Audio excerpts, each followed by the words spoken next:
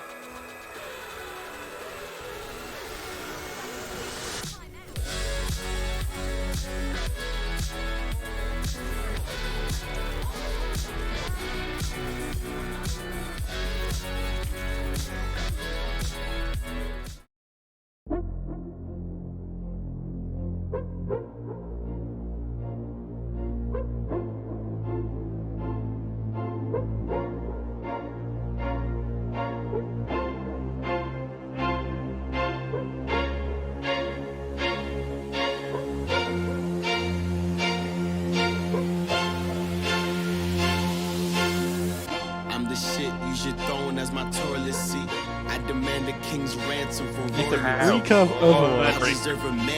4400. Hello everyone, welcome to our first Dad Bachelor League lunchtime, not brought to you by BPL, as you can see. Hello everybody and welcome to the very first game of the BPL inaugural weekend.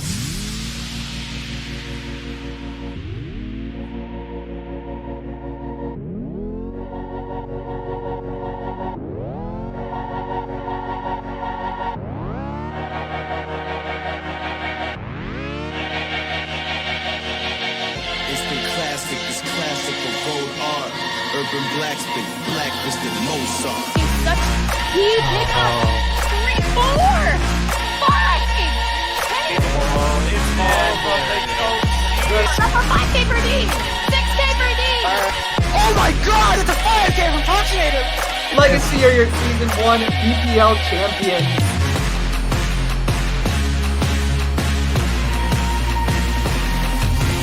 Completely different sort of. I said, oh my goodness,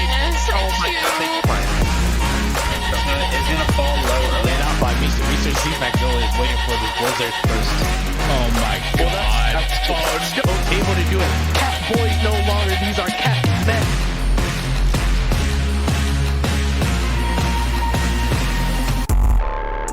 Are you like Yazan's brother or some shit? Burns is the Michael Jordan of BPL. Well, we put in the work, I guess, but I don't know. Would you still say we're a bottom 5 team? I'm gonna take these hot casters out on a date, so I'm gonna stay. Flashy, can you catch me? 50 on a pink Porsche, 2 baddies in the backseat, horny, true story. Had to kick him out, sorry. My oh my, yeah, I don't care what flavor, at least it be some cheese. Y'all be seeing how this baby want, bitch, you got Steve. And these girls use me, so I flick them like fleas. I did it with ease, cause you wanna cook keys. Alright, I'ma fly to the UK to eat my mind off of fine ladies' boobay. I'm too polite, girl, may I see the booty? I love my life, my oh my. People say I gotta be different, but I'm just myself. Oh my, I got another hottie in my DMs every minute giving me hell. Is it cause I'm fly? Alright, hello everyone. Welcome. Third day of the first week of BPL, second day of A-League today. I'm your host. My name is Mustard. I'm joined with First.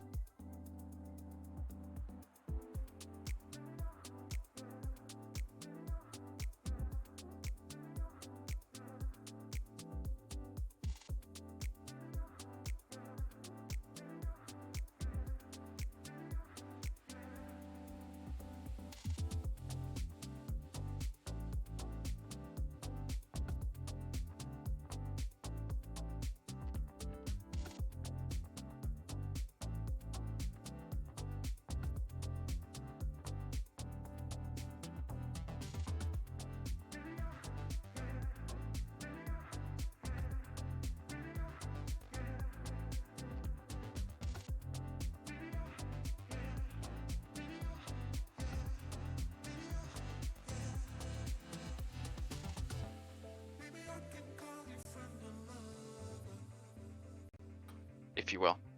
Hello? Real. Hello? Hello. Solomon? Yo. There. Yapping. I don't know. It was here. You guys knew the BPL bot was in here ready and yapping. I don't know, it happens.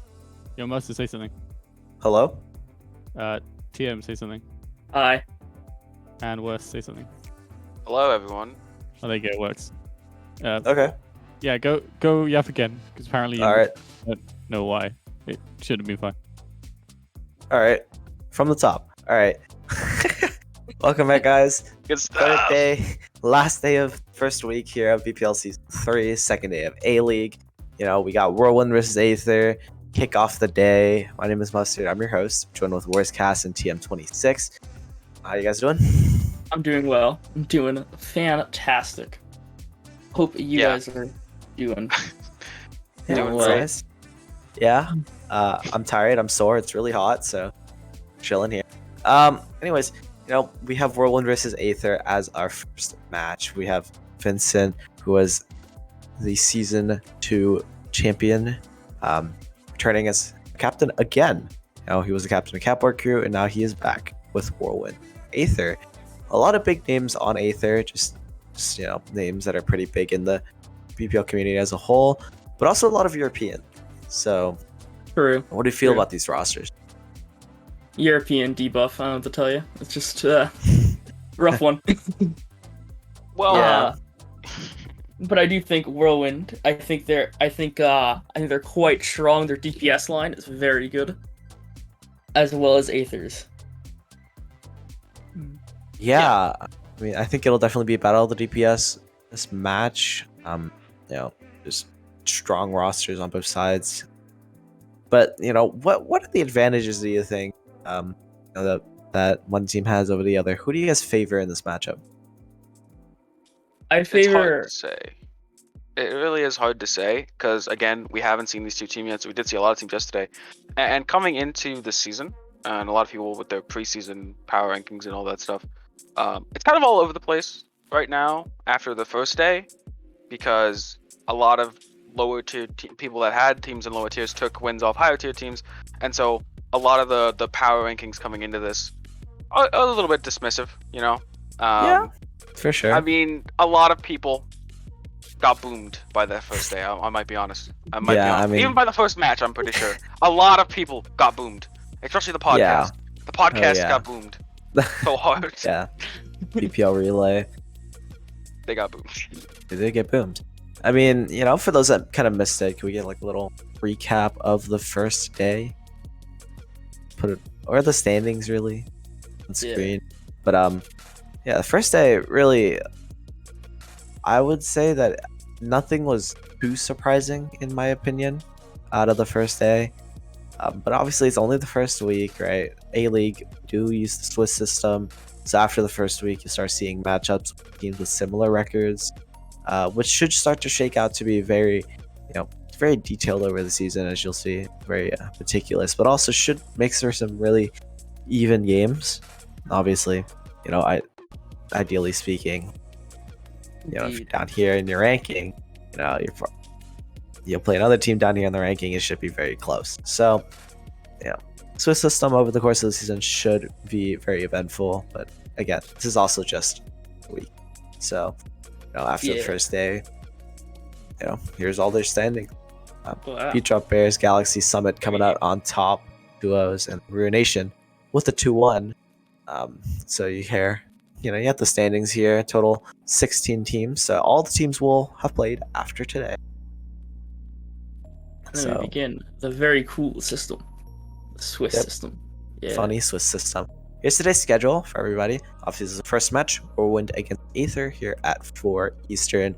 Momentum versus Cowabunga is up next. After that is the Solomon Island Sloths against Vengeance. Then you have Basalt and Battery against Monarch to round out the day. Just as a little bit of a preview for the day, which of these matches are you guys most excited about? I'm excited for Vengeance versus Solomon Island Sloths because it's Gen versus Farmer, I believe. Yeah. Should be very interesting. Yeah, they were both on the same team last season, actually. So, and both these players have a history with each other, so definitely be very interesting going into it. And indeed, yeah, focusing back on this match though, Whirlwind against Aether. We have Vincent and Robo, both of Glizzy Gladiators from season 1. The second place team of season 1, the Glizzy Gladiators. Indeed. You obviously have Vincent captaining this team and also returning from Catboy Cruise. So you have obviously you have players on both sides that can definitely compete and can do very well. It's just how do the rosters come together? Sometimes it's just hey, we have a bunch of these players that we know are very good, that we know can get stuff done, but how does it mesh? How does it work behind the scenes? Is our comm structure correct? All that kind of stuff. And I can't comment on that. I don't have scrimbucks like some other people might do. Very out of the scrimbucks meta. So I can't comment on any of that stuff. And so just going off just pure names, I think these teams should be pretty even. I'm gonna pre-hedge I'm gonna say Whirlwind, but that's a very tentative Whirlwind and could go either way, but I would say Whirlwind if a prediction is required, Yeah, I agree with the Whirlwind pick. You guys have a map score prediction? Maybe a 2-0 for Whirlwind. I feel. 2-0. Yeah. 2-0 and 2 ties in there. 2 ties. 2 ties. True. Yeah, Yeah. you tie Busan, you tie Rialto. Not Busan, Blizzard World in Rialto. Yeah. You control For maps. those, you tie the maps, yeah. You do a little bit of tying. A little bit of tying. For those unaware, again, this is a 1-2 competition. Keep it nice and shorter. Works better for all of us, scheduling wise, production wise. So yeah, keep it nice and short. And I mean, you know, and you guys are hyping up Whirlwinds. You know, we just get to see a little more about them here. Let's roll their video really quick.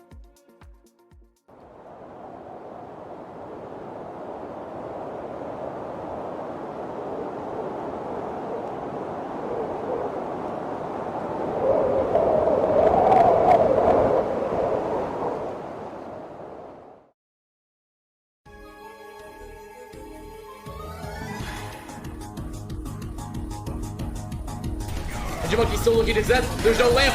Huge shatter from Ninja Monkey! And the Torvald Strachey fighting too. Oh my goodness, you saw the setup. And Panther's already going to go down. He gets split out, and Ninja Monkey gets a huge shatter. He's going to secure this fight win. But Rufio goes down. Oh, a huge shatter from Ninja Monkey. Oh, they were all just wrapped together, and they don't even touch the cart. They're trying a different strategy, and if one strategy doesn't work for you, then you obviously got to try another one. Oh, I think that teleporter was missed from Ninja Monkey. That's actually really big. I think he messed up the teleporter, and they were not able to get this, this TP fight. Stuck here on the corner. Ninja Monkey gonna be looking for the shot.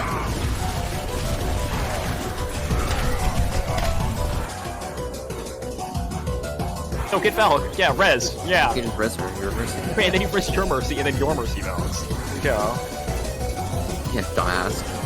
Do the math. Run the numbers on that one, huh? And it's... Watch Diva Bomb. What? That's a big one with Malcolm in the center. Right.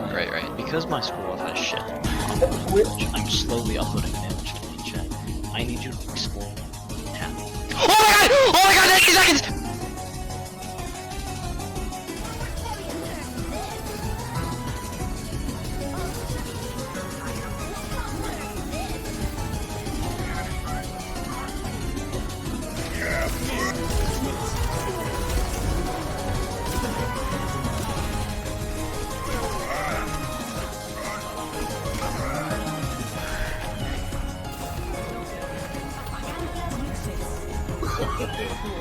No.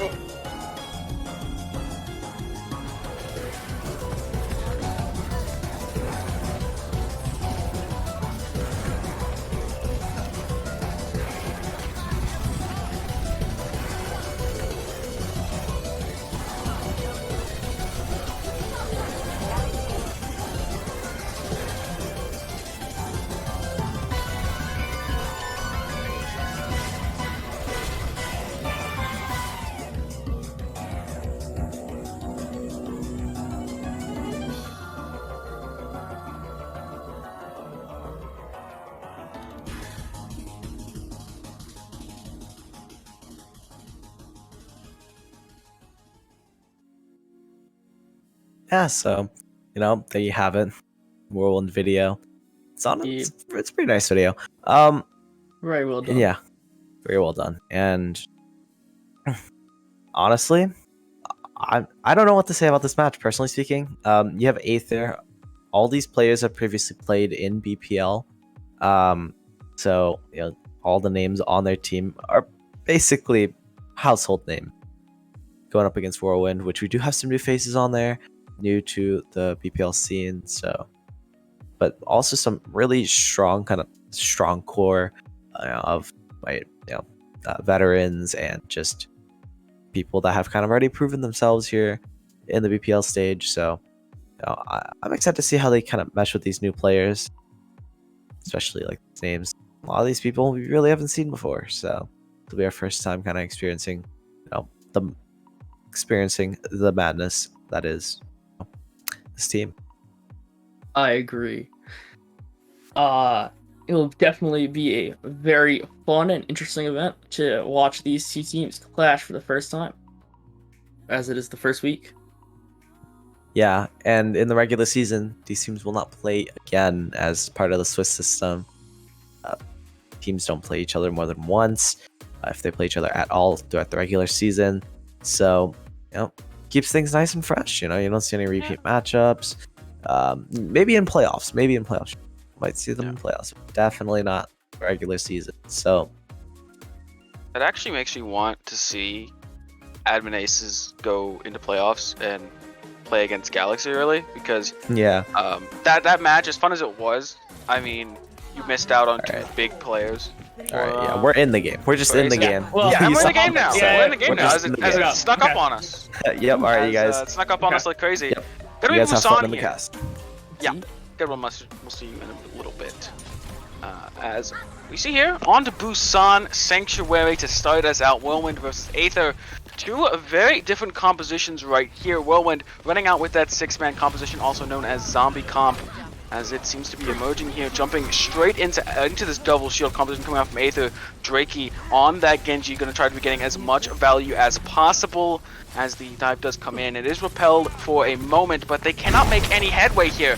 Aether didn't die to the dive, but still has not made any progress towards this point. First cap going to Whirlwind. Big for Whirlwind, getting some percentages on the board.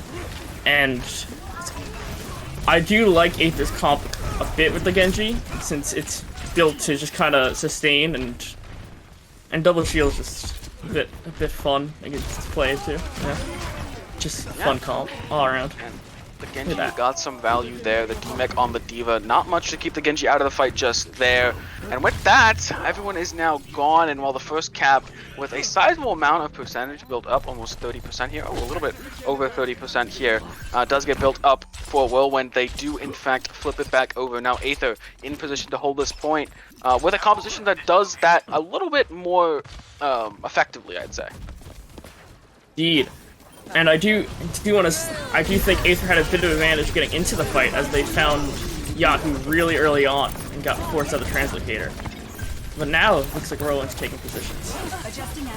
Flip coming back again, but the fight not going the way of Whirlwind. Aether is all over this point. Once again, yes, they lost a little bit more percentage, but little by little, they're just eking a little bit more percentage, but they're building up these ultimates a little bit faster because they're winning these fights, getting a lot more of that damage. And that's going to help them in the long run, I'd say. Key note is that Aether has the dry blade, or the bongo blade, versus Robo's beat. And the EMP is coming up pretty soon as well, which should aid in the recapturing of the point.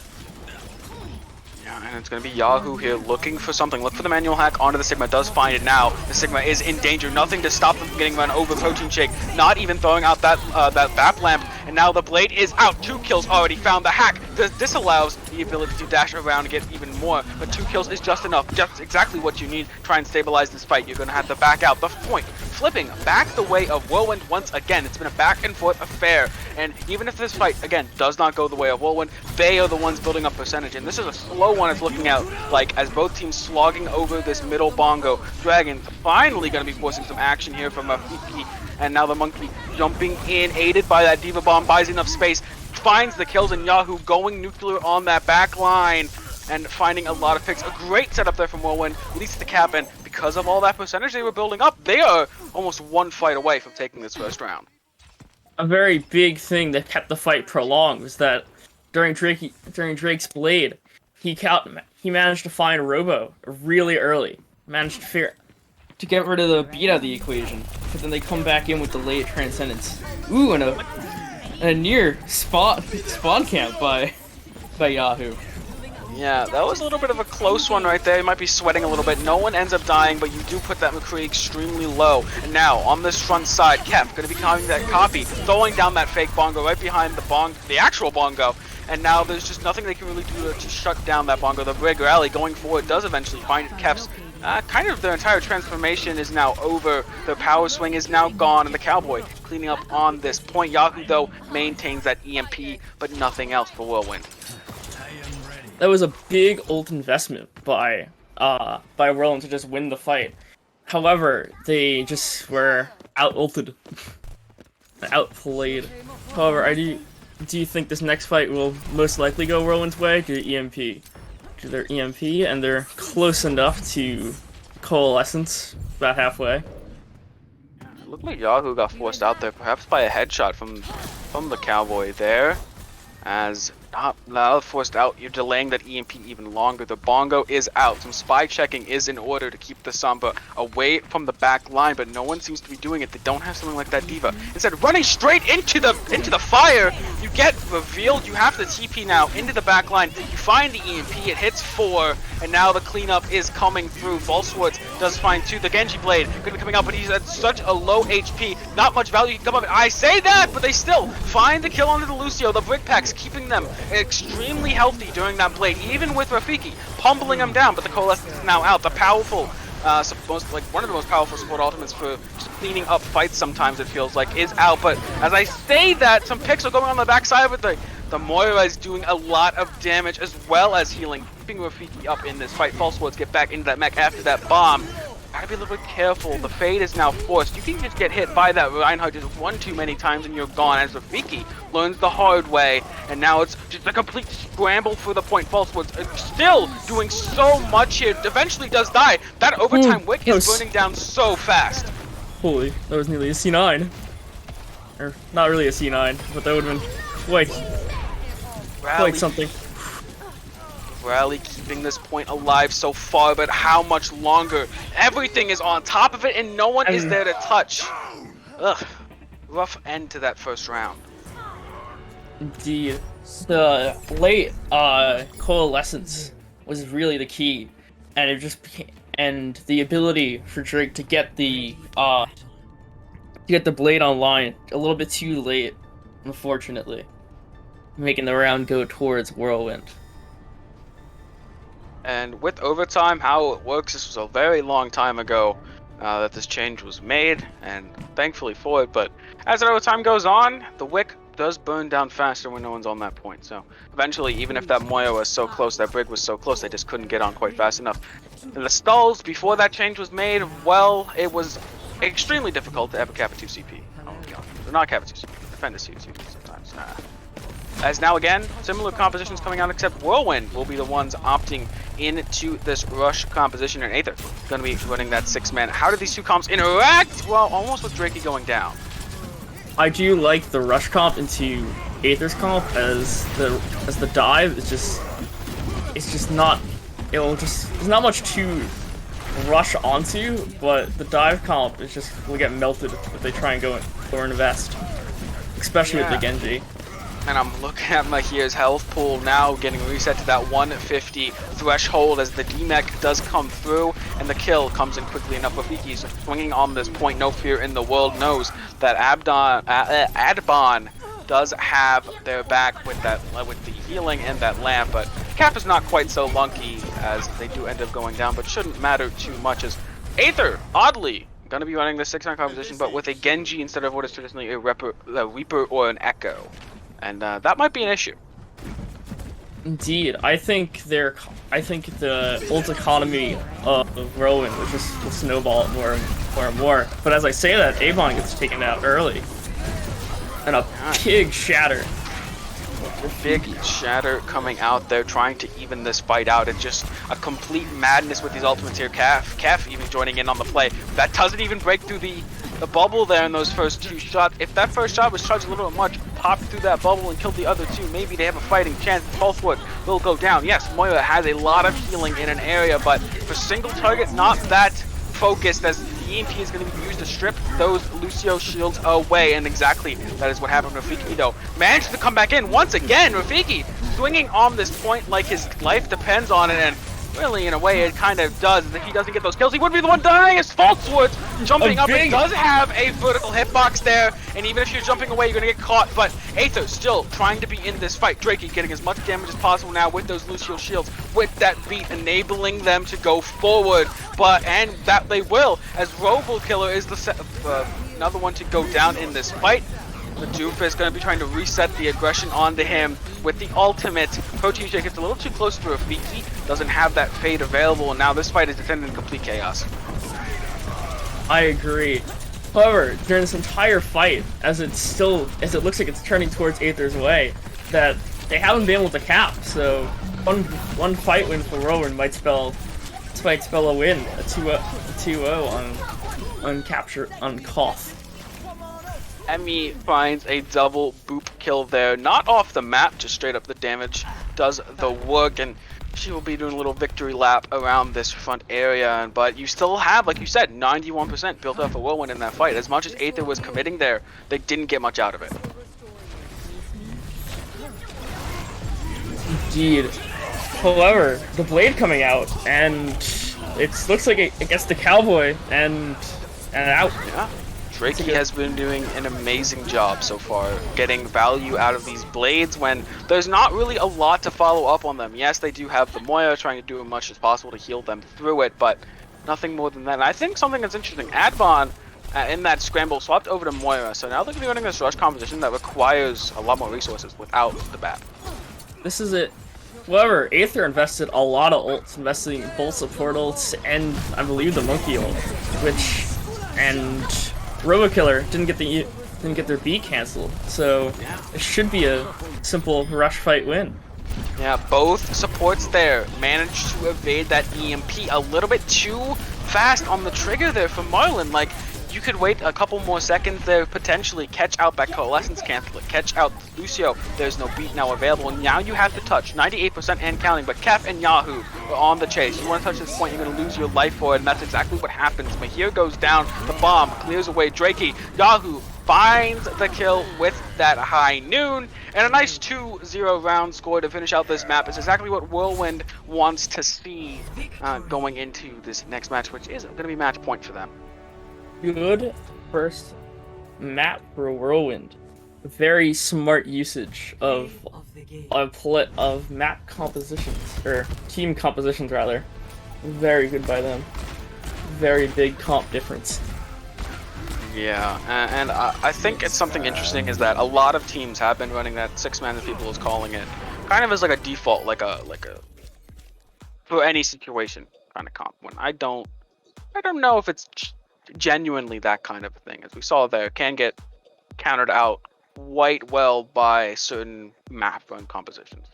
It is that composition with the Genji. It can work against certain comps, but the rush comp just runs over it because the lack of damage that Genji provides.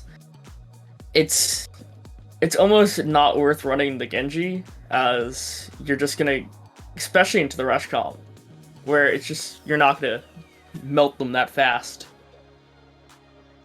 Yeah, and looking forward, we will be having Blizzard World as our next map.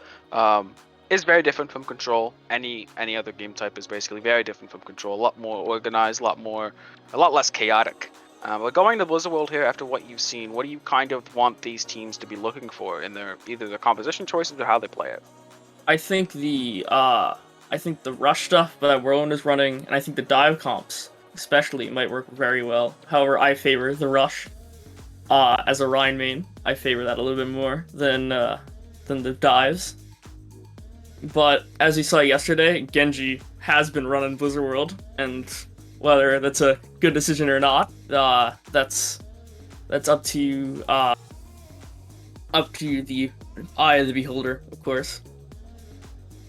Yeah, and I mean specifically looking at a pivotal comp in entire BPL so far, 6-man.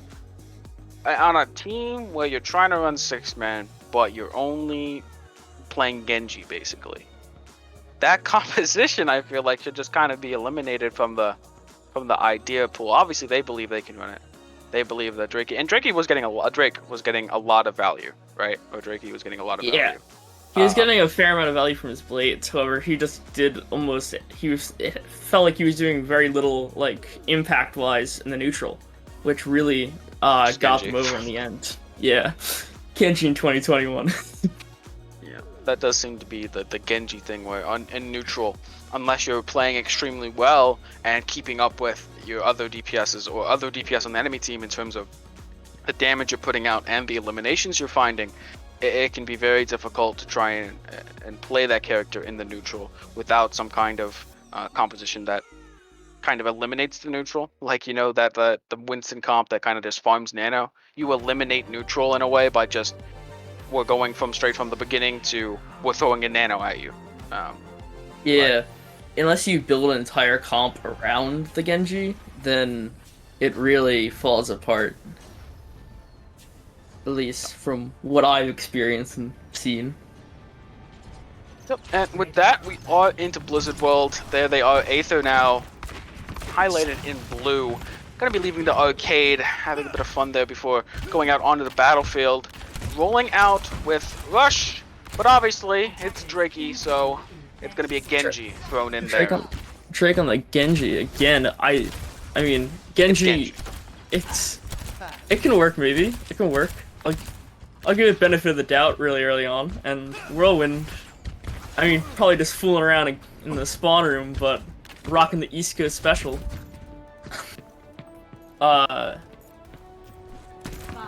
Yeah, and I mean, it kind of feels a little awkward, right? When you're forming things and you're like, yeah, a guy plays Genji, you know, just plays Genji. But you have interesting. There's gonna be the Samba Tracer 6-man, no Reaper. This is more, I think, the better 6-man composition is. Right now, a lot of damage going to be going on to that main tank, and Tracer, Kef here, on that off angle, just throwing in damage. Yeah, you're not doing the most damage because of that range, but you're doing enough. But Marlon says, no, stop being mean to our tanks. But Sabah is going to get hacked up there, has to back up, has to retreat because of those cooldowns being negated. Now, the re-aggression comes in, D.Va is off to the side. Marlon got caught out by false woods, wasn't with the rest of his team, couldn't get healed. Drakey hacked as well, and now the shadow comes out. Doesn't really find a bit of a gator shatter, but yeah, a bit interesting, that shatter, but the point will be falling the way of Whirlwind. An excellent first attack to start them out, only a minute expended, and they're in a prime position to kind of continue this with these ultimates they've accrued. Indeed. The big thing is that when they were pushing forward and when they found Marlon, that Vincent had the Coalescence just in the back, ready to go. And when they overextended, it just hit into them. Yeah, and with that, we are going to see them go for this high ground. It's time. It's everyone's favorite moment. Let's fight for this high ground. Let's try and acquire this high ground. Exactly what's been going on so far. Now here comes the drop down. Kef is off this off angle, trying to look for some poke onto the backside. The hack comes in on the front line. Now they can push forward. It's their time. The BAP is pushed in even further. Even through that ant matrix, there's just no one behind it to shoot it. And they'll just get chased down. Rafiki doing a great job of keeping them out of this fight. Not so much can come out. Drakey is retreating with the blade. There was nothing to help him. The beat comes out not late, but a little delayed, and so now the bomb in the backline might be finding Robokiller, but it does not. And Drakey finds Cap. It's crazy how much value this Genji has been getting, despite it being Genji, but even with that, you're still going to have to give this fight away. It's been such a good job of pressuring that front line here from Whirlwind, and they have no intentions of stopping anytime soon.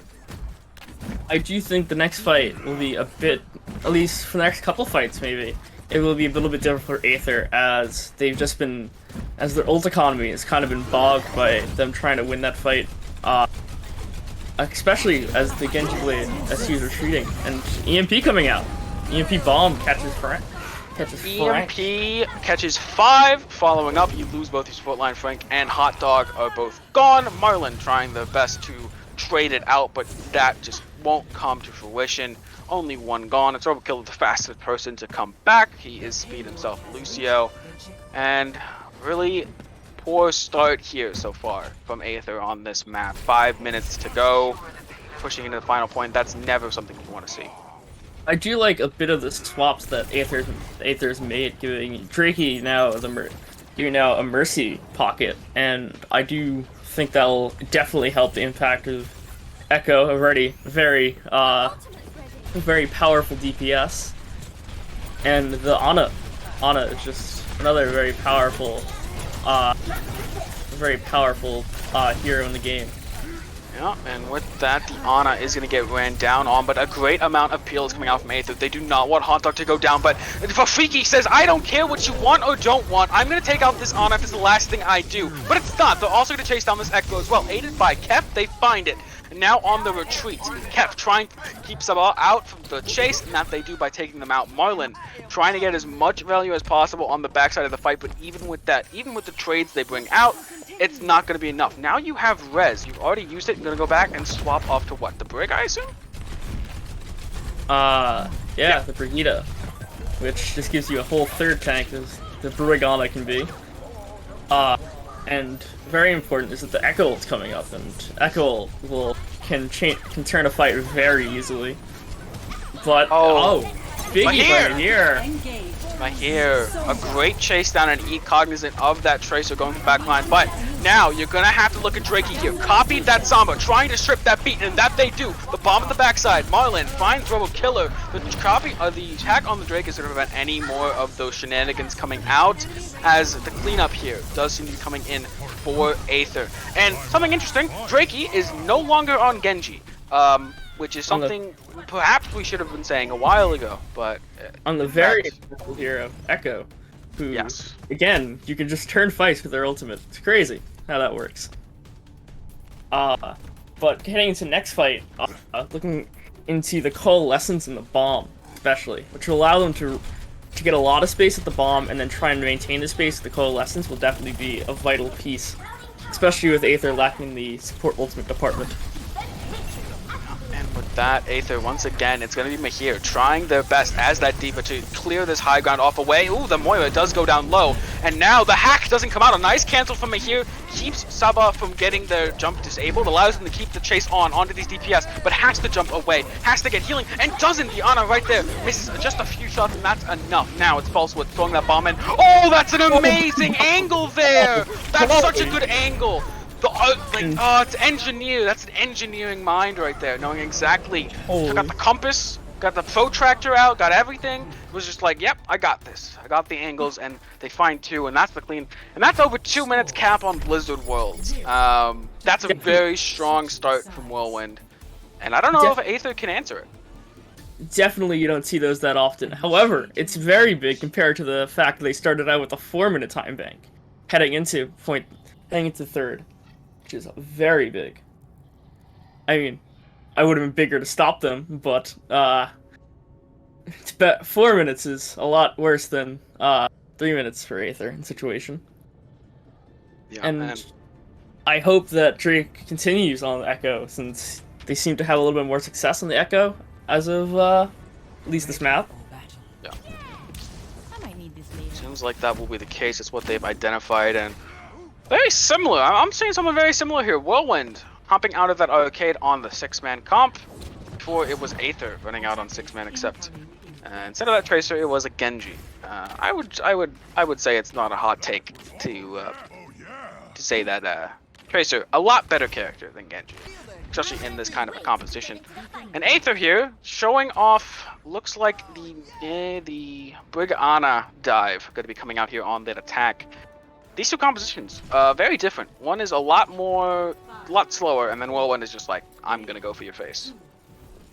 I think the biggest thing that for Aether, like a win condition, is that when Whirlwind dives in, you just have to back and try and find them, like, let them overextend into you and find their mistake. Because otherwise, you're just gonna get your backline deleted constantly. It's such a strong comp, the zombie comp as it's referred to. Yeah, Kef in a lot of danger there, has to expend all their blinks, all their cooldowns getting out. Now it's just a kind of a scramble on this front side. This does favor the Whirlwind a lot. A lot of more of healing is going to be coming out more effectively from that Lucio Moira than it is from that Brig Ana. Ana, of course, only able to shoot one character at a time, whereas Moira can hit their entire team. Now, it's a bubble fight. Both teams put a massive anti. The biggest difference between that Moira and the Ana is just the utility the Ana can bring. Denying the front line, but that Beggar is already hacked, Zava. You cannot get any healing from it, and you're in too deep against 6 members of an angry Whirlwind squad. Now, Frank, gonna be getting chased down by that Moira, or Rafiki going low. Maybe if you trade this, you can find some amount of reprieve, but they can't, as it will be Vincent from Fighting 2 with those biotic orbs, and again, it's just it's a tempo difference right now, I would say. Indeed, it is a big tempo difference. There's also a big hack, a big manual hack by Wider to get on Rafiki. Or not on Rafiki, on Sabib. Monkey see, monkey do. Yeah, and Drakey. Oh, what a stick! Right before that Echo can run away, but Marlon trying to trade again. One on the backside. I keep saying that over and over. It's Marlon trying to trade out those supports. They always find one, but they lose two in return, and that it just isn't an equal trade. It just isn't fair. And now Saba gonna get burned through on that primal, I was gonna say, but Hot Dog managing to take out Kef. Kef did so much work in that fight, and now it's kind of all reset. Whirlwind backed off quite a bit there, but they still have that EMP. A big amount of space grabbed though by Aether, as there was a little bit of even trading going on. A little bit of it, only a minor bit. But this EMP might have something to say about that. Definitely has something to say about that. Corner, followed by that beat. There they are going forward. A costly fight for Whirlwinds, but one that does take off more and more time from Aether. Remember, they have to get through the entire map just to try and take on that 2-minute time bank accrued by Whirlwind. This is still a long journey, and they're struggling at the beginning. So, not looking great. Indeed. Heading into the next fight though, whatchamacallit, this with the switch to the rush comp, I think that'll help them a bit, since that's just, you're just playing like rush into dive. I always think is a little bit, you can get a little bit of value off of that if they overextend into you. And the Mei is definitely gonna let them like have to cool it up, change the tempo that Whirlwind wants to play at. Marlon has been doing such a good job of finding sticks, and the Mei here from Drakey, another look. Genji, Echo, now Mei. Rafiki, gone, but Kef takes out Mahir, finds the mini health pack. It should get hacked up by that Sombra, and they just have basically no way to stop this Tracer from running wild, except with a fire strike from Saba, finding Kef, stopping their reign of terror. And with that rush composition, with that amount of presence they can exert with that Reinhardt, they manage to take this point. Rafiki will be burned straight through. Vincent cleaned up, and finally they've made headway on this map, taking that first point. But only 2 minutes and 45 seconds, and they still have a ways to go. Indeed, but their ult economy, since they really didn't have to use much to get into the point, is extremely well compared to Whirlwind. However, Whirlwind does have an EMP close to be on a line, and that will definitely either swing their ult economy in a correct direction or just ruin it entirely.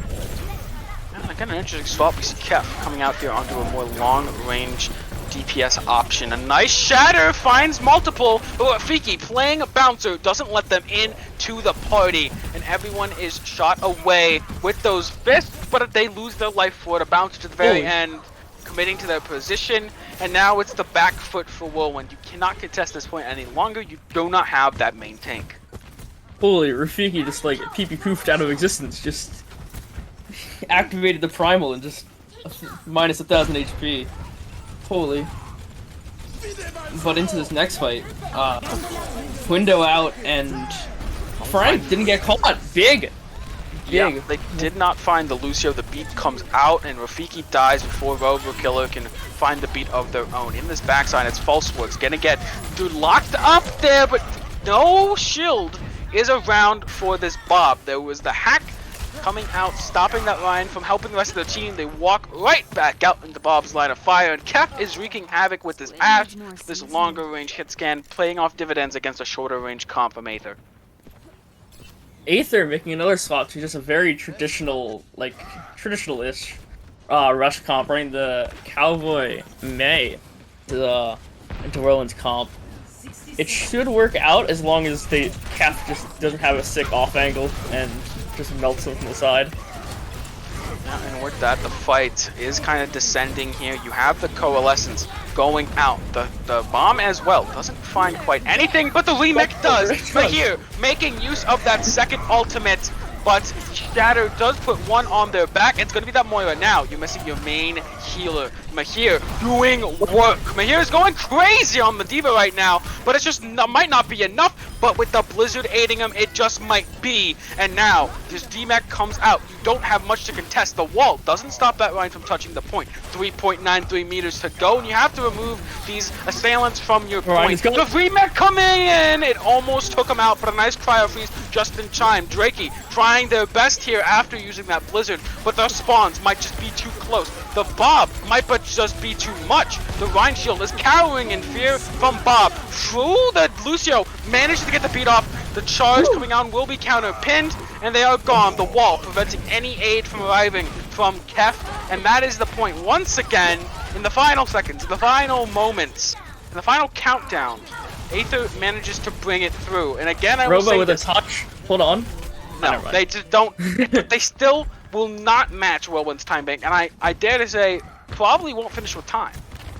Indeed. One big thing I noticed was that Vincent made the swap over to the Baptiste for the overtime, which is a big brain move to guys have the immortality field out for a return.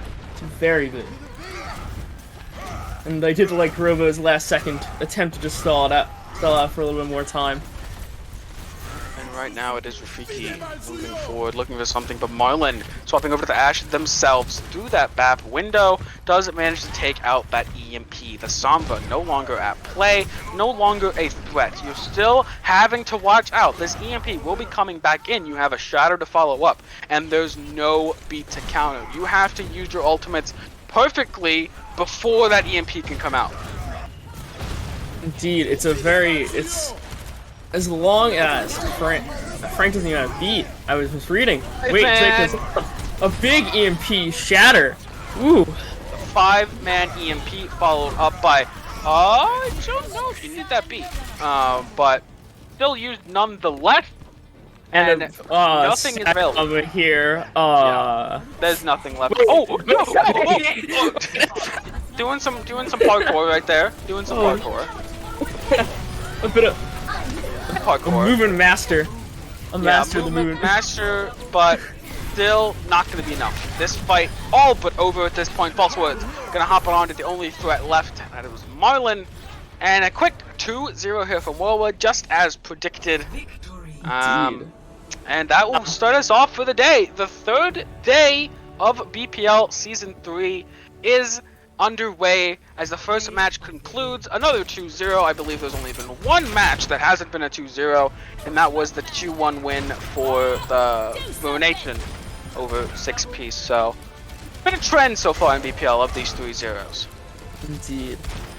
However, I do think that there was a bit of upside for Aether. Mahir had a lot of moments where he took the show, and the support line showed a very versatile approach to their gameplay. Very versatile, running many different comps. I agree. Yeah, I'm back. Hi. Welcome yes. back. Hello. Camera mod check. Anyways, the match, frankly, yeah, Whirlwind looked dominant. They were, in the driver's seat the whole time. Frankly, it was just not even close, if I'm going to be honest. A lot of these matches looked like just complete and utter, just work from Whirlwind just to, shut down a lot of Aether's attempts. I feel like they did kind of stick on certain comps a little long for Aether. Like, see it's not working sometimes. You might be tempted to wait for the ultimates, but just things up a little early. A very big thing was that the Genji pick. It was doing very little. It was doing almost air for a majority of it, aside from Blades. And even then, the Blades were not like the greatest in the world. It wasn't the Hoxel down 3, kill 6 type blade. It certainly wasn't, and that's kind of the clutch that you will need if you Genji, especially in the year 2021. It's not exactly an easy task. So Aether falling by the wayside today. I think this is kind of, in a way, the expected result from a lot of people, from what I heard. Obviously, you have big news on Aether. You want them to win, but they just looked weak. They looked lost. So The EU debuff, I have to tell you. The EU debuff. Unfortunate, really. EU debuff. Yeah, just too many Europeans on one team can really do that to you. Yeah, no. We're not really gonna have much interviews here today, unfortunately. We're a little behind schedule. I think Whirlwind kind of want to just take their dub. They want to take it nice and easy for the rest of the day. I mean, yeah, we have our next match coming up soon. Actually, it's gonna be a great one. It is going to be Momentum versus Cowabunga. So again, these two teams coming out for the first time. The teams kind of rated what has a varying rating on our power ranking. Yeah, they clash here in the first week. It should be an interesting matchup. Don't go anywhere. We got 3 more matches after this, so a lot of Overwatch coming your way. Stay tuned.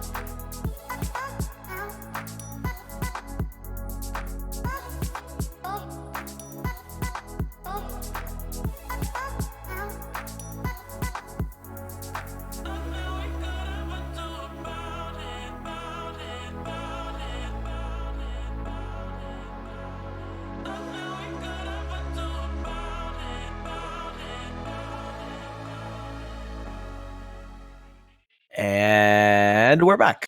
Hello, everyone. Still your host. My name is Mustard. Here I got YZ and Shunned Lizard. Newcasters here. We got Momentum versus Cowabunga. Again, for the first week matchup. Both these teams, they have names recognizable. Momentum kind of been the funny team, right? Because Jack has that history behind him, being more kind of the funny team. Cowabunga, captain by Seal CEO, who played on Vector Matrix last season, so kind of a newcomer to A-League here on Cowabunga. Look at the rosters. Like YZ, what do you think is the best? Kind of what stands out to you in these rosters? Specifically for me, I don't know too many of these names, right? Because naturally I'm not a huge part of this community, but a couple of the names that I recognize, one of them is Chasey, who actually, I think if it's the same Chasey, coaches Nightmare, which is the B-League team that I play on. So Chasey, I trust the guy a lot, right? Has a lot of good game knowledge, definitely at least a name to look out for in terms of game sense and knowledge, or at least, in terms of coaching at a plat diamond level. But that's all I basically know about Cowabunga. Momentum, like you said, could be a meme team, but you never know. And for me, one of the players I'm looking at for Cowabunga is Gavin. Just again, I'm not a huge part of this community either, but just doing the research, one of the former B-League champions. So that's definitely a name I'm looking out for. And then as far as Momentum goes, I'm also looking at Kylo Ren, sub-tournament 3 champ and 1 gold in the World Cup. So I'm excited to see how both of these guys do, especially coming into week 1. Yeah, again, right. You guys mentioned they got these big names. Jack on Momentum, played on Sydney Surface last season, did get second place with them, and a lot of that was in part from Jack being the main tank player, the one at the front with the communications, playing it down. So Momentum does have that strong, leader on their roster. Now, I guess it's up to Jack himself to make sure that this team isn't really remembered as a meme team. He did pick up the that person kind of known for being a little bit of a funny. I believe you do have Jordan, the funny weed guy himself. So these teams, definitely interesting. I am looking forward to seeing Momentum play. I think they have sort of that, potential for being a team. But it's up to Jack to see if all the pieces fall into place. Yeah, and one thing, I don't know if we'll get onto this yet, but Oasis as the first map here. So I think that's what it says on Solidity anyway. And that's kind of like, so Oasis, Blizzard World, and then Dorado. So these are maps that are going to lend themselves a lot towards very, I think, aggressive compositions. Now, I don't know which of these teams is the more aggressive one. I know none of the players. But I feel like this match will be defined by kind of fast-paced Oasis. You're going to see a lot of ball, a lot of monkey. Blizzard World, maybe not so much so, but then you go over to Dorado, that's ball-filled, monkey-filled. So you're going to see a lot of fast-paced comps. And I reckon this game just comes down to which team has a better synergy in that regard. Yeah, this game's definitely going to be close, I think. Especially coming out the gates. I mean, Shunned Lizard, What do you think about this match? Who do you have, actually? Who is your winner? Ooh, that's a tough one. One of the things I'm basing this off of is we've seen a lot of different comps through the first couple days. So as YZ said, it's going to be really fast-paced with these maps. I would rank this as a toss-up. I mean, I could pick either team, and I don't know if I could be right. So all I'm rooting for is hopefully a map 4. Maybe I would love to see that. I would love to see. We haven't seen a lot of map 3s. I don't know if a map 4. As we see the maps that pop up here: Oasis, Blizzard World, Dorado, Busan. Against is the first of 2. Really briefly before we get into the game, YZ, who is your winner? Who is my winner? Well, it's definitely going to be the one that I at least know something about, which was Cowabunga in regards to knowing Chasey. That's all I can really base off of, though. Alright, you guys have fun in the match. I'll see you guys later. Thank you, Mustard, and we'll be getting right into things here. Yeah, Cowabunga be rolling out on this kind of Winston Sombra Reaper composition, the 6-man. It could be very fast-paced, but Momentum, they've got a Mei, actually, that can deal with Chasey pretty well, and you see that right there. Parody already drawing first blood onto Chasey. They'll be wrapping around the side as well to try and catch up on some of those stagger kills. Clap almost gets caught out there, but it ends up being Momentum that just stay back. They get the point control here first. And it's that pace matchup that we were talking about, and especially with the Oasis, these close quarters, a lot of brawling matchups can be taking place here. So we'll see what happens. Yeah, absolutely. So much aggression coming through here from Cowabunga. They're trying to get in there, but Chasey and Seal CEO blowing up in pretty much an instant there. Jam as well. So many kills going the way of Momentum right now, and it's so hard to play that monkey into this just very tightly knit Reinhardt composition. Exactly, and speaking of the Reinhardt, Momentum starting to come up on some ults here. Jack already has that Shatter online, and then Romad's coming up on that window as well. So, and for Cowabunga, making some swaps, not quite there as far as the ult bank goes. So let's see how this first fight goes. Absolutely. I mean, Jack has the slam if they really want to let it loose, and Cowabunga with this late spot means that they will not have that. A TP into the backline though. Jack is going to go for the slam, but it's blocked up by their own Mei. Kylo Ren kind of doing a little bit of trolling there, but Momentum still have the initial pick advantage there. Seal CEO going to get taken down, and they will return from spawn pretty swiftly, but Chasey's under so much fire right now, and that Symmetra wall does become invested, so they're going to try and play aggro onto this, and it looks like they're actually going to get value out of it. Chasey and Clap will fall. Perfect, and again, that pace difference is coming out. And it's showing in the ult difference as well. Cowabunga just now getting their window online versus Momentum, who already has 3 ults and just used window. So the pace right now very favoring Momentum. Yeah, absolutely. And Momentum, they're on pretty much last fight territory now, and they've got a lot to work with here. They're going to go for a flank Blizzard, it looks like. Actually, Kyler into position for that. It doesn't get reacted to in time. Destin can't eat that up. And even though Jack has fallen, there's still some kills that are going to come through from that Blizzard. Trades going both ways, in fact. I believe it's a 3v3 fight, but there's so much just happening in the pretty much the spawn room of Cowabunga. All they're going to be able to touch. Decimon clockwise will end up falling, and Seal CEO has to use that beat just to try and get towards that point. But are they there a little bit too early? Yes, they are. 96% was the cutoff point, and they weren't able to get there in time. Oh, that's so unfortunate. Momentum take that first round. I have to tell you, Momentum looking pretty clean after round 1. For Cowabunga, maybe it's nerves. Who knows? Just again, it's week 1. I really feel like the experimentation's coming up for both teams. So we'll see what Cowabunga has in store as we go to City Center. Yeah, this is, I think, the deciding map, right? Or at least a deciding point anyway, because this is down to which team actually knows what style is best on this map for them. This is about playing to your strengths, this map specifically. And we see Chasey coming down on the ball, clockwise switching over to the Echo. What do you think about these picks for Cowabunga?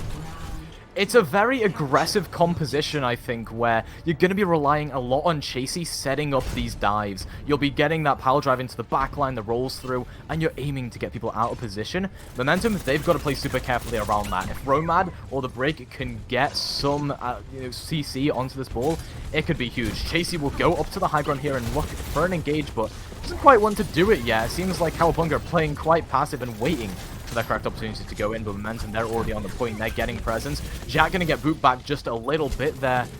And it's just about poking and prodding and waiting for that opportunity at this point. But now you see Kylo Ren on the outside. Might start going for Chasey, who's under a lot of fire. A lot of damage coming through there, but Kylo Ren also under pressure. A lot of players are just out of position here for both squads, but it ends up being Jack, in fact, that goes down first. And it looks like Cowabunga might want to go for a disengage. And then that looked like a really good first fight from Cowabunga. I think we're starting to get the nerves down a little bit, and the ball doing some work, but we're coming up on some ults here for Cowabunga. They're going to have the Pulse Bomb coming up, Rally, and Transcendence. Well, meanwhile, for Momentum, you've got some support ults coming up there as well. And the critical matchup here is a Zen versus the Honor. Romad has that ultimate up first, in fact, and Parody and Jack are already in there just doing the damage, as that's a brilliant demech as well onto Decim. And yeah, that was just a good first, well, I guess it was 1 fight overall, but it felt like 2 fights. And yeah, and now with that fight, it kind of gives you a chance to reset here and, you know, kind of see where things are at. Ultimate-wise, we're looking at 3 ults for Cowabunga, 3 on the side of Momentum. Absolutely, and they have this Nano Blade online. They can use this to just try and slice through Seal CEO and Jam, and that's what they're going to have to wait on this Transcendence for, but Jam has to stay alive if they even want to get that Transcendence up. Chasey's going to be taking the door with a Tracer, actually, there, as Parody has to try and get away. Chasey actually using the mines onto the high ground, immediately bursts down Romad with the help of Clockwise, who is just going ham, takes down the backline single-handedly, and Kylo Ren, while that blade was going on, was just getting forced and duped away, unable to get anything done. Clockwise has single-handedly carried this fight for Cowabunga. Exactly, and those were two big picks there by Clockwise. Getting both of the supports pretty much means the fight's over. As soon as you lose both of your supports, the fight's done. And now it's just cleanup, and Cowabunga will flip the point. Absolutely, and a lot of ultimates were actually invested into that fight. Yeah, they invested the rally, the Transcendence. They are coming up on a bomb and a duplicate, which duplicate can be very powerful here to especially clear some space. So, and then for momentum, you have that bomb and nano and coming up on rally. So support ult's going to be big. Yeah, and Romad is just having a field day trying to keep their team alive. So many players of momentum could have fallen there, but expertly keeping them all up. And Cham and Chasey, will end up falling. To be fair though, Jack and Parody went a little bit too aggressive there, and that bomb actually might catch someone. And yeah, it does manage to catch the Brigitte. So now it's going to end up just being a bit of a scrap and down to whoever has a better health pool, but look at momentum, they're all full HP. Clap's going to come around the outside and maybe try and make a play, because they're going to have to. I mean, they're going to have to try and duel this enemy Tracer, but unfortunately, just going to back off a little bit as Chasey returns and tries to get a bit of a stall onto the point, doing a very good job and actually buying enough time for Cowabunga to return. They're going to re-engage along with Seal CEO and Jam to try and get that healing through, but Kylo Ren's building up slowly towards a blade. That could be the big thing that ends up winning the team fight for them here. Jack has fallen, however, so it's not looking too likely, as well as Romad falling. A big stick, though. It'll take out Jam. Clockwise falls as well. So still momentum have a chance, but they're going to back off. And that and it may not seem very big, but that was a big pulse bomb there. They have the Transcendence now for this last fight, but on the only ultimate now on the side of momentum is going to be that blade. While for Cowabunga, they have both support ults and mines. They have everything they need to win this point. Absolutely, and this might even be a very crucial kill onto Jack, who is getting pressured out. Clap, though, manages to hit a non-sticked pulse bomb onto Romad, taking them down, and the dive is there as well from Clockwise to clean up onto Gay Kid. This should be, I would say, the cap coming through for Cowabunga. There is a bit of a stall coming through here. I believe that's Jack just pestering away in the backline, but that's ever so slowly going to fall. That Echo Focusing Beam is just going to shred it through them. And Cowabunga, they've just got to clean up on all these stall kills here.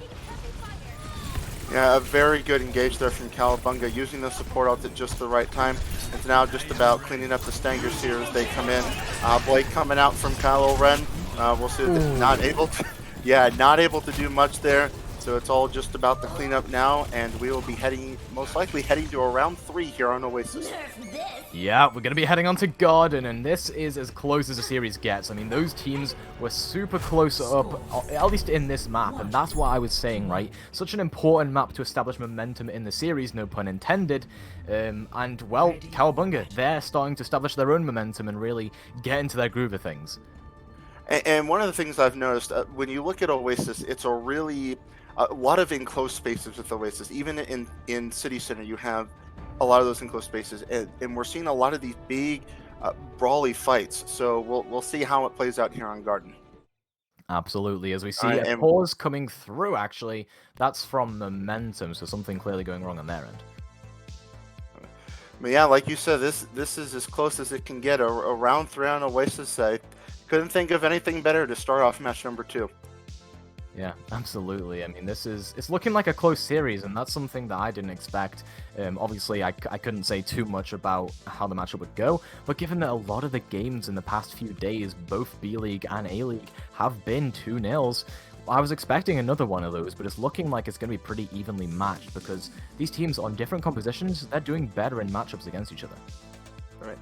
And I think this goes back to something I mentioned during the pregame, is that since this is week 1, you have a lot of these teams that are kind of finding what works for them on different matches, kind of trying to find what's comfortable for them, and then being able to execute on that game plan. Yeah, absolutely. I mean, you saw the difference of styles there. You saw the kind of ball style versus the Winston style, and in the previous map as well there, you saw the Winston style versus the Reinhardt style. Seems like these teams always want to run different things on maps against each other. And we might even see that coming into God, and I know we were teased a little bit of Winston gameplay from Cowabunga. Don't know if we'll see that from Momentum, though. No, definitely not. And, excuse me, I'm sorry. But yeah, it's been a close series nonetheless. These comps have been, I don't know what the exact word is to describe it, but they're interesting. And again, it goes back to just these teams just trying to find what works for them and just going on their comfort picks and seeing what works. Yeah, absolutely. I mean, the I guess the comparison to comfort picks there is actually a really good way to describe it, because you kind of saw that Zen versus Ana matchup, which perhaps one of those flex supports would have tended a little bit more towards, right? Romad was on that Ana pick, whereas we saw the other flex support on that kind of Zenyatta pick. And that's, I think, a stylistic difference as well you got to really distinguish between. Yeah, exactly. Man, I'm just excited to see just such a close match. I mean, this is about as evenly matched as you could possibly get it.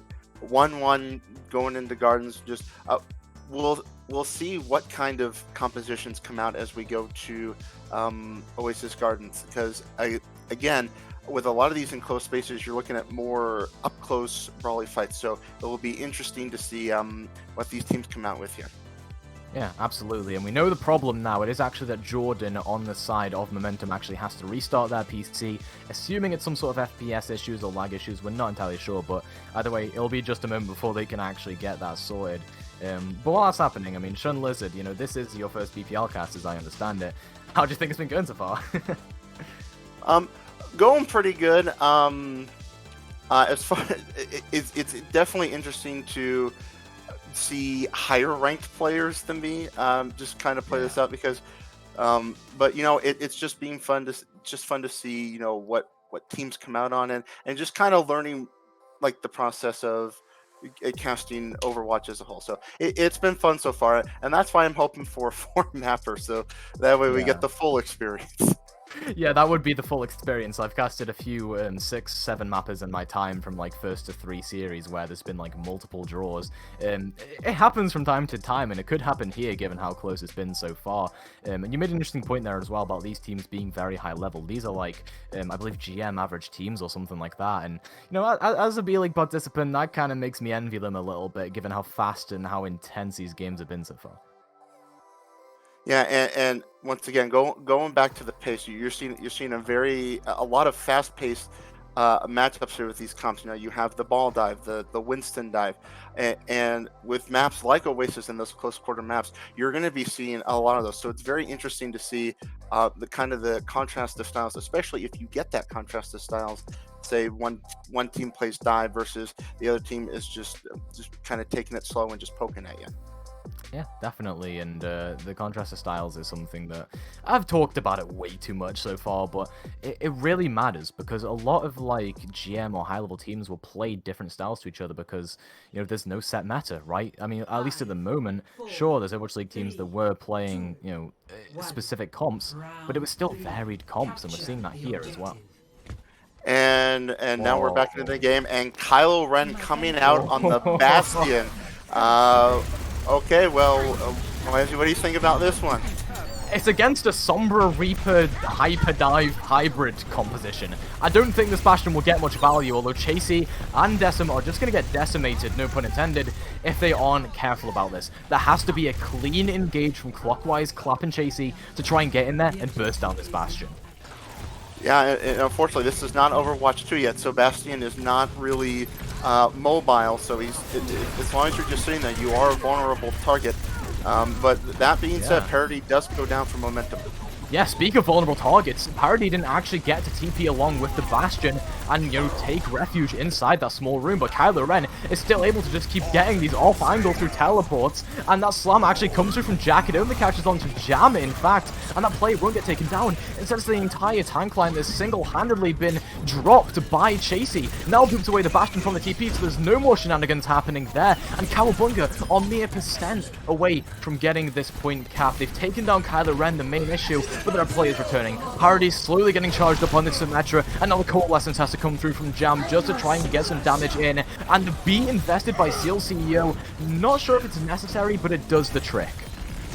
And that was a little bit of a long drawn-out team fight, but Cowabunga finally able to flip that first point, and they're coming up on some key ultimates now. Clockwise going to have that EMP on the side momentum. You have that Flux in play. You have that Sim Wall.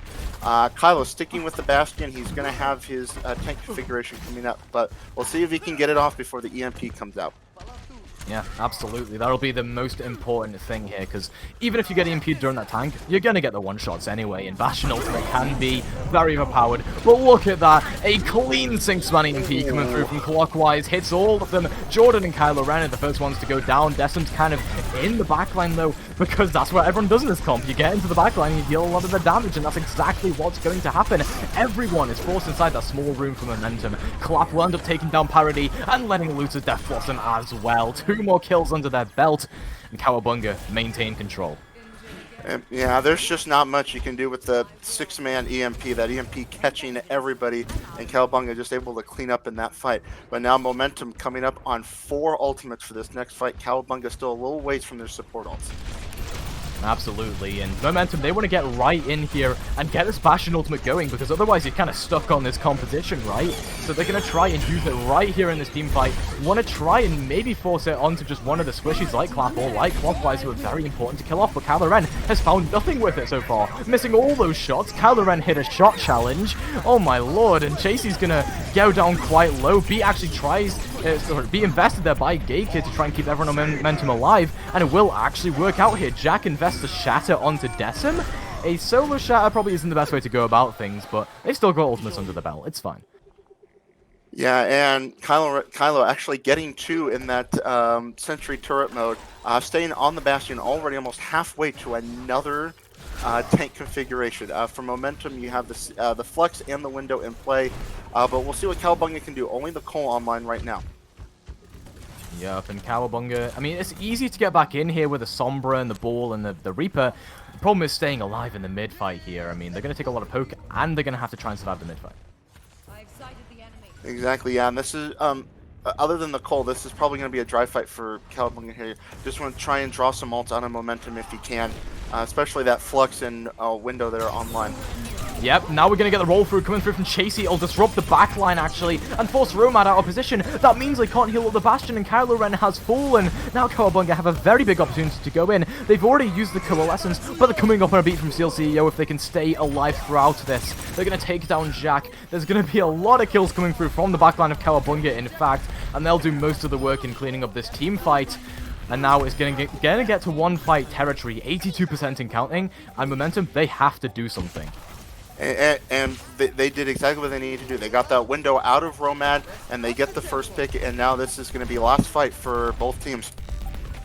Yep, absolutely. And the critical part of this is that Seal CEO can get a big beat off. If you beat EMP engage, that is the most powerful thing you can do in the game of Overwatch. Seal CEO getting forced out a little bit as that EMP will come through, catches onto Gakid, who will get taken down, and Jack as well going down quite low because they were hit by that EMP. Kylo Ren not going to get too much value in the back of that point because everyone's just playing out of line of sight. Now the dive comes through, Chasey manages to take them down and lets loose the mines which catch Romad off guard. Slam actually comes through from Jack to take down 2 members. They're going to try and turn this one around as the Death Blossom from Clap will come through, but it's traded out. Bomb from Decim doesn't catch anything, but it zones everyone back for just a moment. It's a Lucio and a Diva versus a Diva and a Sombra right now, as the Doomfist will end up returning from spawn. Kylo Ren is going to try and come back and deal a lot of that damage that you need, and they're going to do just that. Decim will end up falling, and somehow momentum have point control once again.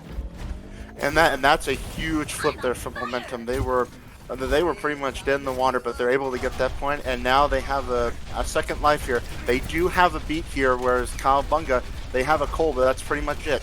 But they are coming up on an EMP here.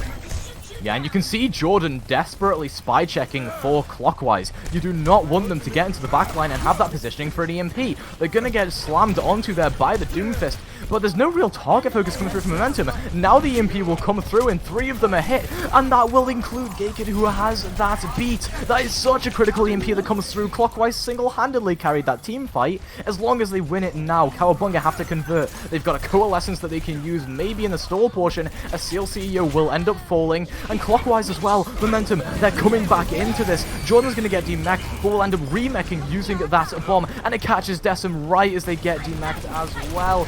Oh my lord, this is going so well for Momentum. Jack will end up falling, but it's looking like it's all over already for Cowabunga. Somehow Romad keeping everyone alive right now through that amplification matrix. Seal CEO will get a little bit of a Lucio diff enacted upon them by Gakid, and Parody has the pulse bomb if they want to just clean things up. It's just a matter of time now as that overtime wick does burn down, and Momentum managed just barely to take the first map. Ooh, you talk about a close series, 199 on round 3 of Oasis. I don't think it gets much closer than that. Absolutely. I mean, that was a hell of a last team fight there, I'll tell you that much. This was a very much deserved play of the game here from Jack as well. You know, leading the charge here, no pun intended, in the front line for Momentum. Exactly, yeah, and Jack coming up huge with that shadow there, catching 3 people and enabling them in a sense to turn that team fight and ultimately winning the map. That shadow from Jack was huge. Absolutely. And one of the players I really want to give props to as well is Romad. Somehow on the Honor, on the Baptiste, just doing so much work in keeping their team alive, getting use of the utility. That amplification matrix at the end was basically, you know, it was a thing that allowed him to clean up on that stall fight. If you don't have all that damage, it's going to be so hard to kill all those fast-moving players who are on that point. And that was such a critical amplification matrix from Romad. It was, and one thing I did notice, it got a little dicey there for a second because when that EMP came out, it did catch the Lucio with beat, so that beat wasn't available, but having that amp matrix in play made all the difference in the world. And props to both teams, man. This is about as close as it gets, and I'm excited to see how the rest of this series goes. Yeah, I am loving the series so far, Shun Lizard. I mean, a lot of the series I've casted within the BPL community have been very strong 2-0 or 3-0 rolls, right? And this is one of the first ones I'm casting here that actually is going to be close. Cowabunga, they have so many chances to get back into the series. It just seems like they kind of lost their groove after Oasis City Center because, I mean, they started off on the wrong foot. They played that kind of brawl composition that was so hard to swap onto because, well, they were in an ultimate disadvantage back on University, so they kind of lost momentum in that kind of pick, and then that kind of just snowballed onward to make them lose that point specifically.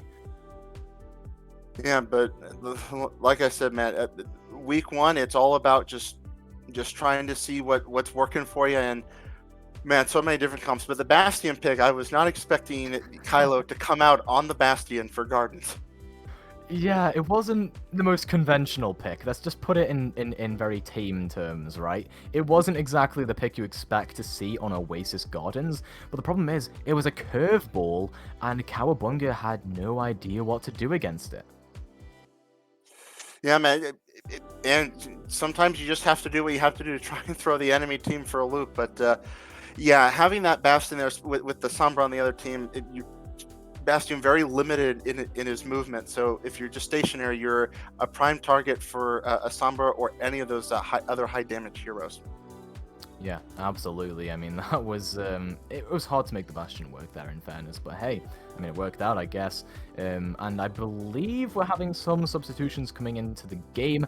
I believe it's going to be The subbing in for the side of Momentum.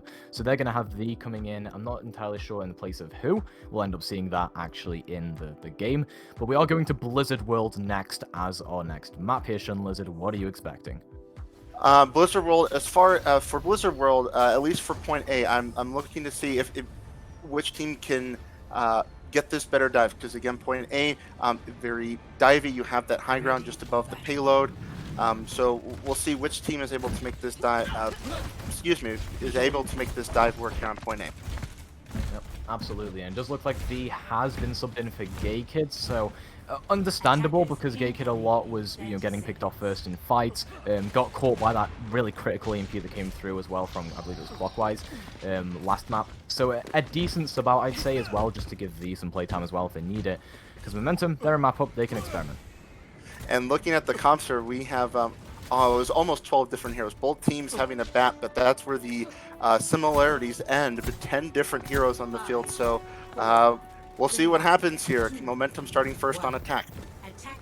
Yep, and they're playing a Rhine Sigma Rush composition. Now, this is going to be hard to make work into the composition they're against. Cowabunga playing that very defensive Orisa, Diva, Ashe, Hanzo composition. Momentum are going to have to go for some very quick TP rotations if they want to circumvent all of the spam that can come through. And they're going for a set play with the Maywall. I love this so much from them. It'll get dynamited up, though, and Clap is already building up 50% towards that Bob. So much damage coming through from Clap, and that'll force Momentum into a very precarious position, but somehow V has managed to take down Jam and 2 others as well. No, the Diva will get back onto the map, but Hyper Knight will not be so lucky. Gets taken down there. 2 booms coming through from V to win that team fight for Momentum, and they are already building up momentum. A beautiful, beautiful set play as you mentioned there from Kylo Ren, using the Maywall to get up top with the Sim TP, and I mean there's just not much you can do about that. Perfect set play for Momentum, and now this cart's on the move. Yep, absolutely, and Cowabunga, they are already starved for positioning. They can't get out of their own spawn room right now because Momentum are playing so aggressively up to it, and Cowabunga, they can't spam this out for too long because there is a Sigma that's just going to destroy them if they wait too long with that only 600 HP Orisa shield. Yeah, I mean, it'll be interesting to see what Cowabunga does now, because this is a more designed poke composition versus this rush, and we'll see if they're able to slow things down here. Yep, Jam does have that amplification matrix before Romad will, so that is at least an opportunity to get some damage into the core, but Momentum are already rotating below them. They don't want to take any of that spam, and they'll just push this payload straight through. This is where Cowabunga, though, they can get this kind of off-angle, concave way of killing off Momentum ever so slowly, but that Sigma is going to be a nuisance towards them. Jordan is going to be using that Gravitic Flux onto 3 of the members, and they're going to go down, almost taken down. The Chaser will get demeched, but the payload has just already gone through. They see 9 that is so unlucky. And now, man, this really is the 112, man. We might be looking at a record here on Blizzard World. Momentum, just no pun intended, all of the momentum in the world right now. Yeah, absolutely. And Cowabunga, I mean, they're just getting rolled over. Momentum are playing so quickly into them, and they can't really do anything. They're contesting the point right now when they should have done it like 20 seconds ago. And now look at the ult bank here. I mean, Momentum, you did use the Amp Matrix and you did use the Flux, but you have Shatter, Blizzard, Sim Wall, and Sound Barrier, and Cowabunga only has Bomb, and that is it. So this fight heavily in favor of Momentum right now. Absolutely, and we'll end up seeing at least some aggression coming through from Cowabunga. They're trying to regain control. A very aggressive Blizzard, though. Kylo Ren gets in there and just circumvents the Diva entirely. Jack will go for a flank Shatter, but it hits nothing because the damage is already done. Parody and Kylo Ren just hitting mad shots and beams potentially onto the enemy team, and V goes for a spawn camp beat to keep Jack alive. What? I mean, Cowabunga doesn't even have a chance to reset here. This is a very fast pace for Momentum right now. We'll be looking at a 4-minute plus time bank here on Blizzard World. Absolutely, this could be massive. Jordan almost has the Gravitic Flux online already. That bomb will come through into the back low, and it'll manage to take down V. Parody also falls to Clap there, so finally making their presence known on the Cowboy here. Is now Chasey is going to return after peeling just a little bit and gets the cleanup damage through. Cowabunga finally have payload control, but 4 minutes is long enough for Momentum to get something going. And that was close there. Luckily, that bomb was able to create enough space and actually catch somebody. So now Cowabunga having a chance to reset here. They do have that Amp Matrix in play. So does Momentum, but Jordan coming up on that Flux there. We'll see which supports are able to keep their teammates up here. Yeah, Jam has to save this Immortality Field for that, but another set play coming through, and Maywall on a TP. It will end up getting circumvented by Jam, who hits 2 shots through the Amplification Matrix, but it was a good set play. It just wasn't executed at the right time, unfortunately. That Matrix is too big. Yeah, and that was a very nice amp matrix there from Jam, and Cowabunga, I think they're starting to find their footing here a little bit. They're able to reset here. Still a long time for a whole. So 3.5 minutes on that clock. Momentum still has that amp matrix to work with, but Cowabunga now coming up on some ultimates of their own. Absolutely. Cowabunga can use the Blizzard in this team fight. Jordan has swapped over to the D.Va, so maybe they can eat it, but they don't get there in time. They try and get over that wall, but Clockwise a little bit too smart for their own good here. Now Romad uses that amplification matrix, but it's not going to find too much, and instead a slam comes through. The and Kylo Ren sent down, packing to the ground. Hyper Knight will end up getting traded, but is it going to be enough here? Parody is going to go mad with a beam and just doing so much damage, fully charged up. This is why you should take out the Symmetra immediately, because it looks like Cowabunga have already lost the team fight. Jack is going to go straight up to the spawn room and try and get some stagger kills. The ball will return, but how long can Hyper Knight last? That is the big question here. A slam will end up coming through. It catches Gavin and Hyper Knight. Those are two very critical players to get down because they can stall the most here. But Hyper Knight still hasn't been taken down. Instead, going to get pinned up by Jack. What a Chad play. Manages to get them down. And even though the high noon comes through from Clap, it gets walled off at just the right time. But still, they do manage to take out Romad, and they're looking to take out the Lucio as well, but they're reloading. Oh, that was so unfortunate. And Momentum managed to get it through with 2 minutes 30 in the time bank, but that was down from a 5-minute time bank. Good stuff from Cowabunga to stall that out.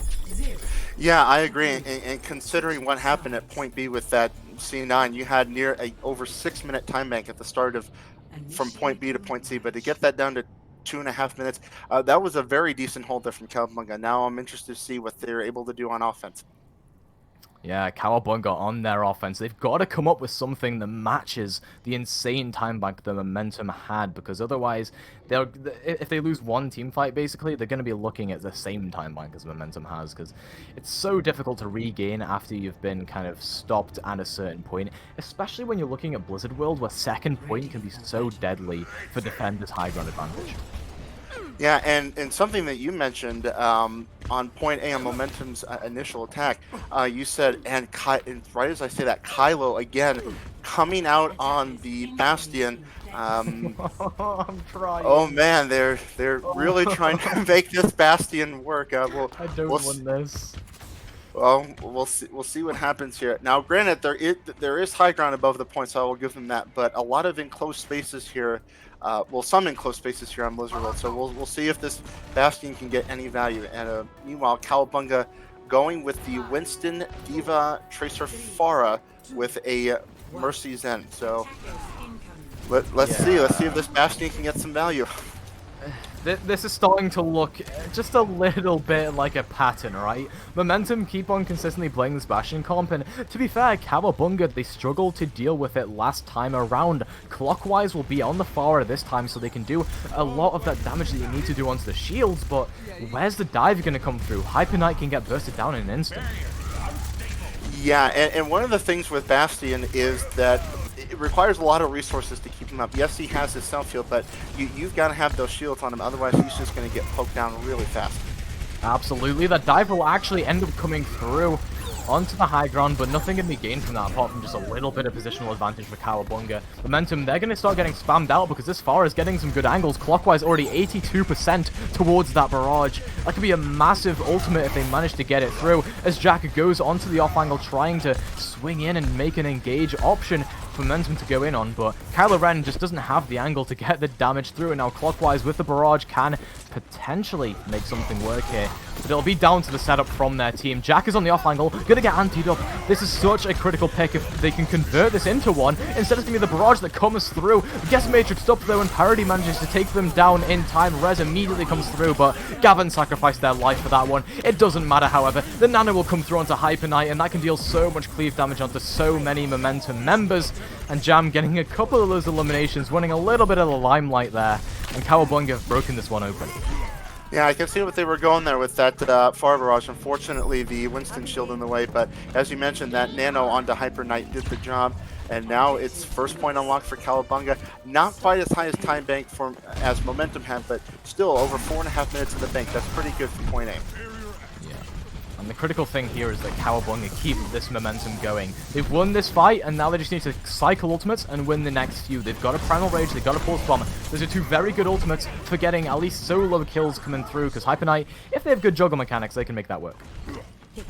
Yes, exactly. And in addition to that primal, you're going to have a pulse bomb here. You're coming up on the back to help people get up. Meanwhile, the Shatter coming in for Jack, doing the job. 2 will go down, and it looks like it's going to be the cleanup here for Momentum.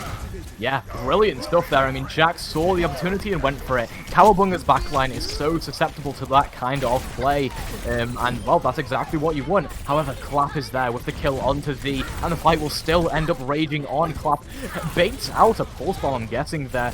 Wanted Jordan to Matrix them so they can maybe go for one a little bit later on. Jack overextending though a little bit, gonna get used, the Immortality's gonna get used on them to keep him up, and Kylo Ren's gonna come through with the Bastion ultimate to at least try and even things up, because Jack going down there was basically a guarantee. There's going to be a lot of zoning happening, and Clap actually falls there to Jordan, so it's at least a little bit even. But now this nano dive will come through onto Kylo Ren, and that repeatedly, consistently gets value, because you can't burst down the monkey as easily. Exactly, yeah, and Momentum there using all of their ults, and they have none on the board, and Kylo switching off that Bastion to the Echo there. I like this pick much better, the Echo, much more versatile versus the Bastion, but Cowabunga now coming up on 3 ults. Clap does go down there late, but they'll get some cart push here with Bomb, Barrage, Valk, and Pulse Bomb coming up now. Yeah, absolutely. Kylo Ren as well just wants to off-angle and really poke at Gavin and Jam, who have no peel, essentially, other than Chasey, who can't deal with too many backliners at once here. Bomb will end up coming through, though. Chasey throws it straight up to the high ground, single-handedly taking down the backline of Momentum, and they'll just be sent straight back to the spawn room. Kylo can try and make heroics all they want, but 0.14 meters is a little bit too close for comfort there. And Cowabunga are on track to match Momentum's time bank. And that was a beautiful pulse bomb in from Chasey, trying to split the backline, but does one better, actually removes the backline instead, and once that happens, the fight's pretty much over at that point. But Cowabunga, a very good opportunity here to match or even better the time bank of Momentum. Absolutely, and Hyper Knight gonna get rezzed up here. Did get taken down a little bit earlier on, and Momentum now have that kind of point presence that they want. They're playing this corner. They're gonna try and build up this shatter as quickly as possible. A good poop there actually onto Hyper Knight to try and engage, but Clockwise gets 2 with a barrage. Oh my lord, that's a little bit too much damage done and a little bit too quick of a time. Hyper Knight's gonna take out Jack there, enacting a bit of an MTD. And Cowabunga, well, they just need to win this next team fight, and they're all good and set for that time bank. And they do have an ultimate to create some space here. They do have that primal available. They do have a pulse bomb as well. Looking at the side of Momentum though, you do have that shatter and then the big duplicate ult for Kylo as well. If they can get a good dupe here, they can win this fight. Absolutely. Slam will come through from the side angle, but it only catches Chasey there. A big anti as well will end up helping to take out a Jack, as Chasey's the one to get that final blow through. Kylo Ren has already invested this duplicate, so they've kind of got to fight this, because they don't want to lose this, right? They want to at least stall out the time bank as much as they can. Bomb ends up coming through, though, and it catches Gavin. That is a very, very crucial turning around pick, and this could be the turning point of the team fight. Clockwise is going to try and make a difference, but gets diffed by Kylo Ren on that Echo. They're going to get the health pack and keep themselves alive, and Momentum, they're still coming back into this. Parody is going to get a kill onto Jam. So many kills going their way. Hyper Knight's going to get the nano onto them to try and at least turn things around, but it might be a little bit too late. The spawn advantage is here, and Romad is just buying time so much with that immortality field. Jack finds 2 here onto Clap and Chasey, and that should be all you need to stabilize here. That was a little close there for Momentum, but they're able to stabilize here, and so Cowabunga obviously not matching the time bank of Momentum, but they are coming up on small defense. They're coming up on another primal. They have Pulse, and they are coming up on a dupe themselves. Momentum, though, a big opportunity here for a good amplification matrix to help split this point. And they are over onto the Cowboy as well, which means they can just dink someone up with a headshot through it, right? If Romad positions that correctly onto Jam or onto Gavin or even onto Clockwise, that is an instant kill waiting to happen from Kylo Ren. Clockwise does have this duplication, still duplicate the Diva, and actually they're able to matrix up this. That matrix is not going to get too much value, but still, Cowabunga, they're forced back into a position they would rather not be in. So many players are scattered around now. The bomb will end up coming through. Immortality field has to be invested from Romad, but will they end up falling to the Primal Rage anyway? It's going to get used there by Hyper Knight as the pulse bomb misses just narrowly, but that doesn't even matter when Momentum. They're just getting battered around like flies by Hyper Knight with that Primal Rage, and Cowabunga have finally gotten that point to the end, but it took them a very, very long time to do so. And the big thing though for Cowabunga is this doesn't go to overtime. They do manage to finish with time in the bank, but it's almost a minute and a half difference there. But no, this is Overwatch. You know, you never say never, but it's definitely an uphill battle for Cowabunga. But that's very big to at least finish with time in the bank.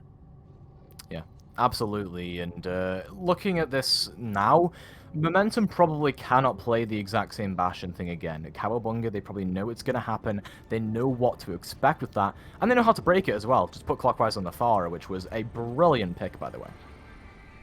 It was, yeah, and Pharah is one of those heroes that can counter Bastion easily, because again, remember, Bastion is a stationary hero when he's in his turret form, so you have to get out of that turret form to move around, but when he's just sitting there, he's very vulnerable, and as I mentioned, it takes a lot of resources to keep that Bastion up.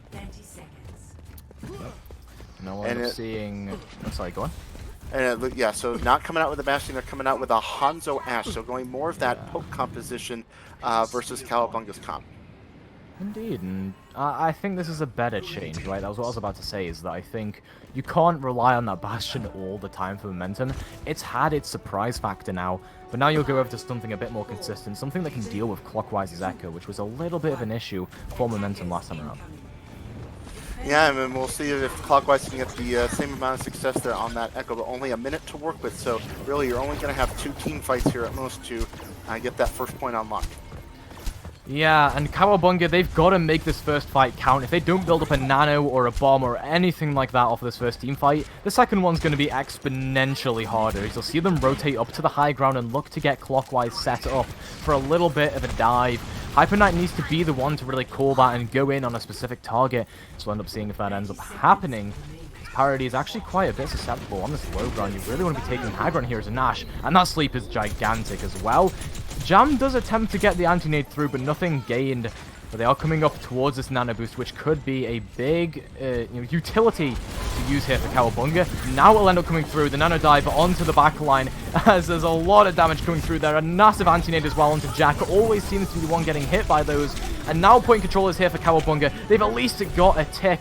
So that's all you really need, is Clockwise and Gavin do end up falling, but it's still winnable. Jack and Parody have both fallen here. Chasey gets demeched, but Momentum still have Caloren there that can deal a lot of the damage, controlling the high ground and doing a lot of the work that you really need. Chasey's going to get taken out here, and Hyper Knight's desperately trying to take out this D.Va who is antied up, but gets bursted down in pretty much an instant there. A brilliant Discord, I believe, from D to make that one work, and that's just a 3k from Romad as well, doing so much work on the Baptiste. I'm glad I gave props to them in first map, because they are not disappointing. They are not disappointing at all. Momentum looking really strong here. They do give up about a tick and a half, but if you're Momentum, considering the set play that Cowabunga was trying to go for, you'll be proud with that. Especially now you were off the Bastion, you moved to the Hanzo, you have more of that poke ability, and Momentum just 46.6% away from ending this match. Yeah, absolutely. I mean, this could be the moment where Momentum end it. They just need to get that 40-ish% onto that point that Cowabunga accrued. Yeah, and this is where the time bank advantage comes into play. 2.5 minutes to get just shy of 50% on tick A. We'll see what Cowabunga is able to do here on defense. Going back to the Winston D.Va, going with Sombra, Reaper, and Lucio Moira. So what do you think with the Sombra here for point A defense? I think it's okay. Cowabunga need to play something that takes the fight to Momentum, because right now it seems like Momentum, they're just winning team fights they shouldn't because they're more organized. So if Cowabunga can get a hack or get a really nice Death Blossom, you know, that could be a very nice showing for them on their defense. Yeah, and for Momentum, you have the Ryan D.Va with the Mei Sim and Lucio Bap. So that healing gonna come into play here. Yeah, indeed. Romad's going to be back onto the Baptiste. In fact, the Chasey already out of position so low, but manages to get in there and take out the... They will lose their mech for it, but it's at least a decent trade now, as Jack will end up getting taken down. Clap doing so much damage on the Reaper here, but still, Romad and Parody turning things around just ever so slightly. Hyper Knight out of position. Why are you going head-on against a Mei there? That does not make sense. Romad just getting so many headshots through, just carrying Momentum through this team fight, but Clap still exists, still getting a ton of damage in. does manage to kill the Baptiste actually, but is there going to be a recontest from Cowabunga? It does not look like there will. Chasey will try and get on, but a brilliant boop comes through from V right to the end, and Momentum take the series 2-0. Man, Clap could not do any more. Gets 4 there, but unfortunately, just everyone very low health. And props to Momentum, man. This was a close series on map 1, but map 2, man, Momentum just showed up, and they take an impressive showing by Momentum. Yeah, indeed. I mean, it was an impressive showing, and you can see here V as well. A bit of a difference maker as soon as they got subbed in, because, you know, you kind of see the difference, right? Obviously, at first you saw Gay Kid on the first map was kind of out of position, sometimes getting caught by EMPs, sometimes not using ultimates at the right time, right? There was some weird ultimate investments, and while we saw a couple of weird beats from V at times, right, trying to keep Jack up, it ended up in an okay kind of ending there for Momentum, who did get, you know, a 2-0 win. And welcome back, Mustard. What were your thoughts on that? Man, honestly, like, just Blizzard World was so close. I mean, like, both teams capped, they had time on the clock. It was like, it was really anyone's game at that rate. And it just, you know, Cowabunga had the flashes of brilliance, and as you kind of mentioned earlier, but Momentum, man, just still able to clutch it out. I mean, there's not much I could say. I mean, what did you think of the Bastion pick from Kylo? It was a pick. It was a pick. Yeah. It was a pick in the game, and honestly, Cowabunga. I mean, I wanted to see a map. You know, I wanted to see another one of those elusive map 3s that we haven't seen many weekend. This match really looking like there was a shot for it, and Cowabunga fell just short of that goal. And you know, we have some Momentum players here for an interview. We got Kylo Ren and V here, and Romad. Hello, how are you guys doing? Hey. Yeah, you guys coming off that 2-0 win. You coming off that 2-0 win, you guys. You know, how are you guys feeling? Good. I was like 5 minutes late, so I didn't get to play map 1. Yeah. Oh, is that I got why you kicked from the didn't lobby. play? Yeah, and then I got kicked from the lobby. Yeah, the username was it was something, but yeah. I swear, it says a D, I swear. It was not supposed to be a box, it's supposed to be an H, but Overwatch messed me up, okay? Yeah, understandable. But one thing I want to kind of ask this as well, because you three, in my opinion, were at least like some of the best on your team. You were making differences here, there, and everywhere. If there was anyone that really you think deserves a shout out from that game, other than yourselves, who would you definitely give it to? Parody was willing to place Bay walls, so oh yeah, that's a pretty important thing. Yeah. Yeah, the symmetric rotation there on first Blizzard World attack. I mean, yeah, that was something, all right. That was really an impressive play. The Bastion strat on Oasis, it was my idea, but it was supposed to be a joke. Yeah, well, it turned into a reality, didn't it? Yeah, I mean, Jack I was was like, taken aback. Yeah, Jack was like, "Oh, let's play Bastion. Yeah, let's go." I was like, was it a joke on Blizzard World as well? Or? On Blizzard World, it was an idea. Okay. And you know, honestly, just strong showing from you guys. I mean, like, these compositions you guys have been rolling out on have been pretty interesting, especially the Symmetra teleporter strategies you guys have been playing so far. You know, who can we attribute this crack pipe success to? The power of friendship. That's what you could. Yeah, power of friendship. The power of friendship. Right. The most lame answer to that question.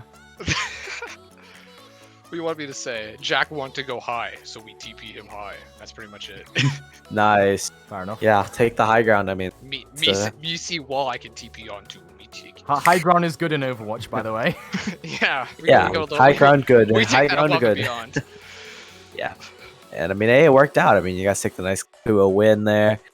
All these maps look pretty close. You know, Oasis, we went the distance. Blizzard World, we went the distance. So definitely a tight win. You know, you guys came out on top, but frankly, this really could have gone either way. And you know, yeah, can I pipe in with a question here as well? What did you think of Cowabunga? It seemed like they were always playing the wrong composition at the wrong time. Didn't you agree? Or maybe if Chasey went Orisa. That's my answer. Yeah. If they're in the Bastion, they'll probably win. Yeah. Maybe. They're just not creative. They're not creative enough. Yeah. Yeah. A good idea was to play Pharah, even though they didn't know we were going to play Bastion, but still. It was a good so idea. Cringe. So blue pilled. It's crazy. Yeah. Well, you know, I guess we can blue pill elsewhere here. You guys are coming on for an interview on the broadcast. Congrats on the win, and yeah, see you guys around. Thank you. Thanks, man. Appreciate it. And with that will be the end of the coverage for this match here. 2-0 for Momentum against Cowabunga. The next match we got here will be another banger. We have the Solomon Island Sloths going up against Vengeance. Coming up on the other side of this break. Don't go anywhere. We're only halfway through the day, so don't want to miss the rest of the action. All right, after this.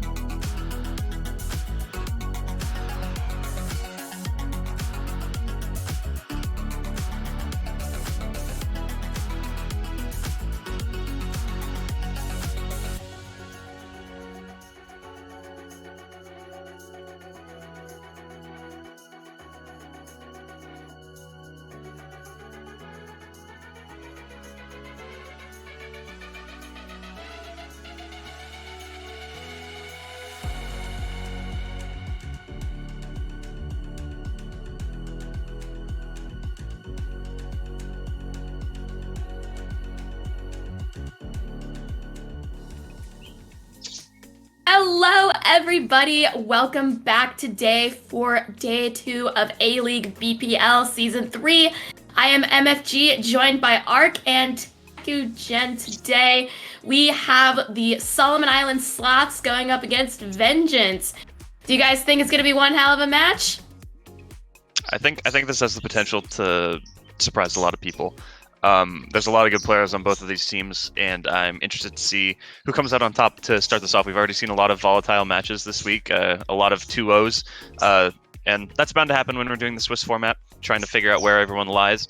But looking at what we've had so far, like I said, a lot of 2-0s, and I don't know if we're going to see a 2-0 again here. I'm tempted to say a 2-1, just because I think that there's very strong parts on each of these teams.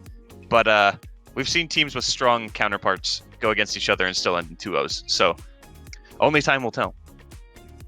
Yeah, correct me if I'm wrong, but if that does happen, I want to say that's going to be the first 2-1 in BPL Season 3, because in A and B, I don't think that there's been a 2-1. It's always been clean sweeps. Sounds about right, yeah. Well, looking at these rosters, a lot of names that you guys are going to realize as my birds get very excited about this. I don't know what that's about, but I mean, the people that I immediately look at on Solomon Island Sloths are Texas Money Jr. I mean, the reputation precedes them. A very strong player on all roles, and I mean, having Genesect as well, the best ball in PPL. Some might say. And on the opposite side, Vengeance Burger, a very stacked support line, I would like to say. Pandemonium and Farmer being together is very strong, as well as having Josh and Wi-Fi on the DPS. I think that's a very solid DPS line. And someone I would also like to highlight is Cypher. I think Cypher has a really high pop-up potential and play above their SR at times. So I think pairing them with Cummings, someone who has always been a very strong main tank, is going to pay huge dividends for them. Do you guys have any predictions for how this match is going to go? I think that I kind of want to lean in favor of Vengeance. However, I feel like you can't discount how much Texas might be able to carry the Sloths. So I'm going to put a tentative 2-1 on Vengeance. How about you guys? I think that's a pretty sound argument, putting Vengeance there, taking the lead, just because of how you said their stacked roster. But I agree with you also on the fact that it's probably going to be a 2-1 victory. Ark, what about you? Yeah, I agree. But I think both of these rosters are really stacked. It is going to be a good game either way. And we know that our first map is going to be Ilios. And so judging on these players' previous play styles, what do you guys expect to see? I expect to see Pandemonium on Lucio. I would expect them, if we go to well, that there will be some Frog played. Made their name on Froggo mode, I think, and have since then propelled themselves to a very good stance within their role. I don't know how we're going as far as the lobby's getting set up right now. But Ark, do you have any thoughts going into this match that we haven't highlighted yet? No, I do not. No thoughts, head empty, ready to watch gaming cast. Yeah, I'm ready. Yeah, overall, I'm excited. This first week has proved to be very volatile in a way. I think upsetting a lot of people's initial expectations coming into this time. We have a lot of new faces, a lot of new returning as well. So with all of those factors being taken into account, all the new and old being mixed together, I think it is going to take some time to see kind of where everything lies, where these teams truly match up against one another as the Swiss system does its magic and starts to match people up against certain or similar skill levels. So will the trend continue for this match where it's 2-0 blowout, or will we potentially get a close match against two up-and-coming teams? I'm excited to see this as we go into it. And as you said, we're going to Ilios. Wait, hold on. I'm gonna stop talking. Preds are open. I'm gonna pred real quick because I'd like to do some Borpa business here. We have a very high 4% in favor of Solomon Island Sloths versus a 96% for Vengeance. That is a very, very dominant in favor of Vengeance payout right now. I know that we as casters and host did convince everybody to choose Vengeance, but I do think that the 4% is not being stupid, because I think that both these teams have a 50-50 chance, although we might think that Vengeance is a little more capable. I would not be surprised, I'll put it that way, I would not be surprised if Solomon Island took the route series. Yeah, I think that there's a good opportunity for Sloths to upset in a way. It is the first week, so there's not really much to go off of except what we already know. And looking at Vengeance, I'd say that the roster does probably look stronger. Even with having Texas Money Jr. on Sloths, I think that overall the roster of Vengeance does look better. But a roster does not a good team make. There's a lot of factors that go into how a team will perform, and you might be able to have the best roster possible and still come up short due to many things. I mean, a la research of Season 2, dominant throughout the entire regular season, and then coming up short in 4th place for the final playoffs. You know, ultimately BPL is a game of longevity. It's a game of stamina and endurance, seeing who is able to survive like the entirety of the season without flaming out or running into potential issues like that. So I think both of these teams should be able to avoid that. I think these teams are surrounded with people that enjoy one another's company, is one way to put it. I think that they will be motivated to win. And Solomon, how are we doing on the lobby here? Or Solomon's not in here. Solomon has left us. We're on our own, unfortunately. Well, let me ask you this. Hi. Ark, I've got a question for you. Oh, okay. I have an answer. All right. So, as Tekken noted, BPL is a game of craziness and high stamina. So what's one crazy play you think we're going to see in this match? Draw. We're gonna have an action-packed draw. Yeesh, I don't want to see that. I do. A draw would insinuate a map 4, because the only map drawable right now would be the 3rd map as a hybrid. So you're hoping for chaos, I see. Yep. Chaos. We love chaos in BPL. We had a lot of it yesterday, but it shouldn't be too much longer for the lobby. So as we continue to wait, we can continue to talk about potential crazy happenings in this match. Something I am interested about. We've talked a lot about Vengeance, and I talked about the DPS line of Josh and Wi-Fi. Something I do wonder about with the DPS line of Vengeance is the flexibility of it, because I think when you think of Josh and Wi-Fi, the first thing that comes to mind will be flex DPS. I know Wi-Fi does have a pretty good McCree, so I know that as far as hit scan goes, they will probably be able to play that. I just wonder if they're going to be able to hold up if they have to go outside of that initial like projectile DPS and McCree like hero pool. You know, I think that they should be fine, but it is one thing to consider. As it looks like we will be heading in to Ilios. The lobby finally set up. Praise our admin staff.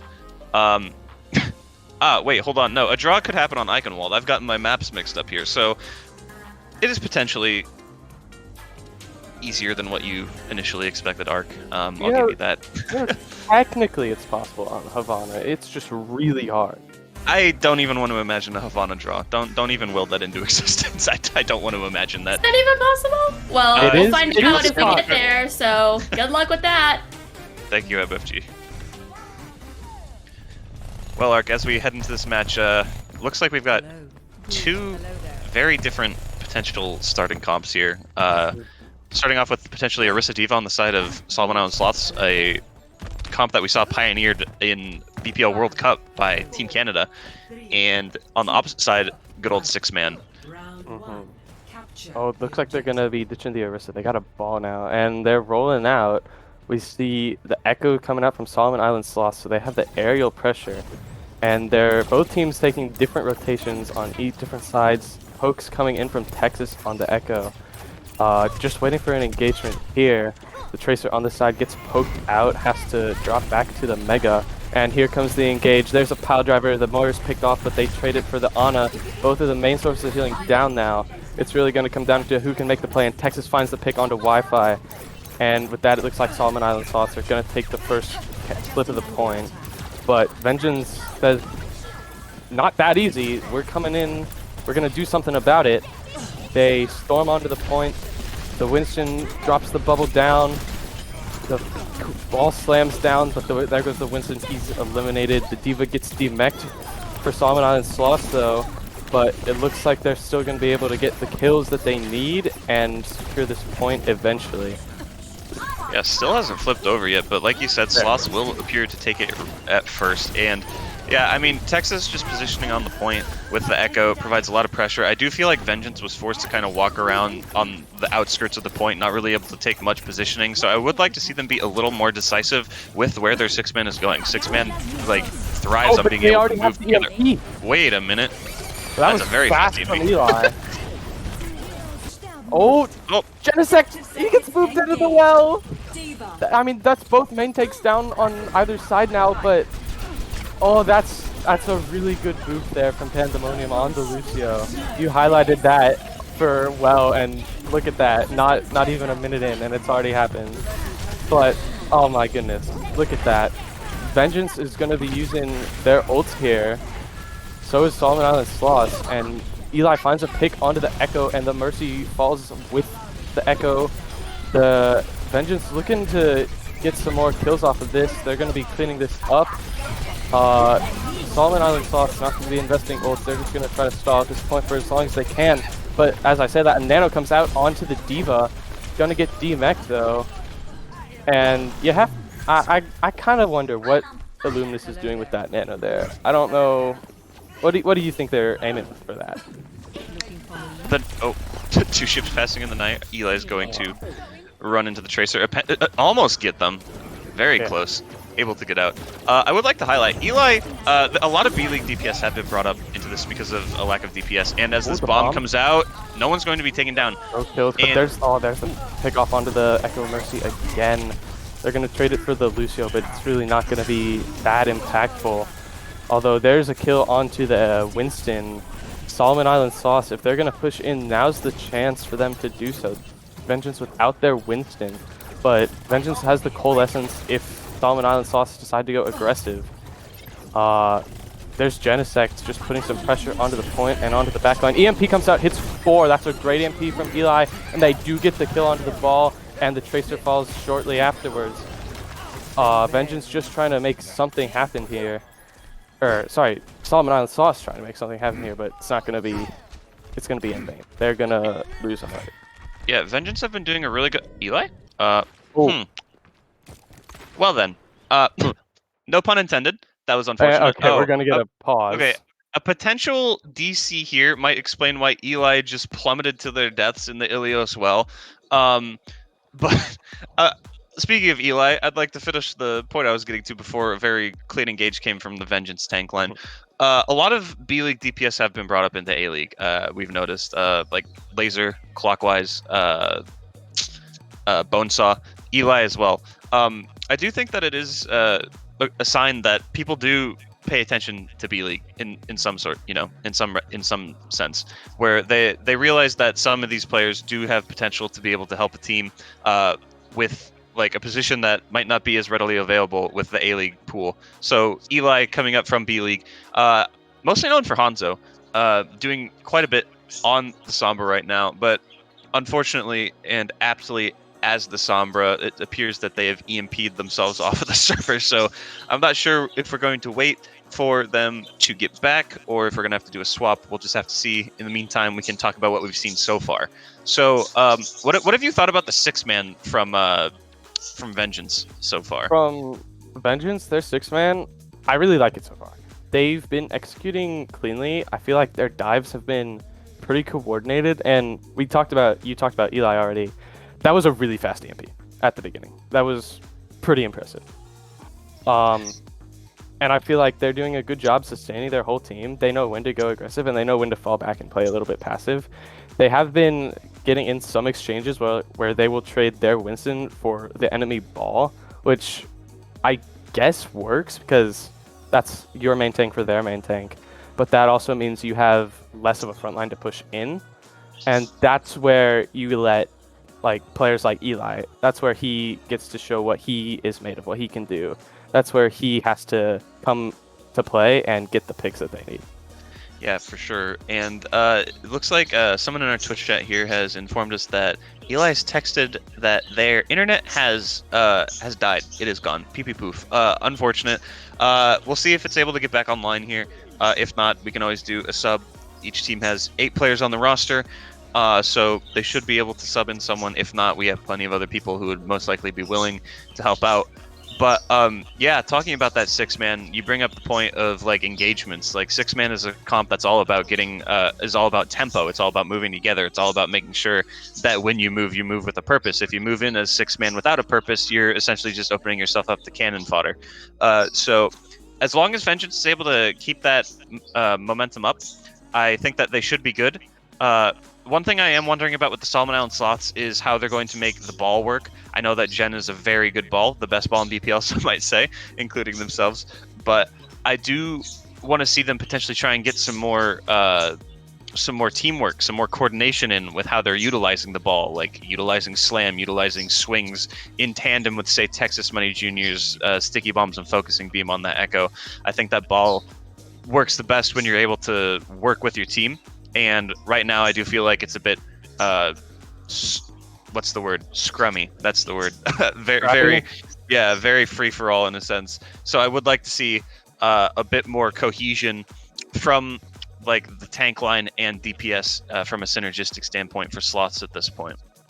Yeah, and that does make sense because again, like they've been trading their main tanks, and it's really not bad for either team.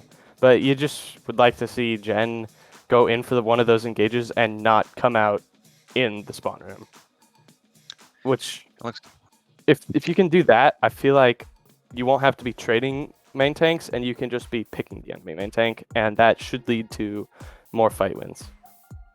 Yeah, for sure. We're going to go ahead and throw it to a quick break here as we try and figure out Eli's internet situation. If we're not able to get them back in time, we're probably going to get a sub either from their team or from the B League. We will see what comes of it, but in the meantime, jam to some nice tunes, some cat jams in chat, and we'll be right back.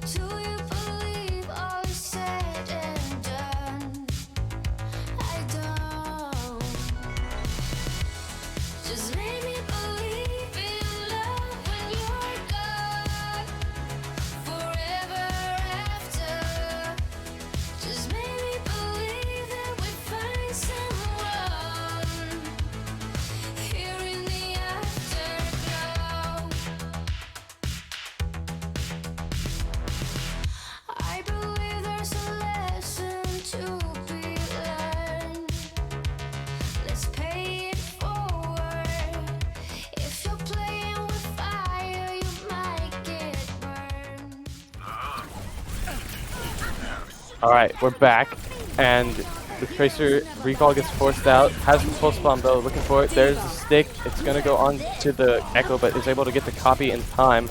Bomb comes over the top, no kills, but Texas Money Jr. falls to the Echo, the duplicated Echo. The Mercy is in the Valk, just trying to keep the team up. Pandemonium pops a sound barrier for extra sustain. The Illuminus goes down in the backline at the hands of the D.Va, but it's traded out for the Echo. Primal Rage comes out from the Winston. Oh no. Oh, the D.Va goes off the map, and the timer's ticking up. Solomon Island Sloths. I almost said Sharks. Solomon Island Sloths, they need to do something here, but Texas Money Jr. opens it up with the nice pick onto the baby D.Va. Post bomb comes out. No kills. There's a nano from Illuminus. And Eli goes down. Texas Money Jr. finds 2 kills with that nano.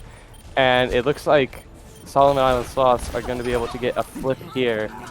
And they're going to be getting their capture percentage up towards 100 now. It's probably looking like only one more fight. Yeah, bringing this back, very, very important here. I would like to highlight the EMP charge for Eli, getting up to around 70% here. Going to potentially be what decides this team fight. Getting, as you said, they're able to build that pretty quickly. Ooh, that was close. That was close. Playing with fire a little bit there. There's the bomb. Goes into the room. It's going to find a kill onto Illuminus. That is really big there. And the Heinrich comes out from Texas. Illuminus is going to be able to get res. He finds the pick off onto Pandemonium, and all of a sudden the turns have tabled. I'll stick with it. Solomon Island Sloths are now up, and Texas Money Jr. on the side with the Mercy Pocket, hitting all the headshots right now. Trying to DMX the D.Va. They're going to force out the bomb from the D.Va, and the kill is onto the Moira. That's little healing on the point of vengeance. And Pandemonium doesn't have the sound barrier. And you see it there, the monkey falls, the pulse bomb DMAX the D.Va, and Solomon Island Sloths looks like they have this on lockdown. It's going to take a miracle here from Wi-Fi on the Doom. He gets forced out to the side. He does force the recall from the Tracer. Texas Money Jr. gets res, but Genesis is down now. Wi-Fi really low on the point, and there he's down now. Who's left is just Pandemonium. Eli? And Eli, oh boy. Is Eli good, or did he fall off? I believe it was a blink into the well. Okay, blinked into the well. So he's back, but maybe a little boom still from the disconnect.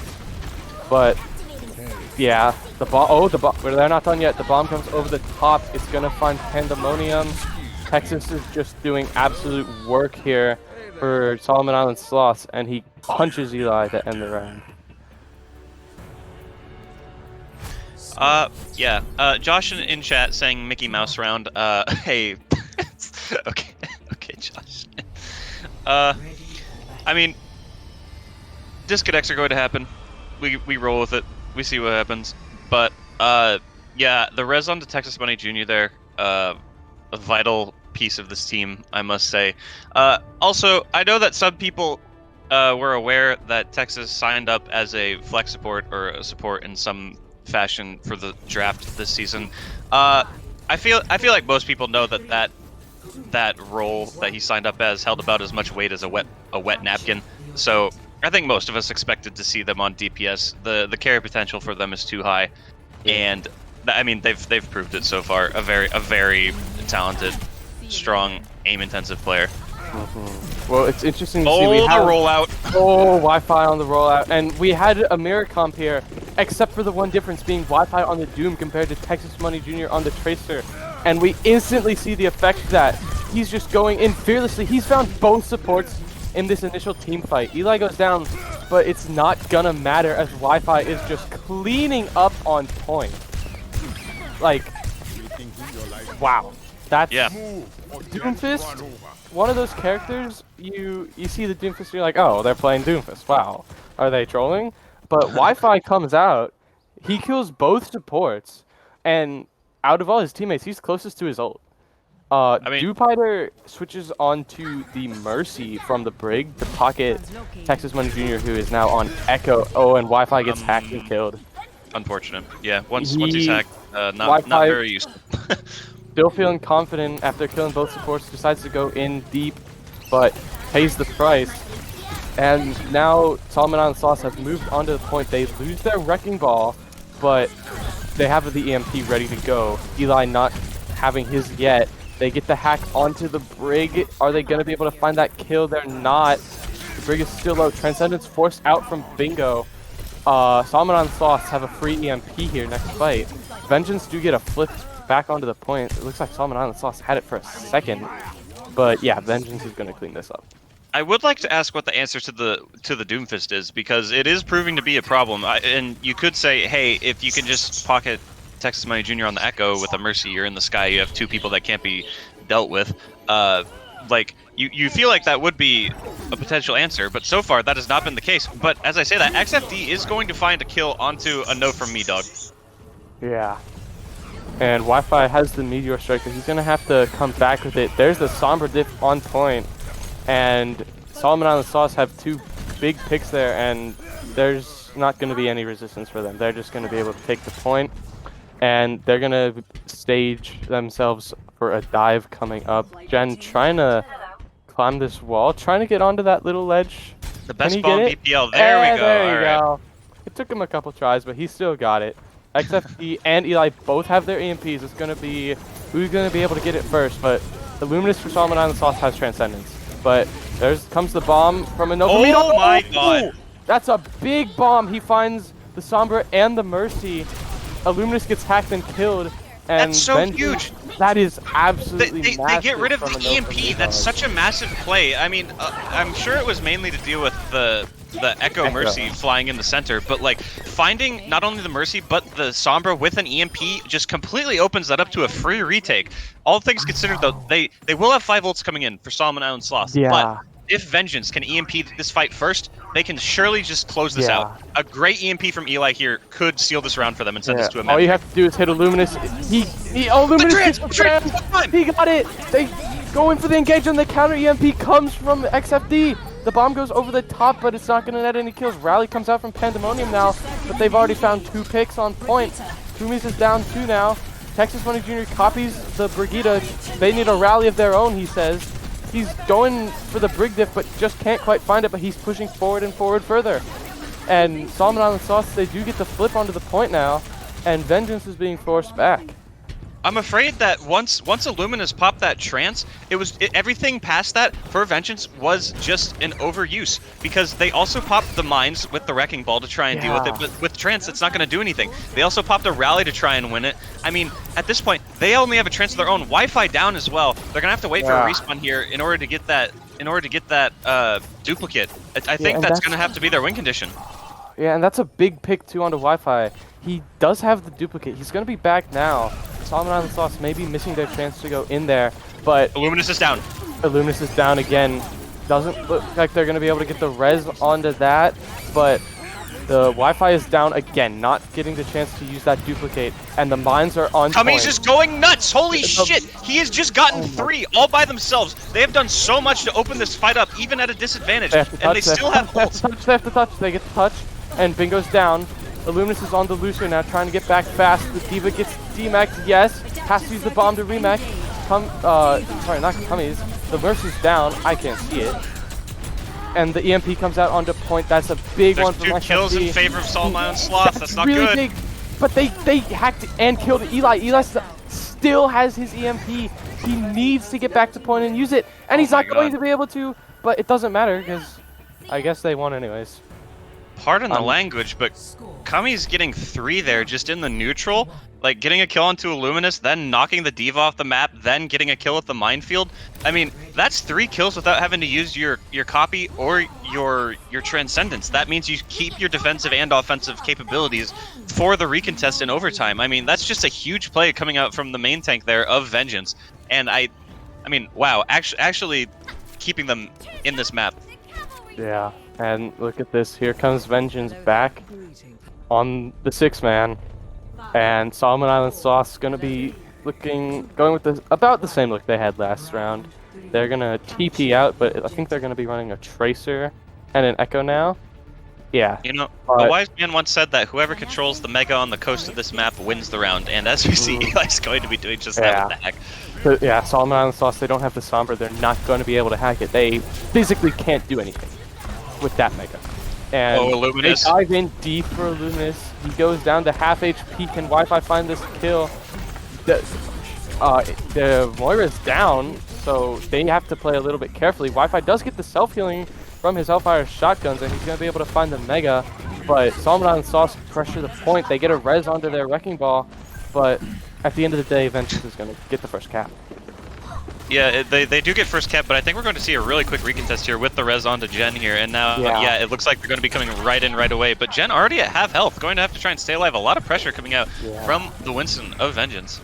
Yeah, but Cummy's also dropped both, so had to drop back from that aggressive angle they were taking. XFD has the Pulse Bomb, looking to use it somewhere. Recall is forced out, pressure put onto point. Illuminous falls, but it's traded out for Cummy's. Dewbiter down, no res on the table for Solomon Island Sloths. XFD dropping really low. Trying to find the health pack is not going to make it, and a pause comes through for the second time in this map.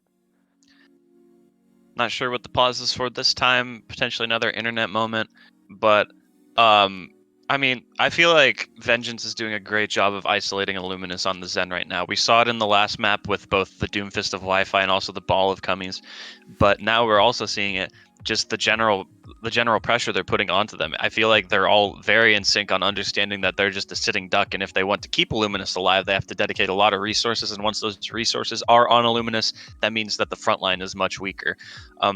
Meanwhile, Sloths are probably struggling to find who that weak point is for Vengeance because they're so mobile and so slippery.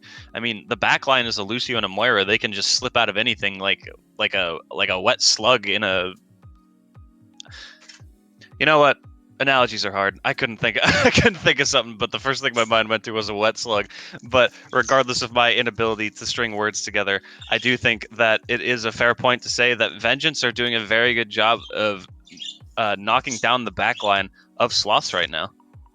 Yeah, and I agree. They have been just absolutely pummeling Illuminous. He has been shown no mercy whatsoever. He's dying first, and that's not to discredit Illuminous. Illuminous is a very skilled player, but his team is really going to have to find an answer for the dives coming onto him. It's really nothing he can take care of himself. Yeah, for sure. Eli also, all things considered, does have an EMP once we come back from this, although I believe we're on a replay code. If they did disconnect, if they are able to come back, they should have it. Still not sure about the reason that we have paused here. But, okay, it looks like it's Rise. Rise is having internet issues now, so we're just passing around the baton here. Everyone gets a Comcast moment. And Solomon is confirming that we do not have disconnect protection in this code. Solomon, I think if you're willing, we could send this to another break here. If not, I can continue to yap. I can give some. I don't have cheese facts. MFG, do you have cheese facts for us? Cheese facts. All right. Cheese facts. Cheese facts. All right. I've got some for you. All right. So, hit us with a cheese fact, and then we'll send it to break. All right. Here's your cheese fact to take with you into break. Did you know that there is a type of cheese that's Spanish called Chinko cheese? And I think you can eat the rind, but don't quote me on that. I'll get back to you after the break. Okay, we'll do some fact checking after, some cheese fact checking after this break. We'll see you on the other side.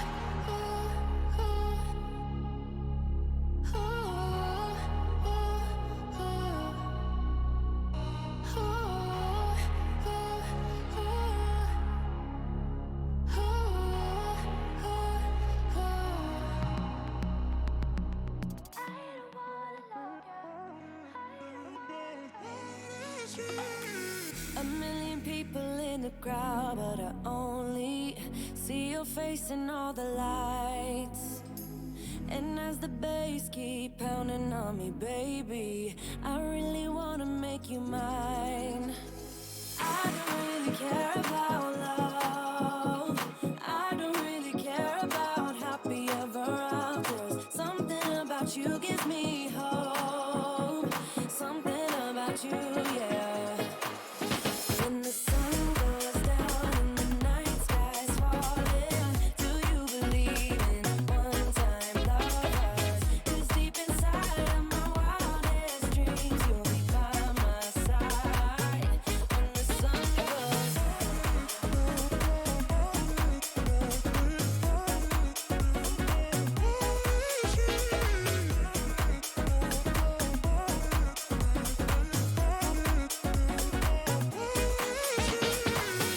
city dancing through the night, but I'm not there.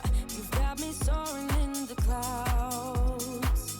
And as the ocean is surrounding me, baby, I'm sure we lost track of time. I don't really care about love. I don't really care about happy ever afters. Something about you gives me hope. Something about you, yeah. When the sun goes down and the night sky's falling, do you believe in one-time lovers? 'Cause deep inside of my wildest dreams, you'll be by my side. When the sun goes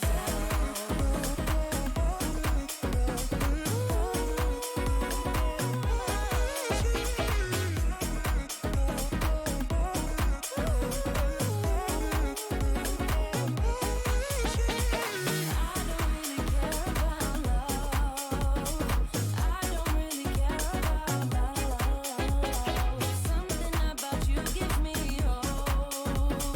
Something about you, something about you. When the sun goes down and the night sky's falling, do you believe in one-time lovers?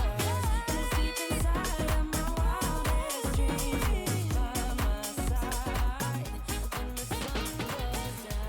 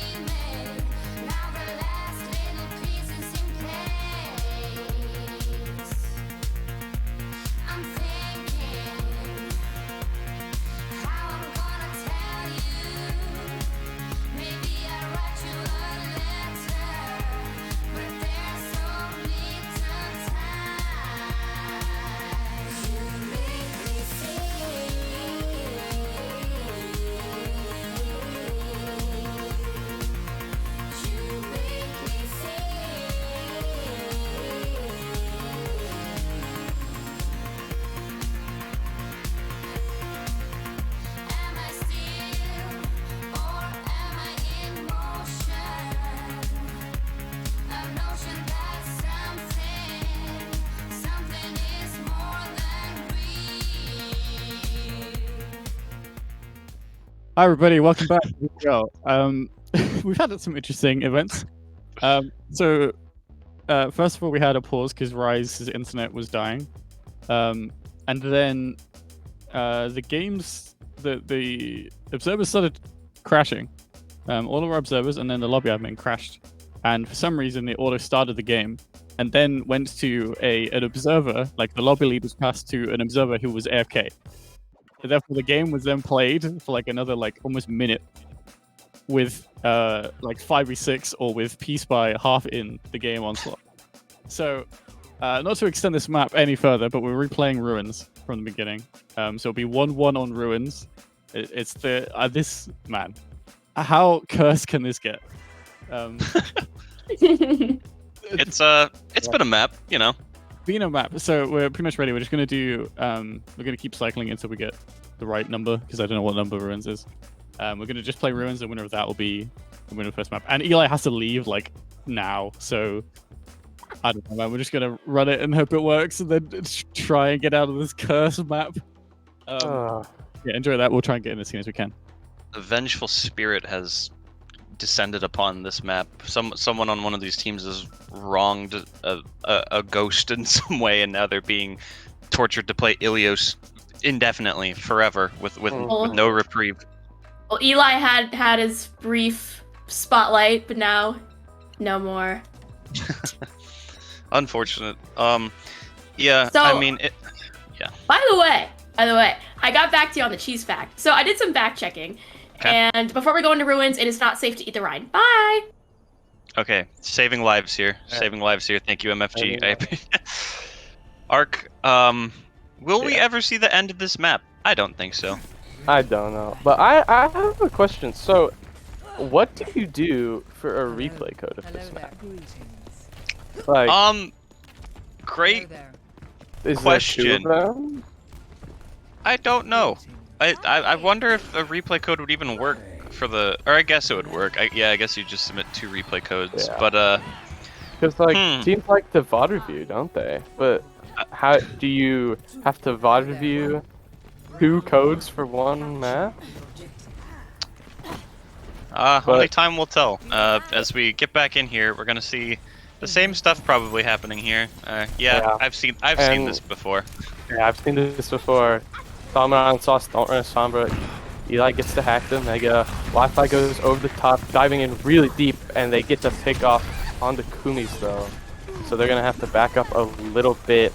Jen on the ball though, gonna have to try to make an engage happen, and XFD is down. Wi-Fi teleports up top again, trying to find a pick off onto the Brig, dodges the bash. The shield is low, the Brig is so low on point, but Wi-Fi gets hit with the stun and is gonna fall. They do eventually find the kill onto the Brig and the Zen, so no heals on point for Solomon Island Sloths, and Vengeance is just gonna be able to clean this up a bit. Jen really low on point. Is he gonna die? He does get picked off, and so does XFD. He took himself off the map too. So, Pandemonium has pointed out, which I just noticed as well, Sloths have decided not to play the same comp that they did before, which in my opinion is a bit cringe. I would expect a bit better integrity, but oh, Eli. Vengeance has taken the first fight, so nothing has changed yet, and there will be a huge engage here. Oh my god, and Kamis is going to fall over. Kamis is gone. Eli didn't get time to build the EMP and use it, but they do trade it out for Texas Money Jr. and XFD. No DPS for Salmon on Sloths. They have to use the bomb to remech. Minefield comes out onto point from Jen. Is it gonna find any kills? Eli kills the baby diva before he can get squished by the remech. And with their members all coming back, they're gonna be able to clear the mines off of point, and Vengeance is gonna be able to stabilize. I love that whenever Wi-Fi is in a pinch, they just look to Genesect and are like, a health pack, and just start shooting them to get all their health back. There's been multiple moments where they've been like half health or even lower and just look to the tags to regain some health, which very heads up play here, and I think we're gonna see an EMP. It finds the Diva and the Reaper. Wi-Fi gets stunned out of the Death Blossom. Good play by Dubiter there. Luminous pops a Transcendence just for some extra sustain. Bomb comes up, rise over the top. No, it landed on top of the structure, but there's the Reaper diff coming on XFD to Wi-Fi, and Kumis is down 2. Salmon and Sloths are going to advance forward onto point. Texas Money Jr. has the Deadeye. He does elect to use it. He finds Pandemonium. That's a good pick, and Vengeance is losing their footing now. Solomon Island Sloths looks like they're going to be able to flip the point here.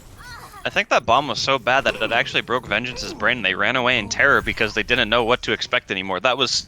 it was definitely something, but it doesn't matter because they do take the point. Jen, Jen, please no, please, Jen. Oh no, wait, the best ball in BPL. You got it, you got it. There you go. All right. Hey.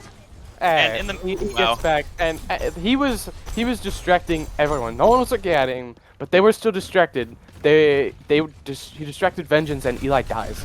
What a play from Jen. What a play. Jet is 5 dimensions ahead of us. He's It is going to he's be. playing, like 60 chess right now. Eli is going pretty deep here. No EMP, probably just looking for a nice manual hack. Yep, El Manual They'll going get to it come onto out. The brig, but the brig starts to rally off. The Death Blossom doesn't find anyone, but picks coming out from both sides now. The Monkey is down for Vengeance, and Solomon and Sloths still have their main tank. Close to 50% now, and Solomon Island Sloths are going to be cleaning up a bit. Can they find that? They did not find that kill onto Pandemonium. That would have been a nice stagger, but Wi-Fi has to take his own life off the side of the cliff. We're getting up to 60% here. This is entering dangerous territory for Vengeance. I'm sure that they don't want to lose this map after everything they've been through here. And we're going to have to see a pretty dry fight until this bomb or Death Blossom comes out on their side. Illuminous is down. That's a great pick. And he almost had trans too. They're going to storm right in, and they're going to find a lot of... Yeah, they crumble like a cookie. They crumble like honeycomb in Squid Game. no spoilers, no leaksies. Like the second episode. Okay, Jen is going to go down, and I think that should just be it. A zoning Death Blossom there, and the trance is going to touch. He does get the touch, and it might be enough. Bomb comes out from Rise. That does find Pandemonium, but Vengeance has too little, too late. Yeah, too little, too late. They have the Coalescence. They're going to be able to beam down anyone who comes in. Jen is back, but this time he's over. gone. And Ilios is over. It's fine and over. The scoreboard may not say it in game, but it is 1-0 Vengeance. They take the first map. Get me out. No more of this map. What a cursed endeavor. And that was only the first map. And that was all only the first. Surely nothing bad will happen in the following maps. Surely there won't be any more DCs or silly tomfoolery. Yeah. Well then. I've aged 50 years. How are you? I've graduated college. I can drive nice. now. What'd your degree become? What degree did you get? I forgot. It's been so long. It's been okay. I see. That much time has passed. Well, yeah. I must say that map was a map of BPL Overwatch indeed. Vengeance do take it. A close endeavor, but a weird one. I mean, at this point, I'm just ready to go to the next map. Like we've done enough yapping. I'm just ready to see more game played. I'm pretty sure that most of the players on the team are just ready to get this over with at this point. Get to the next map. Man, what an endeavor so far. Yeah. I'm ready to go anywhere but Ilios. And yeah. We're going. I can't say a country because we're going to Blizzard World. It's not anywhere. It's not real. I thought we were going to Eichenwald. Oh, did I lie? I lied. We played Blizzard World last game. It's been we're so going long to Eichenwald. that the sense of time has dissipated. What can I say? Ilios will do that to your brain. A Bermuda Triangle of sorts. We're going to Eichenwald. It's in Germany, I'm pretty sure. Yep. I mean, looking at what these teams have done, I would expect an Echo probably out of Texas Money Jr. here. We did see so coming out of the crash pause situation, the second pause, we did see a swap to Brig Zen, I think, to try and help Illuminous out on the side of Sloths. I won't comment on the sanctity of doing it after a pause, after realizing like that you weren't doing well the first time before the pause occurred. However, well, I mean, they still lost anyways. So. Yeah. So we'll see if the support line changes up their strategy as well coming into this. And Vengeance up 1-0, only need one more, but I believe you were asking for a draw. Are you still hoping for a draw? I'm not hoping for a draw. No, yeah. not anymore. No. Maybe no. You know, Ark, maybe this is what you willed into existence. You wanting a draw was just you was just a monkey paw curling so that we got a super long game. I've made a grave mistake. I redact all statements before. I redact all statements from before an hour ago. It all makes sense now. You've brought this upon us. What have I done? You will see the Mercy Zen on the side of Solomon Island Sloths, so going back to pre-pause strategy. Yeah. And you Texas did on the call Echo. it. Yeah, Echo. You called it. I mean, yeah, Texas is very, very good on the Echo, and Echo is stupid busted, is how I'll phrase it. Joshin on the Doomfist. That Instead is of Wi-Fi interesting. on the Doomfist, but Is Joshin gonna do a Doomfist rollout? Hold on. Is he gonna do the Doomfist rollout from? well, we have no, to wait. no. Joshin says it best. No shot. There is no shot. Joshin says it best in the chat. There's no shot. There's just no shot. So guys, I have an update. More cheese? Yeah, it was about cheese actually. I don't have it with me because it's gone, but I just got a snack and it was a meat and cheese stick little combo set. It was cheddar. It was like beef jerky stick and cheddar. Nice. And it looks like it's on Ani's monitor that turned off, but it should be a quick fix. So gladly this pause shouldn't last too long, and here we are back in the game. Bye. Oh, MFG saving us with a cheese fact, actually willing the match back into existence. Thank you. I am so grateful. I was about to descend into Tartarus from the amount of mauled that I was experiencing. Ark, how's this looking for us right now? How is this? It's looking really high in the sky, just like Texas Money Jr. He is up there with the beam, and he's already found a pick onto Wi-Fi. Can he make it too? No, no Echo pick to spray for him today, but they do find a pick onto the BAP anyways. Yeah, what are these rotations? What was that engagement? They just from Vengeance, yeah. They just walked. They must have seen someone and walked in, but like they lost 2 people, including their BAP, which is like worst case scenario. Like I am confused. Yeah, and look at Texas. He's just doing a great job. I mean, yeah, there's nothing they can do. This is clean. There's nothing they can do, but like, yeah. And there goes Wi-Fi, AFK in the castle. Cummies does get a pick off onto XFD, but I don't think it's gonna matter that much. As Cummies, they're not gonna be able to escape either way. It's killed by Texas Money Jr. Texas Money Jr. playing really amazing, and Joshin now has switched over to Torbjorn to try to deal with that better.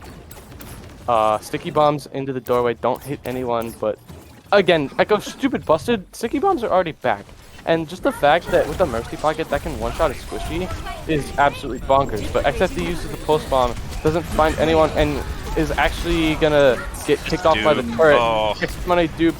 The Rhine is so low and does eventually fall as well. Texas Money Jr. is now going to be falling back to the payload. Can he find the pick off onto Pandemonium? No, he does not, but the duplicate ends. And yeah, they're going to... Texas Money Duper doing work on the Echo. I don't think anyone expected any less. I mean, that, if I'm being honest, that McCree dupe was kind of just like a... laying it all on the table, just like, yeah, I don't care. Like, it worked out very well in their favor. And now, look at this engagement from Solomon Island Sloths. I feel like Vengeance are a bit lost. I'm not sure what's going on here. That their rotations are longer than they need to be. No, Illuminus almost got booped off with Trans. That would have been really bad for Solomon Island Sloths. Wi-Fi trades his life for Texas Money Jr., but the res comes off onto XFD, but Genesec falls, the bomb goes over the top, it finds 2! That's a big bomb! Oh my goodness, big bomb right there from Annie. Oh my goodness. Vengeance is trying their hardest to keep this stalled out, and look at this, Joshin is staying alive with the help of Bingo on the Baptiste. They are still up, and look at that, Wi-Fi finding a Luminous. I don't know if it's going to matter. Cummies is back, trying to hold down the fort, and the mines I think are going to finally seal this off. They're still trying to contest this. It is not taken yet. Pandemonium on the Frog, trying to keep it. Cypher now on the Diva. I mean, this is just delaying the inevitable. I think that this should be done and dusted into their favor. Yeah, it is finally going to go in the favor of Solomon Island Sloths. And we've said it once, we've said it twice, we've said it once, we've said it twice, we've said it a lot, but Genesec, best ball in BPL. He killed like, what, 4 that fight? He killed a lot. Oh, almost getting crushed by falling debris. That would have been unfortunate. But I do think a swap might be in order here. This is a very tough point for this comp. However, I am always happy to be proved wrong. I do think that Rush is very strong going into third of Ike. Yeah, and Cummings with the Shatter. I mean, what's to stop it? What's to stop the Shatter from just getting 6 on the floor? He lays it down Nothing. and it's massive. Oh my goodness, Texas Money Jr. Of all people, you'd expect the Echo to be the last one to get shattered, but the Echo the only one to get shattered there. And the window comes out, recognizing who needs to hunting die. for the Echo again, but the Transcendence is going to come through. And Bingo goes Oh, down to no. a copied Texas Money Jr. on the run, just absolutely going ham, swinging through with the big hammer. What even is that hammer made of? What is Echo's duplicate made out of? Tears. Tears? Yes. Tears of the enemies, or just Yep. tears? Yep, Tears of the enemy. Yeah. Tears of the fallen. They have ults to recontest this though. Joshin lays down the turret, and the Molten Core comes out onto point, spread it around really nice, and Vengeance stabilizes for now, but look at the card, 0.03 meters. They cannot step off of it, or else they just lose. The Deadeye gets the DMAC onto the D.Va, but the baby D.Va for Solomon Island Sloths is already dead.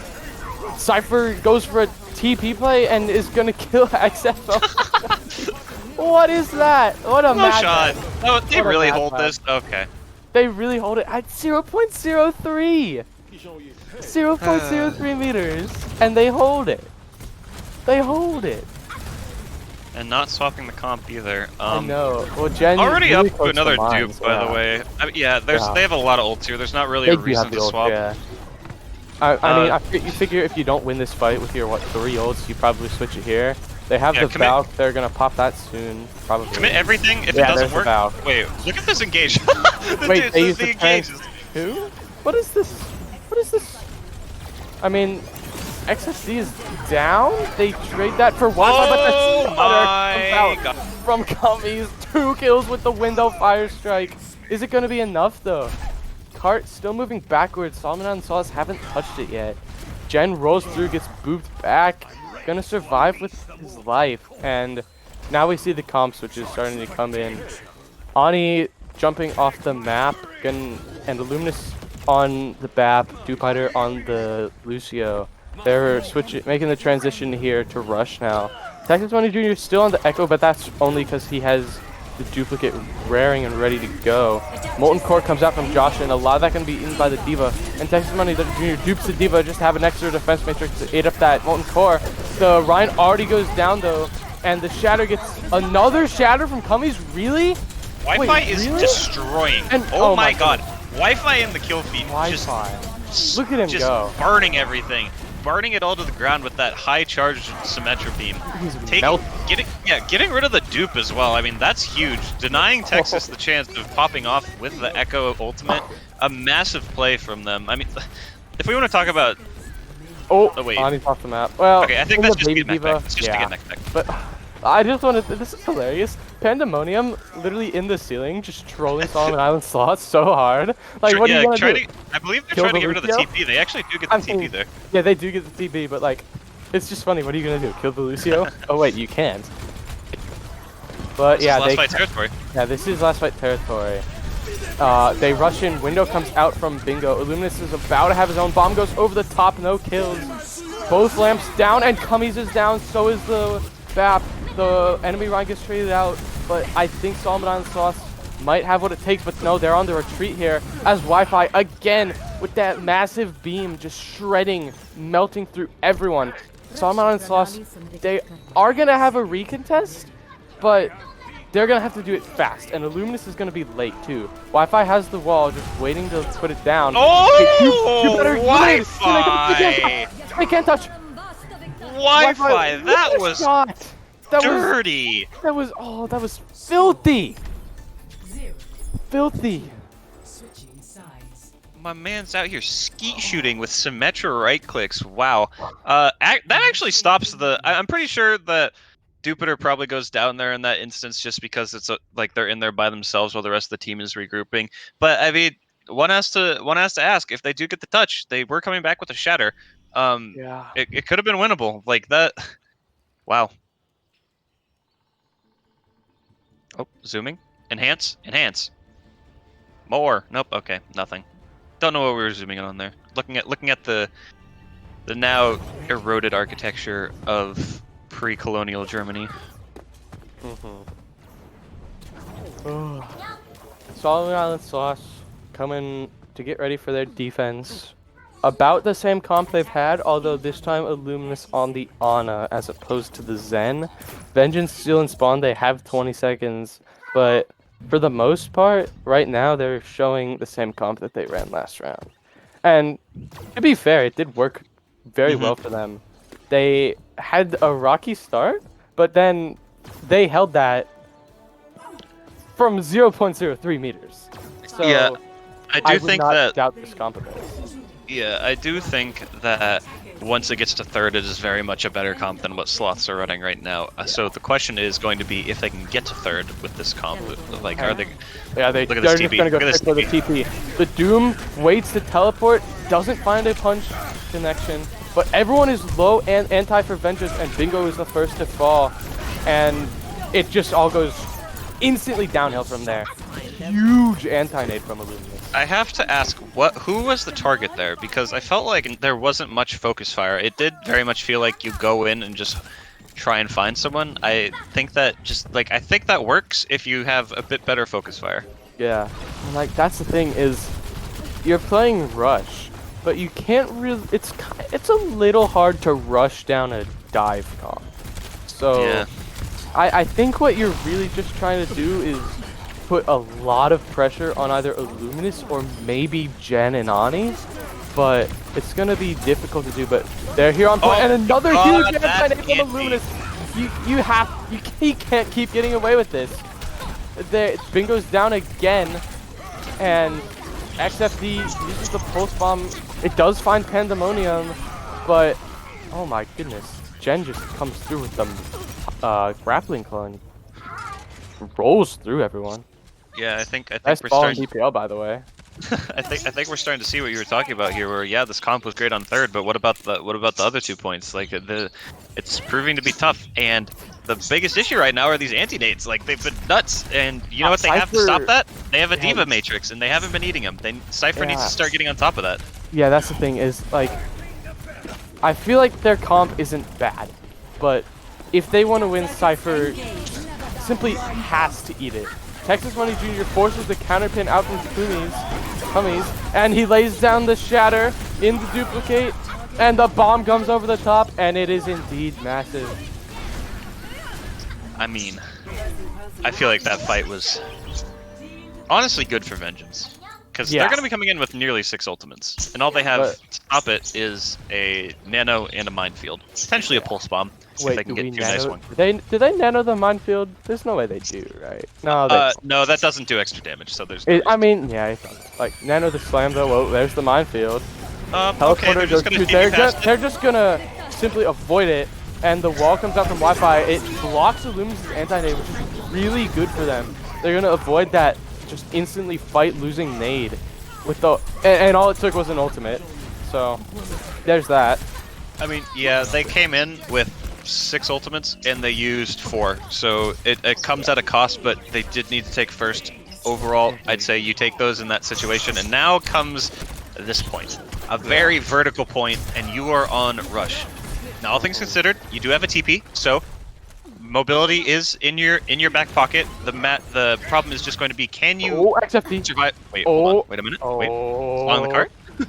Oh, Cypher, he doesn't know. Does he know yet? Cypher. Jen's down. Cypher. He finally gets found out.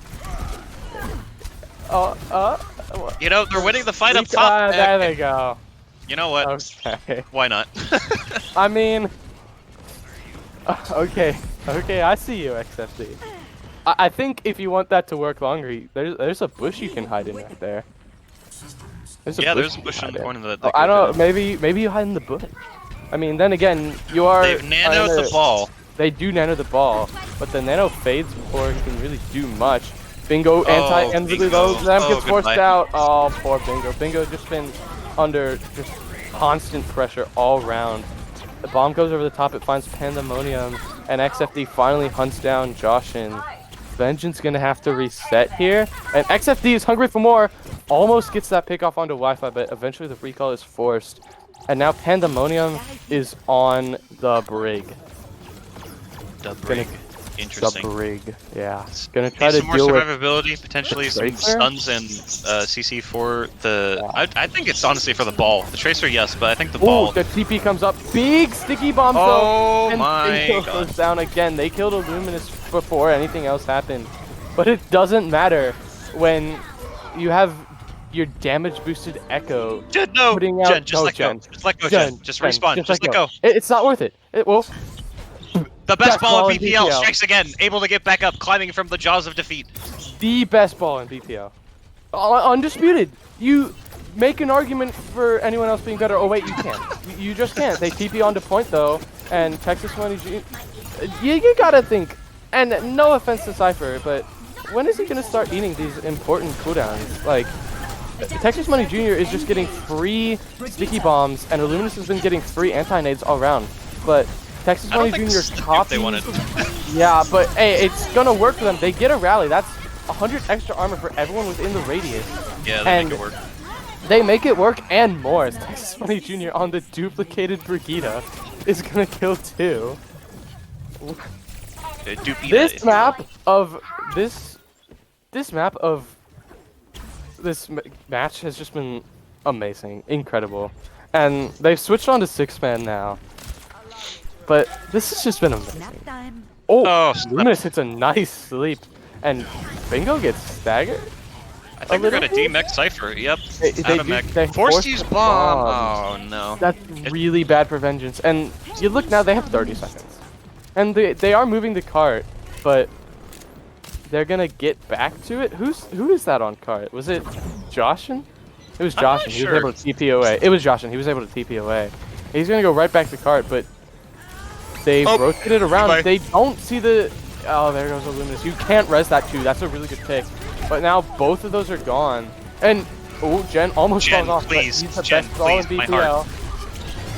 Ani has the bomb. Is gonna have to toss it up in the air soon. Gets demexed. Yeah. Bomb goes over the top. It doesn't find any kills. And Wi-Fi gets the mercy. So Illuminous coming back. Texas Money Jr. No. He can only copy the ball. Huge move by Cypher. Oh my God. No, it was Pandemonium. It was Pandemonium. Cypher somehow gets the kill credit. I don't know how that works, but oh my God. That's a potentially a round-winning boot by Pandemonium. They're not able to build the beat, but. Jen, no! Oh, your luck ran out. Oh no. I guess this time, third time is not the charm for Jen. I don't think people realize if they're able to cap this. I think it's very much in their favor. Yeah. We saw how third point went. Exactly, but they're on the 6-man now instead of that rush. Jen is going to cut the minefields here. Yeah. And Wi-Fi, they have to invest here. They have to. They invest in Sound Barrier and the Blossom, and Wi-Fi is just absolutely shredding through people with the Hellfire Shotgun. Oh my God. Oh, and they do get it, yeah. Wi-Fi just really good at shredding people. First he does it with the Photon Cannon, now he's doing it with the Hellfire Shotguns. Like, he's just putting out so much damage, so much pressure onto everyone. And as I say that, now he's going to switch, it looks like. Who's he going to be shredding people with now? Oh, baby. Boss music. Begin. Okay, why do I hear boss music? We are in for a treat. Wi-Fi. Yo, they have EMP! They have EMP! What are they going to do? That was a delayed EMP. And it's not really that good, actually. That's not that good. The bomb comes out on the top. It finds 2. But the what bomb is happening? What is happening? This is absolute mayhem. Cummings has the primal, is gonna get killed though. Oh my God. This is final fight here. Vengeance has a chance to walk away with the match, but Solomon Island Sloths, they have to win. Vengeance, if they lose, yeah, that sucks, but you have next map. Solomon Island Sloths, they have to be perfect. They have to win this fight. Because, yeah, this is final fight, but Junkrat, or Wi-Fi on the Junkrat, already so close to retire. Oh, that's a really early lamp. That's such an early lamp. But Wi-Fi is gonna have to be able to compensate for it with the tire. Wait, actually, he has the ball. That's awesome. They don't see it. They don't see it. He's contesting the cart. There comes the tire. The Wi-Fi! The Wi-Fi with 3! Oh my God! Texas! Wait, no, it's not gonna matter. Wi-Fi is killed so many. Here for Vengeance. A team kill. Is anyone gonna be able to respawn? Everyone's gonna have to come out Gen's on stall respawn, characters. But the grappling hook cooldown with the nerf. Can they touch? Okay. They Jumps into the trap. He's stuck in the trap. The D.Va's down, but how much is it gonna matter? The window, this window is so huge. Jen, Illuminus in the window. Is it gonna be enough? This is gonna be enough. Who's left? It's just the Lord on the floor. My God. Lord. An absolute nail biter. Jesus Christ. That was insane. Oh Both my teams, goodness. tooth and nail. I think I just lost hair. I think I'm actually malding.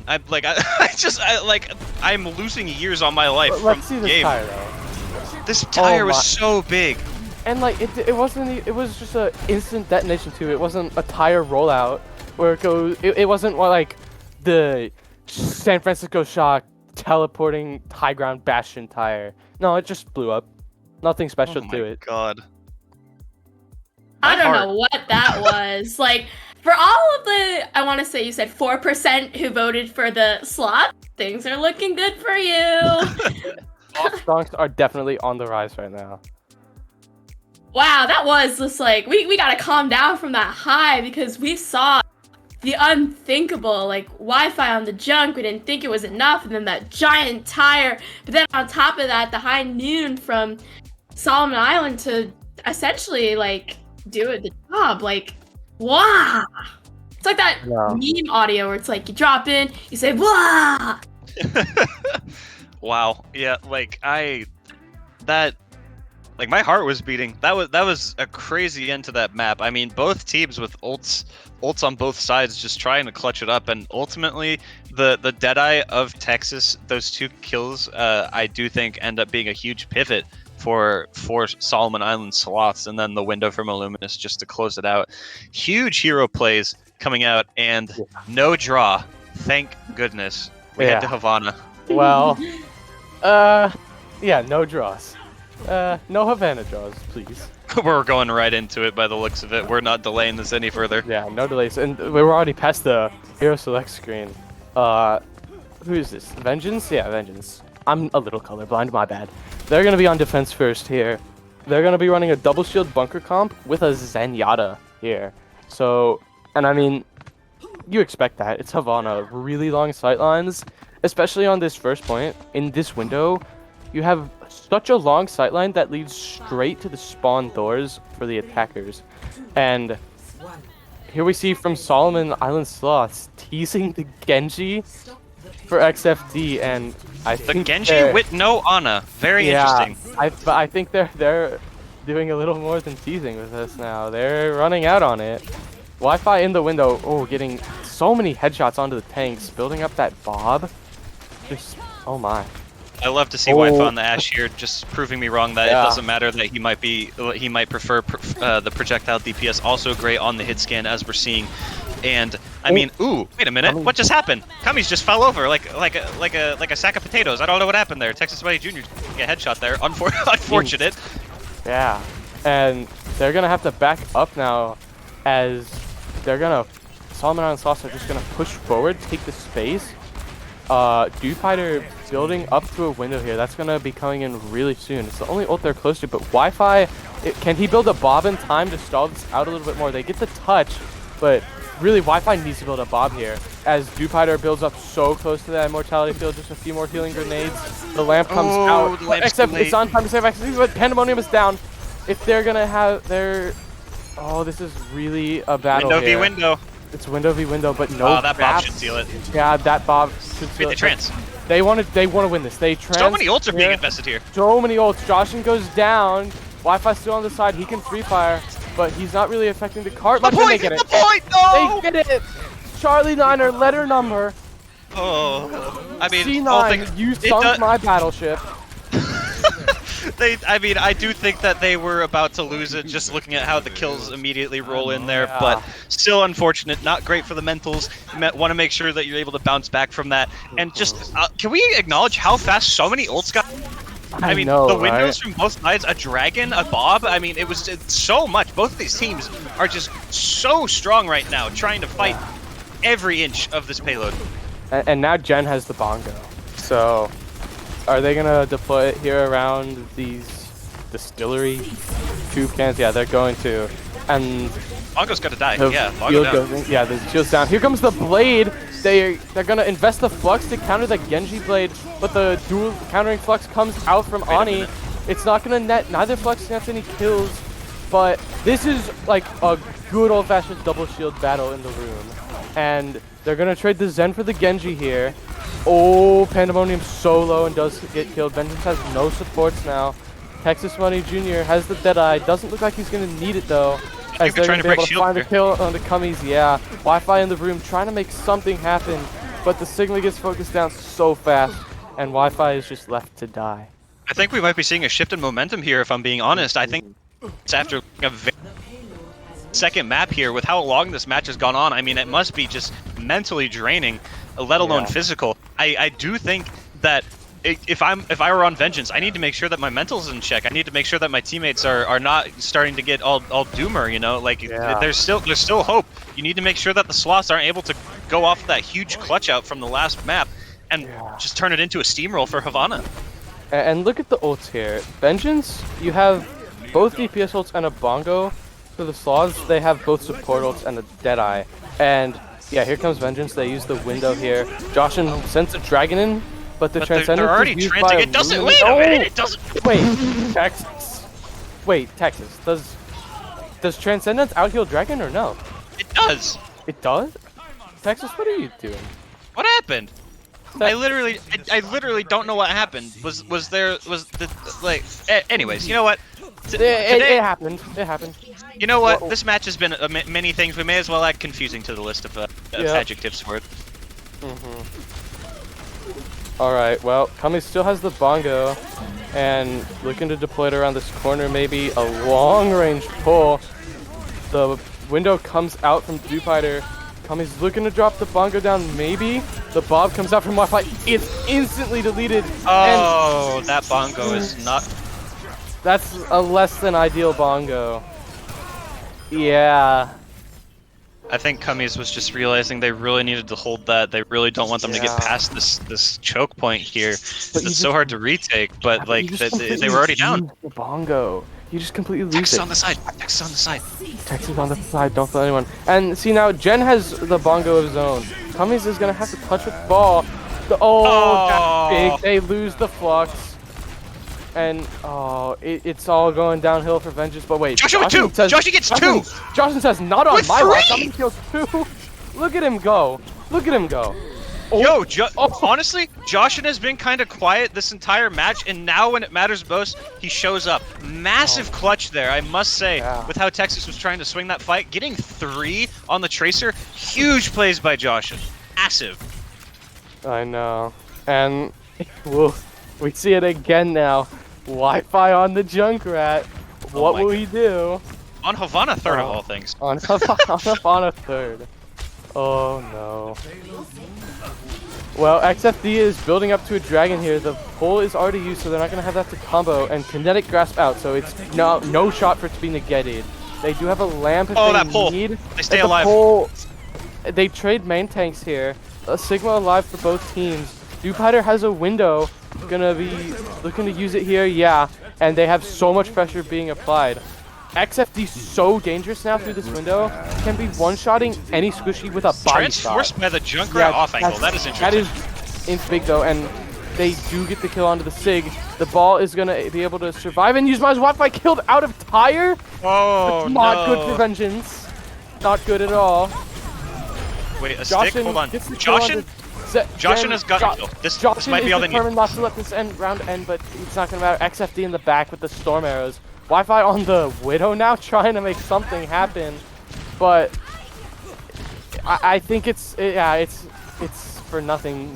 Sorry, Wi-Fi, you're just not quite Fleta.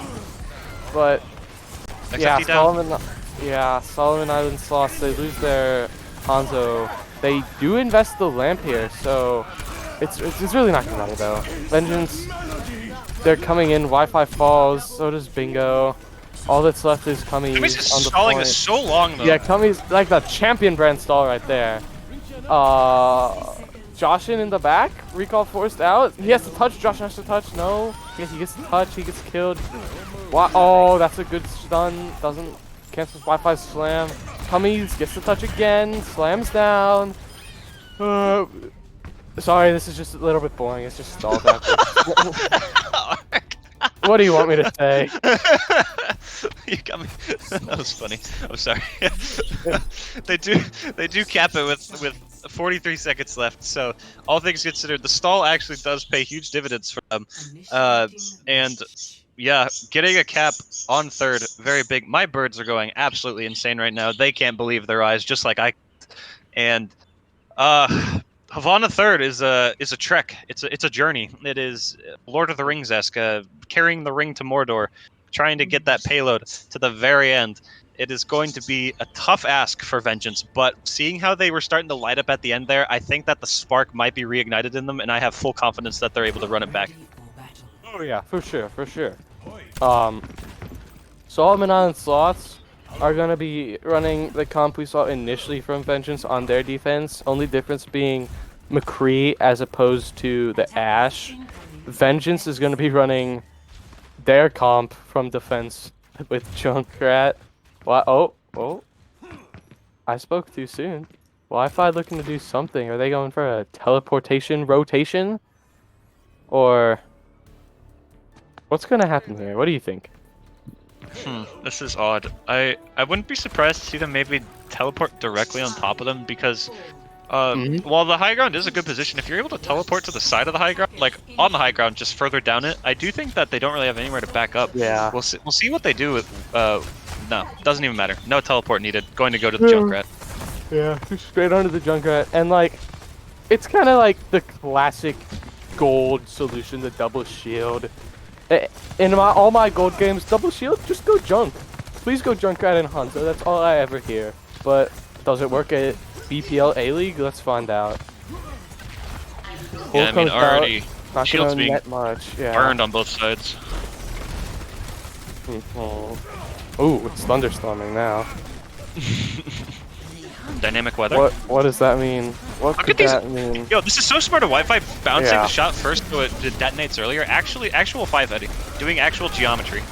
I know. He's calculating the parabola of each grenade, and Joshin in the back putting out so much pressure. Bingo. Oh wait, Illuminous. Illuminous on the flank. Oh my Illuminous god, on the flank flank. sent. Someone stop this man. What a Chad. Actual Chad status. Look at him go. Sigma male grind Look set. at him go.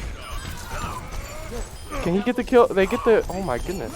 I mean, they were never dealt with. Illuminous just creating so much chaos. It made everyone turn around, and they couldn't kill him. And it lets XFD on the Hanzo just push forward, and now they're just winning. This is Solomon Island Sloths winning. They have Window, they have Dragon, they're really close to Trans, really close to High Noon, and Vengeance, all they have is Window to work with. They're close-ish to both of their tankles, but really not. XFD pops the Dragon, it's a good one, and Illuminous, his Trans is forced out, and I guess that's okay. Yeah, no, Illuminous gets killed instantly out of trans, but Texas Money Jr. is not willing to lose that easily, although Wi-Fi kills him anyways. Doesn't really matter that much. But Solomon Island Sloths are going to be able to stabilize this, and Cummy's just trying their best, but... Wait, can Cummy survive here? No. Yeah, no. Cummy's not going to survive. Listen, I always get worried once Havana first 2-minute mark. The second there's a 1 minute in that, or the second there's a 1 in that minute slot, I get concerned because there's always potential for a retake. There's always potential for stall. There's always potential to get spammed out. I really am concerned that if they don't win this next fight with these ults, if they commit these ults, they're out. It's over. Vengeance will be at an ult disadvantage, and as they pop this dragon, we're gonna have to see if it works out. They're gonna also pop the flux with it. Ooh, good. But Texas is doing such a good job of countering these fluxes. Texas is just being the star player that Solomon Island Sloths need on this map, Havana. Just finding so many picks. Wi-Fi! Though. The backline is eviscerated! Oh my god! Gone instantly. Please let Wi-Fi get to 6K. No. Bingo. Bingo, why? Oh my god. Wi-Fi just continuing to have clutch plays when they matter most. Like, this has been a great series, regardless of the outcome. I expect incredible. Yeah, I I expect both of agree these teams wholeheartedly. to be put right next to one another in power rankings because of how Oh, yeah. tit for tat it has been. I expect them to be inside of each other. Like, no matter who wins, I don't think either of these teams is decisively better than the other. Like, It really is just coming down to hero plays. I feel like that's I what it comes know. down to. Individual Like, who's players better? having hero moments, just going on crazy flanks, getting big picks on the off angles. It continues to happen, and I feel like that's gonna ultimately decide this. Look at this, another huge flank from Wi-Fi. I don't think they know this. They don't. Texas. Oh, maybe he pulled the trigger too early. Wi-Fi dancing. Oh, XFD. He hits a body shot, but Wi-Fi had the Discord on him, so that's again that's a hero play from XFD, denying that flank. The Orisa goes down from Jen, and Cummings is able to pop the bongo, but Illuminous with another kill. XFD says no. Let's dragon this. Let's hold on to what we've got. Bingo is gonna find Dupiter, and the dragon comes out from Joshin now. It's gonna split them down the middle, but Wi-Fi goes down, and I think this is gonna have to be a reset here for Vengeance. Yeah, that's a reset. That's definitely a reset. Once again, less than 2 minutes here. Second, I think a little more palatable as far as pushing it in. The retake is honestly quite tough for the defense if they get pushed out of these positions. So as long as Vengeance are able to take good positioning, which they've been doing a great job of, I must commend Cummings and a no from Meat Dog for being able to get their team into great positions to have these pop-off moments. But Texas this with window. the high noon. Oh my God. 2 kills from Texas through the window. I don't think we've ever seen a Look at BPL Texas. match with this many high noon kills. I've I never seen a know. Cowboy get this much efficiency out of those high noons. A very good understanding of the best times to use that coming out from Texas Money Jr.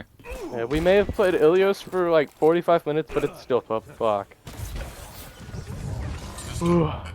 My goodness. This is a doozy of a match, I do say. Less than a minute. Yeah, Vengeance. less than a minute now. Jen looking Vengeance for a is slam. going to need Wi-Fi on the flank. This is actually Wi-Fi good. on Wait, the flank with and the full trance is out. spawn. They don't see. Yeah, they don't know Wi-Fi's there.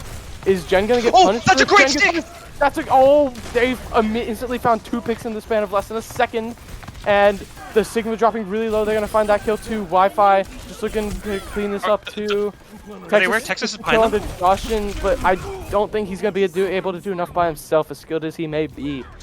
And Vengeance caps the second. Oops, Genesect isn't done though.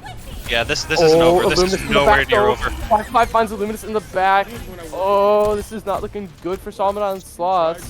This is best case scenario for Vengeance. They get an ult out of Genesect. They get the minefields gone. They get a pick onto Illuminate.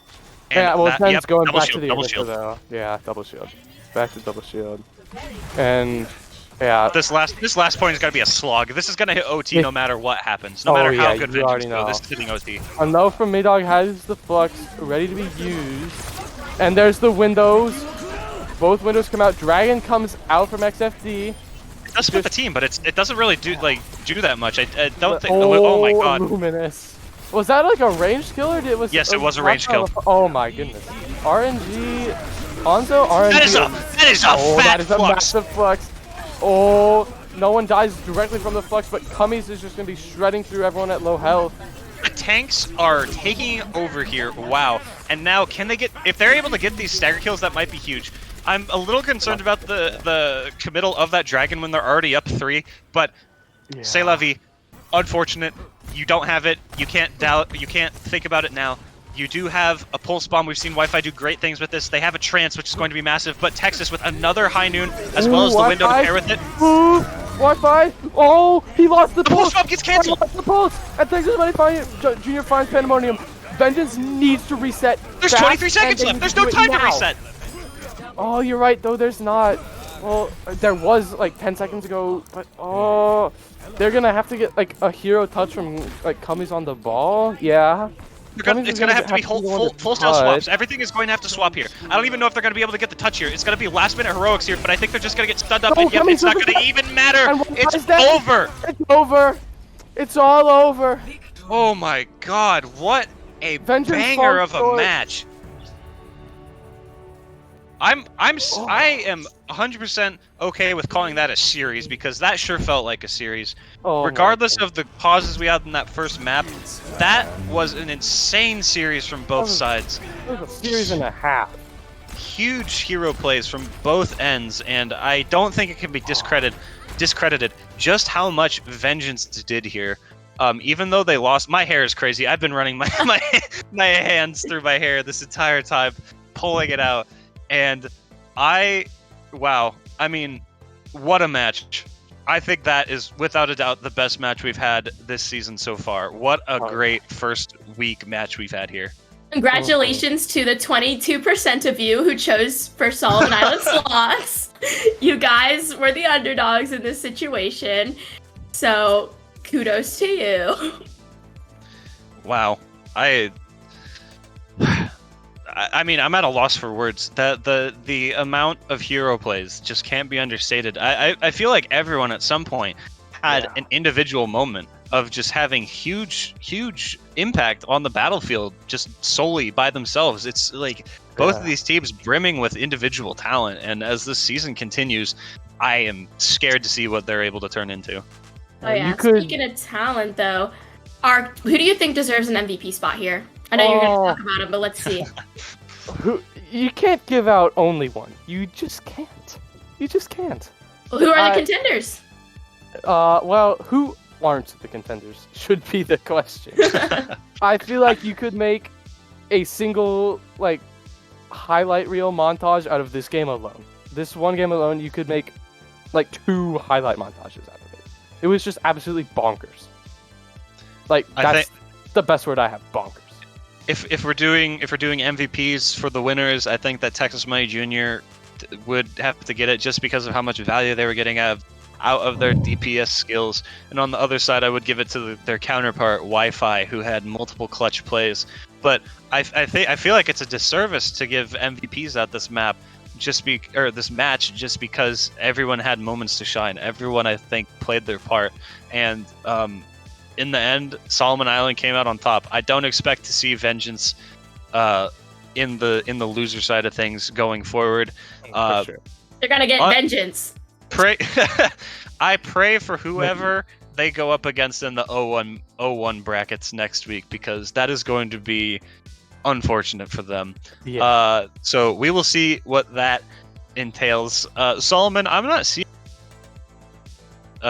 here for interviews. Have they all decided that it's better to just vanish into obscurity? Are they tired? Are they checking out? They've clocked out. It's over. I think they're going to celebrate their win together, and we're going to also celebrate behind the scenes as we throw and get ready to our next match, which is going to be Basalt and Battery versus Monarch.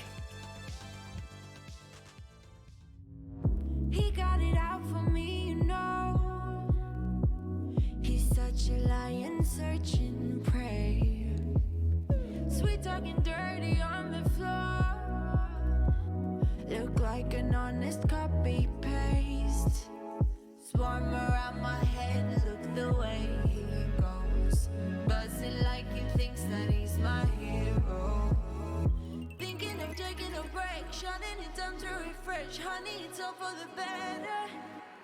Oh no, so spit it out to my face. It's okay, I've been busy working late, unrehearsing my faith, like repeating my mistakes. It's alright, it's okay, there is no one else to blame.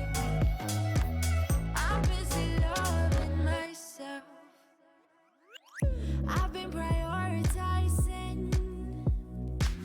and you don't make it on that list. Don't get offended, baby.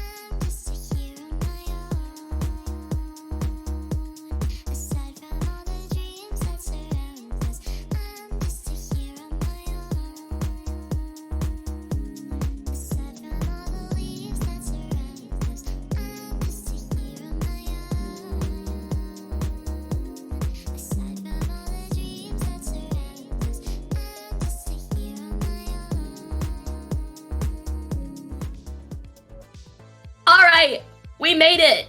We are here on the last game of BPL Season 3, Week 1.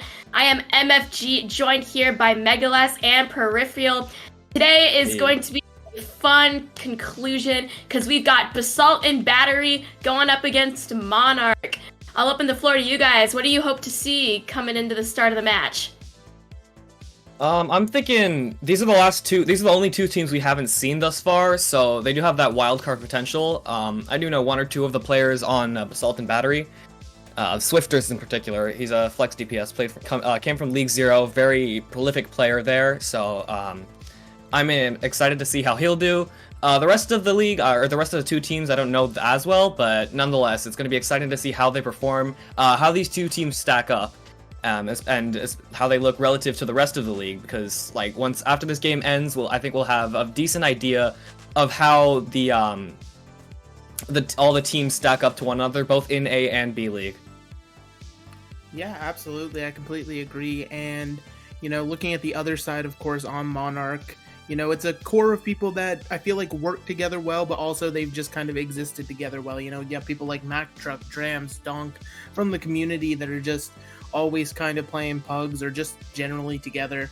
So it's almost like what to expect from Monarch, but they could still pull out wildcards here and there. Whereas Basalt and Battery, my personal thing is all bets are off. I could see anything and I could be impressed or extremely depressed for them. Yeah, I mean, I completely... It's the two extremes. Exactly. I completely forgot about Edicts as well, the Basalt guy in Super's chat. And then... The one and only. Play Minecraft. Super, please play Minecraft. And then Laser Blitz as well. I believe he was a fairly prolific Geometry Dash level creator. I used to be big into that scene. I love Geometry Dash music. It's so good. Yeah, it's great.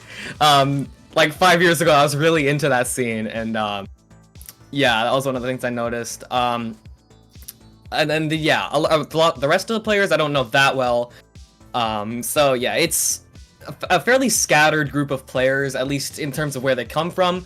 So it'll be interesting to see how they've gelled together and how they want to utilize the talents of the players on their team. Yeah, you guys both seem to have great seasoned memory of all of these players. So who do you think is gonna take it, especially since we're gonna go to Oasis on our first map? Who do you think is gonna come up top in their initial showing?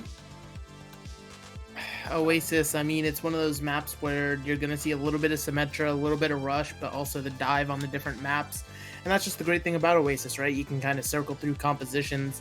And on paper, I want to go with Basalt and Battery for at least Oasis, just because I feel like Monarch is definitely more of a Rush-centric team. But who knows, they may surprise me. Yeah, I mean, I don't know. I've actually never played Oasis competitively, so I don't have the best idea of how it functions in terms of map geometry and what comps you want to run. I know Brawl is good on University, but beyond that, it's all up in the air. So yeah, it'll be interesting to see again how these teams want to approach it. Well, we definitely do know that upsets exist. So it sounds like Megaless is going towards Basalt and Battery. I'm going to go towards Monarch. I'm going to be the 22% of this match, hopefully. Fingers crossed. Yeah, I mean, I'm fairly neutral on it as well. I don't really know. Having not seen either of these teams before, we can't really predict which team is better. We just kind of have to speculate, I think.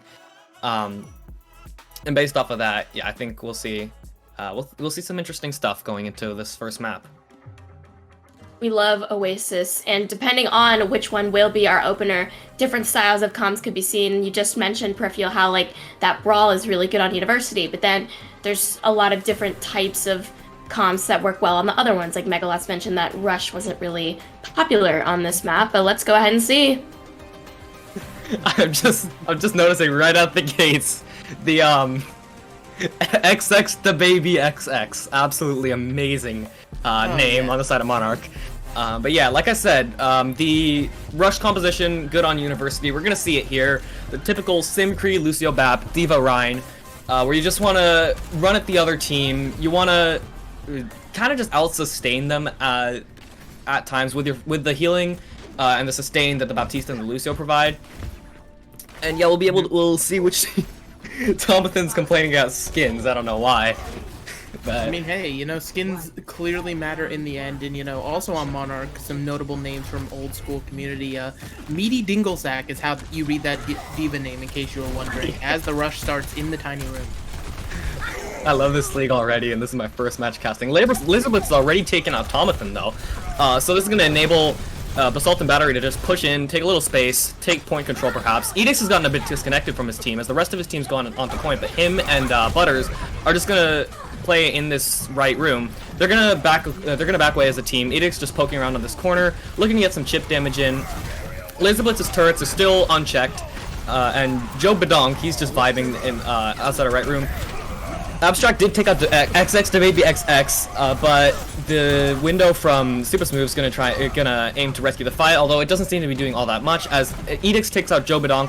Lizwood's going down is gonna take away a lot of the damage on the side of Basalt and Battery, as well as a significant part of the ability for them to enable their Rhine, but it won't matter as we're just gonna see Monarch's backing away and Basalt and Battery will take the first cap here. Yeah, and with that first cap, you have such a huge ult advantage. Obviously, we have the mirrored Earth Shatters coming online, and yeah, that can't happen. You can't have your cowboy just fly off the map like that. It's XYZZY, Zizzy, I guess. I don't know. Sends XX the baby XX into the I guess that's the Red Sea, since Oasis is canonically located in the on the Arab Peninsula. But yeah, we're just gonna see the ultimates on the side of Basalt and Battery are plentiful in number. We're gonna see everything except the Diva Bomb. Both shatters come out. Neither one gets anything. Both blocked by the opposite Reinhardt shield. The window from Butters does come out. Laser Blitz takes out Spooky Ghost, meaning that the engage potential of Monarch is effectively hamstrung. Edix takes out Joe Badonk, and yeah, Basalt and Battery are just gonna be able to W Q. They're just gonna be able to run at the other team and pretty much seal the fight fairly painlessly. They did use a few ults, but I'd say they kept the more important ones here. Yeah, and you highlighted when that Lucio went down that you lose all of your kind of engage potential, but you also lose your disengage potential. And we saw Basalt and Battery just kind of run straight into the enemy spawn without a fear in the world, and now we're seeing the Diva Bomb at 90% just to try to wrap this up early. Yeah, it takes out the lamp, which they probably didn't want to use early, especially given the circumstances of the fight. Joe Donk's gone down. The baby! Gnomer, I guess! He's taken out 3 with the High Noon. Super Smooth takes out Laser Blitz, and at last, Monarch, they will be able to capture this first point. And, I mean, from that, they may be able to rally, and we'll see how it goes from here. And I mean, Basalt and Battery, they pretty much chucked every ult in the kitchen sink before that fight even started just to try to make it so they couldn't touch point. So this is pretty big for Monarch. Of course, we don't actually get to hear the comms, but I can just imagine that our favorite cowboy is just screaming, "Let's go," into the mic when that 3K came online. And now we're seeing the Rhine already picked. I mean, yeah, that's... Basalt and Battery pretty much have to back out here, especially with Laser Blitz going down. Those two, they're a lot of the Brawl Comp's engage potential, especially with the Rhine's ability to just swing and do insane close range damage, and the Doomfist's ability to go on a flank and just go in and get a free pick effectively without counterplay, of course. Donk's just in a really bad position. The window from Butters coming out there, and him just not being able to kite out with the rest of his team effectively seals his fate. Spooky Ghost takes out Abstract, but the bomb from Meaty Dinglesack is gonna find nothing.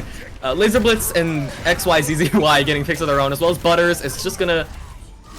I mean, Monarch can't really do much when it's a 2v5 effectively, and Laser Blitz comes back on the Doomfist. Donk's gone down. That's pretty much...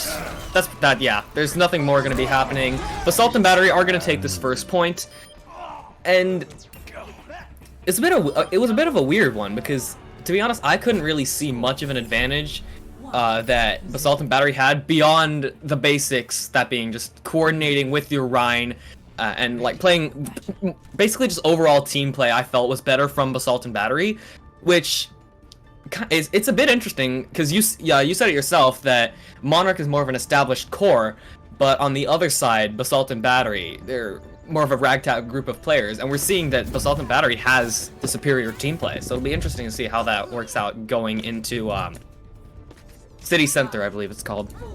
Yeah, it's something, the jump pad, everybody likes to call to it. You get the cars out on the side, and this is where you kind of have to get off of that Rhine style, so maybe it favors one team more than the other, as we're seeing a Ball versus Winston, kind of the difference, as we're meeting on this Mega Health Pack for both Sombras. Yeah, we will see. The hack comes out from Tomathan, it's going to get nothing, so his cooldown will be refreshed. Nober is going to be looking for a pick around the side. Dunk goes down early, though, so this is going to have to become more of a brawly fight for Monarch, and, I mean, they can't even really take that fight, as their entire team's just going down. Super Smooth dying takes out a lot of their sustain and their ability to play for the Coalescence, which is what they want to do in this comp, and, yeah, the fight's pretty decisive in favor of Basalt and Battery. And I want to point out the slight compositional difference in these two comps, where they're both running Tracer Sombra 6-man dive, as it's typically referred to. The core difference, though, is that Donk's on the Ball and Edix is on the Winston, meaning that Basalt and Battery want to play the divier comp here, and, I mean, they can't really do that without a Tracer, or, well, I suppose Monarch can't do that without the Tracer. And, Laser Blitz takes out Meaty Dingle Sack. The Pulse Bomb gets thrown into the small room. Meaty Dingle Sack goes down at the hands of Laser Blitz again, and he's just going to be able to play for free here without the D.Va to rein him in, to provide the peel that they so desperately need. Donk's Mines does take out Abstract, though, and that means the EMP is off the field, so maybe Monarch can come in, re-engage, and potentially hope for a fight win, although the Coalescence from Butters comes out, meaning that Basalt and Battery will have, as I mentioned earlier, the sustain advantage. The double supportal is going to mean that nothing's going to die for the immediate future, although Edix has gotten disconnected. He's going to get killed by the Pulse Bomb of Nomer. Abstract's coming back with the EMP. The remake from Riptide takes out his Nomer, and Donk takes out Riptide, so it's still a fairly even fight, although the EMP from Abstract could be used here to turn it and seal the fight in favor of Basalt and Battery. They seem fairly hesitant to use it, though, just allowing Zizzy to stall on the point by himself, or by themselves. Super Smooth does take him out, but Edix going in is potentially going to enable him to win the fight, although Laser Blitz and Edix both go down, meaning that there's not much hope for Basalt and Battery here. Monarch, after a very sloppy fight, they're gonna cap the point, and I mean, you do see it. Abstract did use his EMP fairly late into the fight, so it'll be interesting to see what that means going to this next one. Yes, indeed, but I feel as though Basalt and Battery's comp just pound for pound is going to be better right now, simply because of the level of Sombra play we're seeing. I feel as though Joe Bidonk is just being punished way too heavily by Abstract, versus on the other side, Tomathan really can't punish a Winston as severely, and now the Primal Rage potentially could come online here and be a massive impact in this fight. Yeah, the thing with the Ball comp here is that it relies on them on the other team not having much sustain, so the Ball can just burst the backline down when they can't really do that in this comp. And I say that Donk's taken out Edix and the Butters has gone down at the hands of Nomer. Meaty Dinglesack takes out Abstract and Zizzy goes down. So Monarch, against all the odds, they've stabilized, they've taken this next fight, and now you have to wonder, with the ult rotation coming online, maybe they can actually cap this point against seemingly all the odds earlier on in the round. Yes, indeed. It finally seems to be gelling for them now. They only had to invest Mines and Coalescence into that last fight for the side of Monarch to win it, and now you've got it all online. But there's just kind of this feeling in the air of this is how Oasis likes to go, especially this round right here, where both teams get up to 85 or so, and the EMP just cutting me off. I mean, that's going to enable Nomer to go in. He's going to get a pick onto Zizzy. Tomathan did have to back out. Laser Blitz takes out Spooky Ghost, though, meaning that the engage potential is lacking there. The Baby and Joe Badonk are going to get picks, as well as Meaty Dinglesack, meaning that Monarch has now surpassed Basalt and Battery, and this is last fight territory if Basalt and Battery can even touch. They will have the ults to do so, or they will have the ults to potentially win the fight, but Abstract, they're just not touching? Abstract? Yeah, that was 100% on Abstract. I think Abstract 100% tunnel vision, looking for a hack, seeing the Baby play up, trying to get to the spawns. And, you know, it happens to the best of us. You get tunnel vision. Do you think, oh, if I can get this pick, then we can go in, not realizing that percentage ticking up and up. But yeah, definitely. Now we're going to round 3 here. I believe this is the Gardens, potentially. I don't know. Yeah, Gardens. It's I mean, this is more a point where anything goes, really. Like, I've seen the double shield, you've seen the brawl, you've seen dive and 6-man comps in equal measure. So, again, like I said, anything goes here. And I mean, I say that they're just both teams are just content to run the 6-man. As I said earlier, the Winston variant allows for Basalt and Battery to play more brawly, to play slower, and play to get their Coalescence and their Death Blossom up, as well as the EMP, to win the fights off of those. The same somewhat applies with Monarch's composition, but they want to play a bit divier. They want to use the Wrecking Ball to force out mistakes, to force out the positioning. The two players have been booped off the side, those being Donk and Butters. Laser Blitz is going ham, though. He's taking out 2. He's getting a lot of value at range with Reaper shotguns, which is somewhat counterintuitive to how you expect them to go. Zizzy takes out the meaty Dingle Sack, and Basalt and Battery will be capping the point, albeit in somewhat sloppy fashion, as Laser Blitz goes down. But Spooky Ghost is gone. I mean, they can't... Unless Super Smooth managed to 1v6 that, I mean, there wasn't much of a chance, and now there won't be any at all. Absolutely, and you know, it just kind of comes down to, once again, that comp difference you were talking about, and I feel as though the Reaper is making quite a bit of a difference here. You were pointing it out. Despite having to play at a little bit of a range, those Hellfire shotguns were still doing the damage they needed to, and Abstract already singing up for an EMP. Nobody expects it. Yeah, this is just going to enable a fast engage. Riptide and Laser Blitz get picks, and Basalt and Battery, they're just going to seal the fight fairly painlessly with just the one ultimate.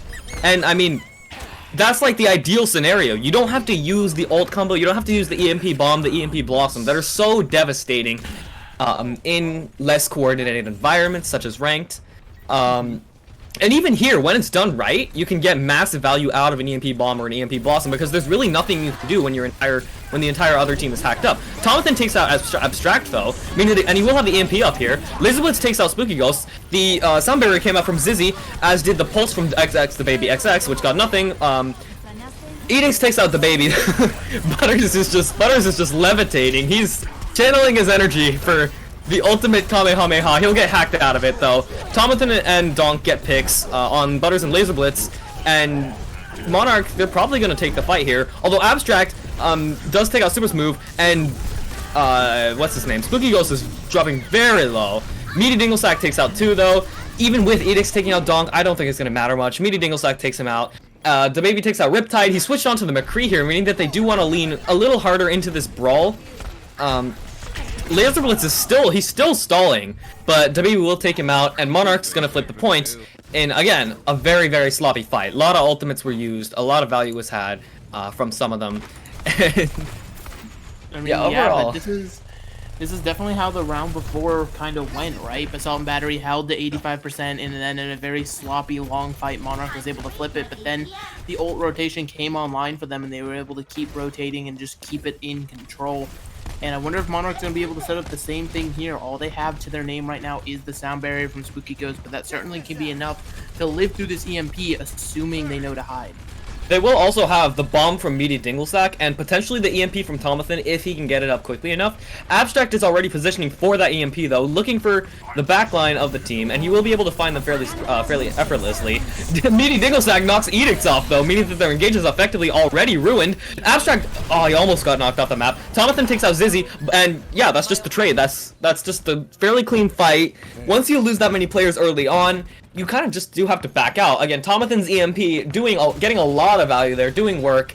Abstract's EMP doesn't quite have the same impact. And from here, like, for Basalt and Battery, like, what do you do here? I mean, you have to look at that last fight and see what went wrong, right? Spooky Ghost on the Lucio was able to just hide the second the EMP came through, get the beat drop in, and now you're engaging, but you don't really have a method to engage. You don't have anyone to dive specifically. Now you're just being hard zoned out by this minefield as well. Yeah, and again, that kind of speaks to the strengths of this composition in a brawlier playstyle, where you're not trying to play with a dive, as you can't really get healed from, your monkey can't get healed from range. You don't have the flanker characters to make that dive easier, but it doesn't seem to matter. It's still worked out in the end, as Basalt and Battery they've just won the fight fairly quickly, fairly painlessly. The baby's ult did not get much value, and they will flip the point. And for Monarch, you're at risk of losing the map here. It's 90% and counting, and you're entering dire territory now. Absolutely, and you're gonna start this overtime wick burning. You have somebody actually touching this on this foot. You love to see. And the Death Blossom's gonna start this one, but I don't think it'll get a lot.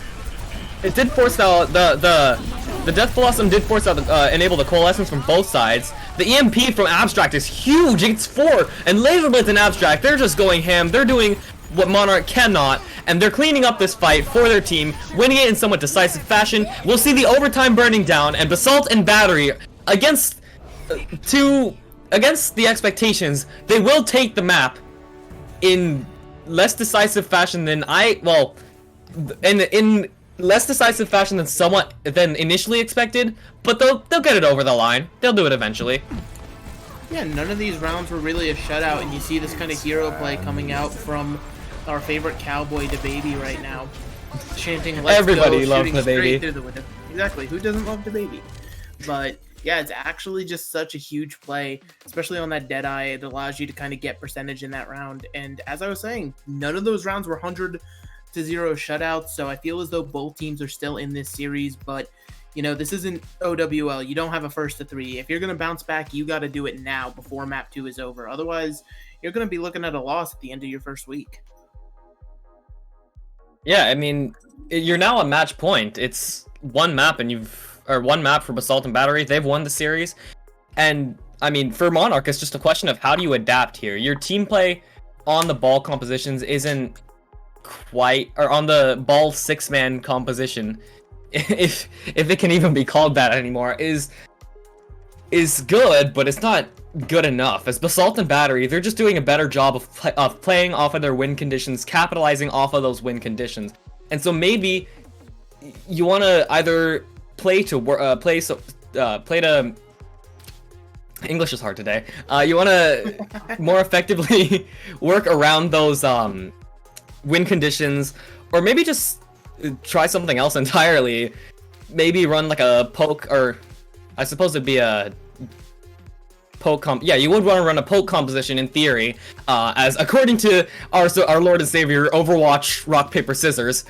The poke matchup, the poke versus brawl matchup would favor the poke composition, as you can just, in the poke comp, your ranged heroes, you can just get a lot of ranged spam damage in, and take out the brawl composition, force the cooldowns early, and kind of ruin their engage before the engage even begins.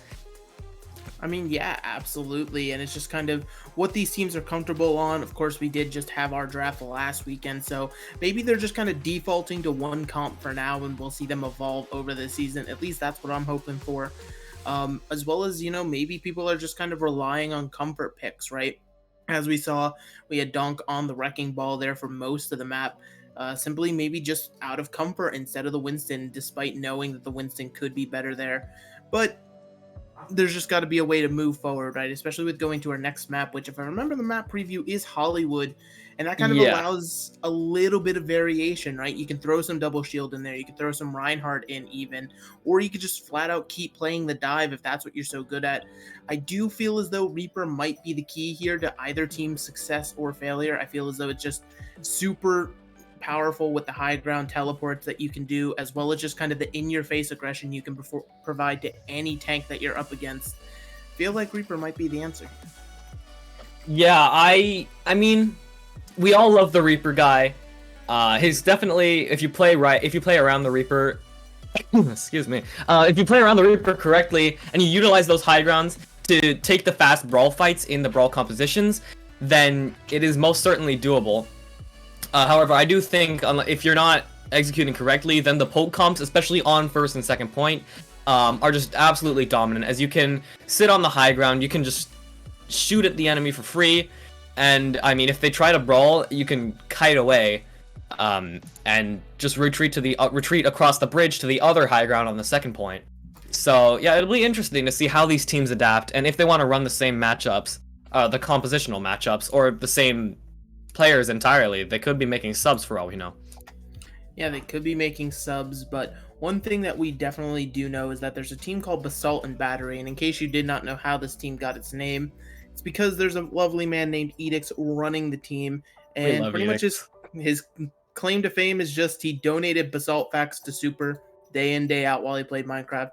So I just decided to Google some Basalt facts myself because, you know, I figured we've yapped enough. We don't know anything else about the game, and I don't think we're starting just yet. So, you know, let's get some Basalt facts going because Basalt won a map, eh? So Yeah, here sure, we go. why not? I don't know which ones have been said or not, so I think we're just going to go right here. And we're going to go with 3 rock-forming environments are responsible for most of the basalt formed on Earth. Oceanic divergent boundaries, oceanic hotspots, and mantle plumes in hotspots beneath the continents. Make sure you write that down, chat. That will be on the test. The basalt test, yes. There's a basalt test at the end of the season Funnily when enough, Basalt and Battery wins it all. There's a Basalt and Battery in the Basalt and Battery Discord. There's the channel for daily Basalt facts. So I will be referencing those potentially, maybe. We will see. Instead of me But just randomly Googling. yeah, hey, those are curated by the man himself, Edict. So why not? I mean, we don't discriminate. All Basalt facts were created equal. But anyway, we will see some swaps on the side of both sides. Waddit on main tank, Tomathan swapping to tank. I believe that's Darms on DPS now. Rams is how you pronounce it, Drams, even though yeah. it's backwards. It's Smart HD, but yeah. Yeah. I recognize the person. 1. Yeah, season 1 Bronzeberries player right there, one of the 2 bronze players on that team. Hey. Has since climbed his way out of it, and you know you see him here on the hit scan. Yeah, and then Meaty Dinglesack on the support. We will see Swifters coming in as well, who again bit of a warlord on the Echo and Pharah picks, I'm not gonna lie. Strachey as well on main support. And yeah, we're gonna see some comp switch ups. We're gonna see Basalt and Battery on the. Well, I say it's a pokier ball comp. It's interesting because with a ball you'd think it's more of a dive comp, but this one actually wants to play like a poke comp, or as something of a hybrid where you want to play around the ball engage. And I mean it's working as we see Swifters getting a pick onto the baby, who's just with the ball and the Tracer and the Echo getting both. Well, the Echo gets both spam and dive potential there. The ball and the Tracer play for dive potential, or play for the dive, and the rest of the team can just poke from a distance, and we're seeing it work out here, as Laser Blitz and Edicts are coordinating these dives fairly well, as the Swifter is just going in with the stickies, playing off of Edicts' pile drivers to create the opportunity, and, I mean, as things stand, Monarch just have no recompense for that. And yeah, I just disagree with Monarch's kind of comp at its basis. It's kind of this hybrid mishmash where you're looking for picks, but you're still on a dive. Winston does not get picks very easily unless he finds something out on its own. And now we're seeing duplicates already go in onto this bash pick. Yeah, the thing with Winston is you have to put the foundations in place for the Winston to get picks, and we're kind of seeing that with Swifters here, as the duplicated monkey, where he can just create chaos with the duplicate with his team's engage, and from there, you can't really have the rest of your team can't really be peeling for your Ana or whoever it is that is caught in the Winston's clutches, or in the, I guess it would be the inverse since the Winston's getting knocked away. But anyway, that's just semantics. WWE did take out Swifters, but I don't think it's going to matter. Although I say that, but the Bobga is going to come out. Edict's mines are just going to be used to for displacement here, to keep the rest of the team from helping, well, I guess they don't need to help the Bob as much. The Nano Monkey engage is going to come out. It will force the Transcendence from Butters just to keep him in the backline alive. And it will be seeming to do that as the Nano will expire. Waddit's just vibing here. He's going to force the Primal, or he's going to use the Primal. Edicts does take out Super's move in the backline, though, meaning that a lot of the healing is gone on the side of Monarch. Meaty Dinglesack and the baby going down to the hands of Laser Blitz mean that they will have no support, no damage, and that's the fight wrapped up. Laser Blitz there getting a lot of value. I think he killed 4 by himself. Amazing work on the Tracer. And Swifters, that's... Yep. Cutting it a bit close, I will say. Yeah, definitely a little bit close, but I think Strategy did have the res online, so it wasn't as risky as it could have been. Yeah. And I think, you know, the one upside for Monarch is now that you've switched over to a better comp, you have the Cowboy in play, you have the little bit of the Tracer as well. you're on the better comp now, and you forced out pretty much every ultimate. Of course, you still have to worry about this Valkyrie, and Edix is already building up to another minefield. Might even have it online before this fight truly starts. I really like the comp switch here, as the dive of the Tracer Monkey enables them to just run at the backline, and the Brig Kree kind of hurts the Bald's ability to just engage and roll out for free, which is why Edix was doing so incredibly well and getting so much value out of. So, Drams is in the backline. He's taking out Swifters, but it won't matter as Laser Blitz and Edix, they settle the score and then some. Thomathan switched on to Roadhog. I don't know what he's trying to do. He's getting a bit creative with it. Edix, he does almost kill Edix, in fact, but we're quickly approaching last fight territory, and for Monarch, like, what do you do at this point? Thomathan, he switched onto the Hog, so I guess you have to assume he's a bit tilted. Well, tilted, or you're just looking for an early entry pick. But your plan is Nano Monkey, right? You have to kill Butters before Butters gets the Transcendence online. But now there's another Roadhog on the field, and this one already has Whole Hog. I mean, Strachey goes down, so the Echo pocket potential is gonna be missing. But I mean, the copy from Swifters is actually, I think it's very smart there, as it just does a great job of using the Whole Hog to delay, and also makes it so that the absence of Strachey isn't felt as badly. Riptide's gonna go in off of the pile driver. He's gonna take out Drems, and Laser Blitz, he's just harassing Wada as they try to engage. He's using the pulse bomb. It gets nothing. Laser Blitz has gone down though, as the shield bash and the hook combine to make his life very painful, full of misery. Thomathan takes out Edix with the Whole Hog. So showing Swifters how it's done, I suppose. And the baby taking out Strachey means that, Butters invests the Transcendence, I guess, to maybe salvage the fight by himself, but he won't be able to do that. It's a 2v6 Butters. Like, it's a questionable ult investment there, but I don't think it's gonna matter that much, as Monarch are likely winning the fight anyway. Yeah, So it's just one of those ults you probably wish you had back, but unfortunately, time is a linear concept. It only moves forward, just like this payload's gonna get moving here. But you did manage to force it into overtime, so now Monarch has a huge uphill battle ahead of them. But they have another Nano Winston engage ready to start this one, and Butters, as we noted, Butters, he switched onto the Ana and then back onto the Zen, so I don't know. We're gonna see the Monkey engage. The Nano is in play as well, and I mean, I don't know what happened there, but the dive from Basalt and Battery was just better, as Swifters, Laser Blitz, and Edix are all gonna get picks. They're going ham. They don't care about their backline. Their backline is expendable. But backline losses are superficial here, when you've just W-keyed into the other team's backline, taken their backline out, and then some, and just winning the fight off of that. They're going to be able to reestablish their control over the high ground.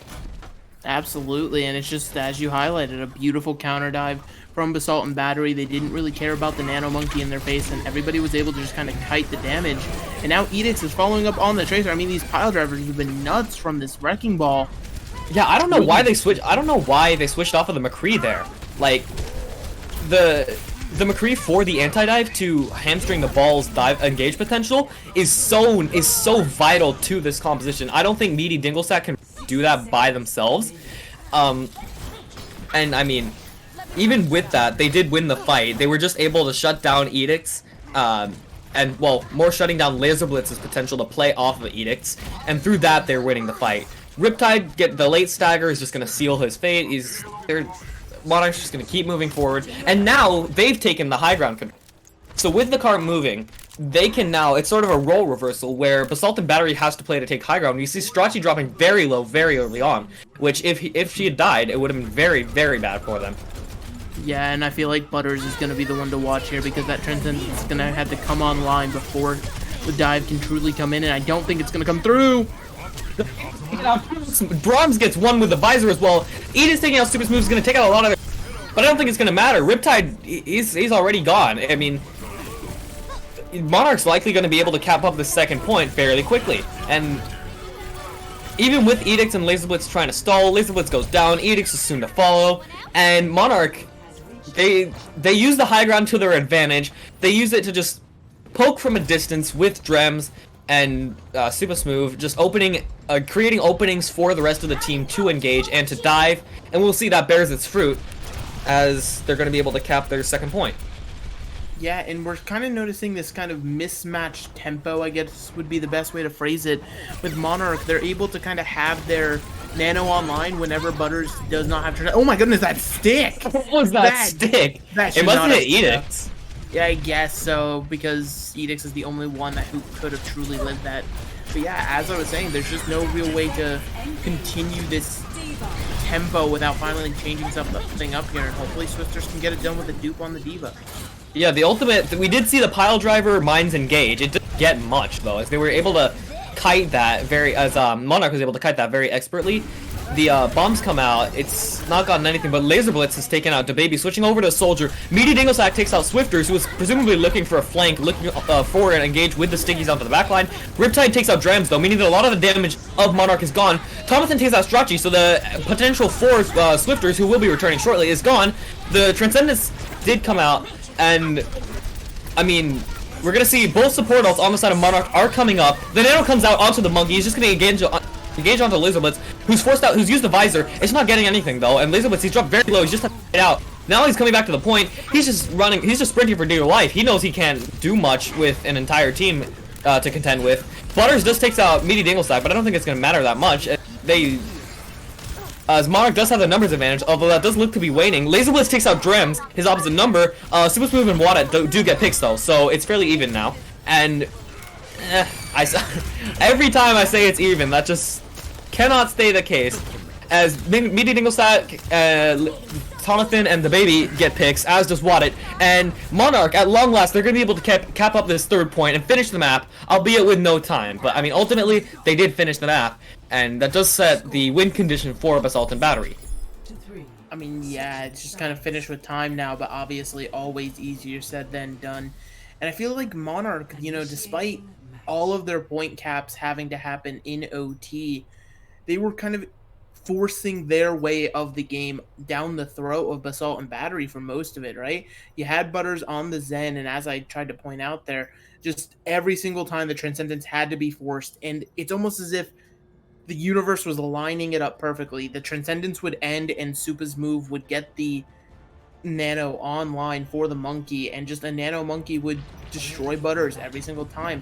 It's interesting they choose to continue to stick on this Mercy Zen comp. They don't try to swap it up, play Honor Break themselves, or potentially something more mobile and survivable like the Moira Lucio we see Monarch covering right now. But at the end of the day, maybe this is just all about enabling Swifters on the Echo and getting more and more value out of it, so you need that Mercy and that Zen to keep the orbs going, the discords flying, and of course the damage boost never hurt nobody. Yeah, I think a lot of this comp is enabling the Ball, the Tracer, and the Echo to, really the Ball's doing a fair bit of the enabling as well, but, yeah, overall it's just enabling your dives with the Ball comp. We're gonna see, again, the 6-man iteration of the sort of brawlish dive comp, although this time with a Soldier for more poke damage. I don't really understand the pick. I guess it's Dram's comfort pick, as we're gonna see the diving engage, and it's gonna work as the squishy backline of Basalt and Battery just cannot contend at this point in time. Butters goes down. That's a lot of their poke damage gone, and Edicts is soon to follow, so Basalt and Battery just have to back out here. Yeah, they have to back out, and I think they need to find a new game plan. Either you play around Butters, keep your Zenyatta alive and well until the fight can really go in your favor, or you find a Discord, because we're not even getting Butters to the point where they can find someone to put a Discord on, right? They're just falling over before it's all over, and Edict's having this Tracer duel over here, just almost winning it if it weren't for that mega health pack. Yeah, I really like the adaptability from Monarch here to play around the dive of the Tracer, Diva, Monkey, and just dive the backline even with this brawlier comp.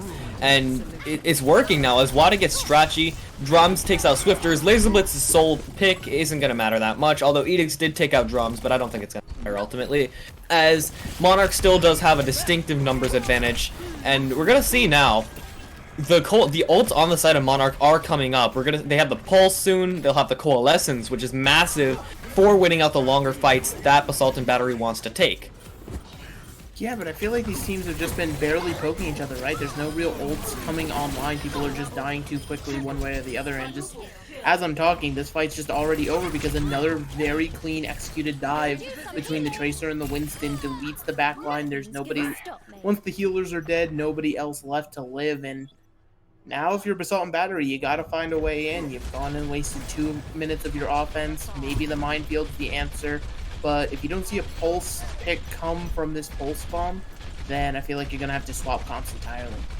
Yeah, I'm thinking I'm thinking they will have to switch soon. I mean, they're going onto the Tracer Sombra dive, but I don't know how much of a difference it's gonna make. The Minefield is gonna come in to create displacement from the Minefield from Edicts is gonna come in to create displacement. Swifters, he gets a pick, but he goes down. Strachey's gonna have the resurrection in place though, and we're gonna see the ultimates on the side of Monarch coming out in full frenzy. Drums did use his tactical visor, but Edicts took him out with the mines, perhaps unintentionally. The bomb from Tomathan came out and didn't get anything. Oh, actually, I guess not. He got demeched. The Coalescence from Super Smooth was used, didn't get much. Butter's Transcendence is going to come out, as is the Valve from Strachey. It was used already. Lizwoods takes out Super Smooth, meaning that Monarch's sustain is very much lacking. And taking out Butters means that healers on both sides have gone down. Although Monarch's loss is going to hurt them a lot more, and we're going to see that in play. As without the healing of the Moira, the Monarch's 6-man comp just falls over, as Laser Blitz and Riptide are going to get picks of their own, and at long last, Basalt and Battery, they're going to look to capture up this point, and they're going to move forward. And they were able to do it by kind of setting the tempo themselves, right? They didn't give Monarch the opportunity to stage their dive and set it up and look for the Zenyatta. They just went for it, threw it down, and went running in with it. And that's kind of how you have to play when you're playing with the Zenyatta. You have to be so fast that you can't give the enemy team time to find the Zenyatta, and that's what a Sombra can kind of allow you to do, right? Granted, doesn't help when your Sombra falls over after hacking Lucio in the backline, but it's still space created. I mean, Swifters will be coming up on the EMP, which, I mean, big win condition for Basalt and Battery. They will have a ton of other ults, but again, we see the really fast, the really clean dive playing off of the advantages that Monarch gained to just run at the backline. And honestly, I'm really starting to doubt this. Oh, I have been doubting it for a while, but I don't think this Zen pick from Butters is going to work unless Strachey gets the res on the Laser Blitz and Edicts just goes ham in the backline, as does Laser Blitz and Swifters. And, I mean, it's really weird how this is working out for Basalt and Battery, because Monarch is playing this really well. They're executing really, they're taking the dives at really good times, and I mean, they're good dives in and of themselves, but Basalt and Battery is just doing the same, and doing it better, as they have more dive potential with the Sombra over the Soldier. So, I mean, it's a really weird situation to be in for both teams. Because, like, if you can snowball, if you can keep your backline alive, then who knows what could happen. Yeah, but unfortunately, this fight seems to already be over in favor of Basalt and Battery with that huge pulse eat. You know, it's always nice to see one of those eaten up by Divas and Butters. The Zenyatta with a damage boost. What will they do? Apparently a lot. 3 falling at the hands of the Zen. And now it's just going to be stagger time, potentially staggering this baby Diva. Tomathan running for their lives, please begging not to be staggered. Maybe the 4th pick here? Oh, no. Yeah, that's the advantage of this. Of Butters, no! That's the advantage of the Zen. Put out so much raw damage, and in the mid-fight, where maybe your supports can't heal as much, you can't heal as much, everyone as cleanly and as uniformly, then you can just click heads like that. And, I mean, we kind of see the flip side of that, where Zen gets over and just falls over and dies. The stun from the baby comes out, almost takes out Edith. The bomb from Tomathan. It's gonna get 2 Laser Blitz and Strike going down, and that's just gonna enable him to dive for free. Monarch's gonna take this fight in a fairly clean fashion, using only 1 ult. And now we're gonna see Monarchs building their ult bank fairly quickly. Yes, indeed, they already have 4 online. The Primal Rage, of course, going to always be massive for making space, but none of the ults can matter if Swifters can time this EMP well with potentially a bomb coming from Riptide, and it's just going to be very interesting, this kind of 10 ult fight that we potentially could see right here, and Swifters already scouting out where the Lucio is. Trying to get that hack, not letting the beat come through to negate the EMP, and the Transcendence already forced. We're gonna see the flex support. Yeah, we're gonna see the flex support ultimates coming out on both sides, just to sustain, just to live through the fight. Oh my god, the baby hits a huge stun on the Swifters. The EMP is gone, And now, with Swifters going down, that's going to signal disaster for Basalt and Batteries. Drums invests the tactical visor, and it's going to take out Butters, but Edicts takes out Drums. So, who knows how this fight could go? I mean, I say that, but it's pretty much a foregone conclusion at this point. Thomathan gets a pick. DaBaby with another one. He's gone so huge this fight. Just hitting the massive stun onto the EMP, capitalizing on that to take out the Sombra. And, I mean, that's that's just the tilter on the side of Basalt and Battery. Yeah, that's all she wrote because you used everything and now you have nothing to show for it. No progress gained, no nothing. It's going to be pretty much on this Diva Bomb in the last 40 seconds, but Wada gets hacked and just finished off. The dive engage there, it does not work out as they switched off of the squishy backline. Now Basalt and Battery is on the 6-man. And, I mean, we've seen them take this mirror before. It worked out fairly well, in fact. So, it's last fight. It's do or die now for Basalt and Battery. The bomb from Thomathan goes in. It gets nothing. Edicts takes out Thomathan, he was out of his mech there. Suba's moves, the Coalescence is going to take out Riptide, who did use his own bomb. And Edicts is going to jump in, looking to create chaos in the backline, looking to make mayhem. He's going to go down at the hands of DaBaby, though, with the CC and the raw, close-range spam potential. Laser Blitz is switched onto the Reaper. He's going to invest the blood. DaBaby, again, hitting a huge stun to cancel the ultimates. Swifters gets a huge EMP, but I don't think it's going to matter much. Nobody to capitalize. Even with Riptide switching onto the Wrecking Ball there, it's not going to be able to do much by himself, as the engage potential that you typically see, it requires other people to engage with off of that potential, or off of that play that's being made. And DaBaby, again, he goes huge to fight after fight, and he's just sealed it for Monarch, who will be able to settle the score 1-1. We're going to a third map, 2 matches in a row. I want you to know I was sitting here silently cursing from the sidelines, hoping for the draw. I wanted to see more maps in this series, because I truly feel like, especially with how Oasis went, and now how we saw how close Basalt and Battery and Monarch were here, these two teams are pretty much evenly matched. We're getting another kind of flashback to last series, except without the 45-minute Ilios pause. We did without that. We decided it wasn't in the budget this time.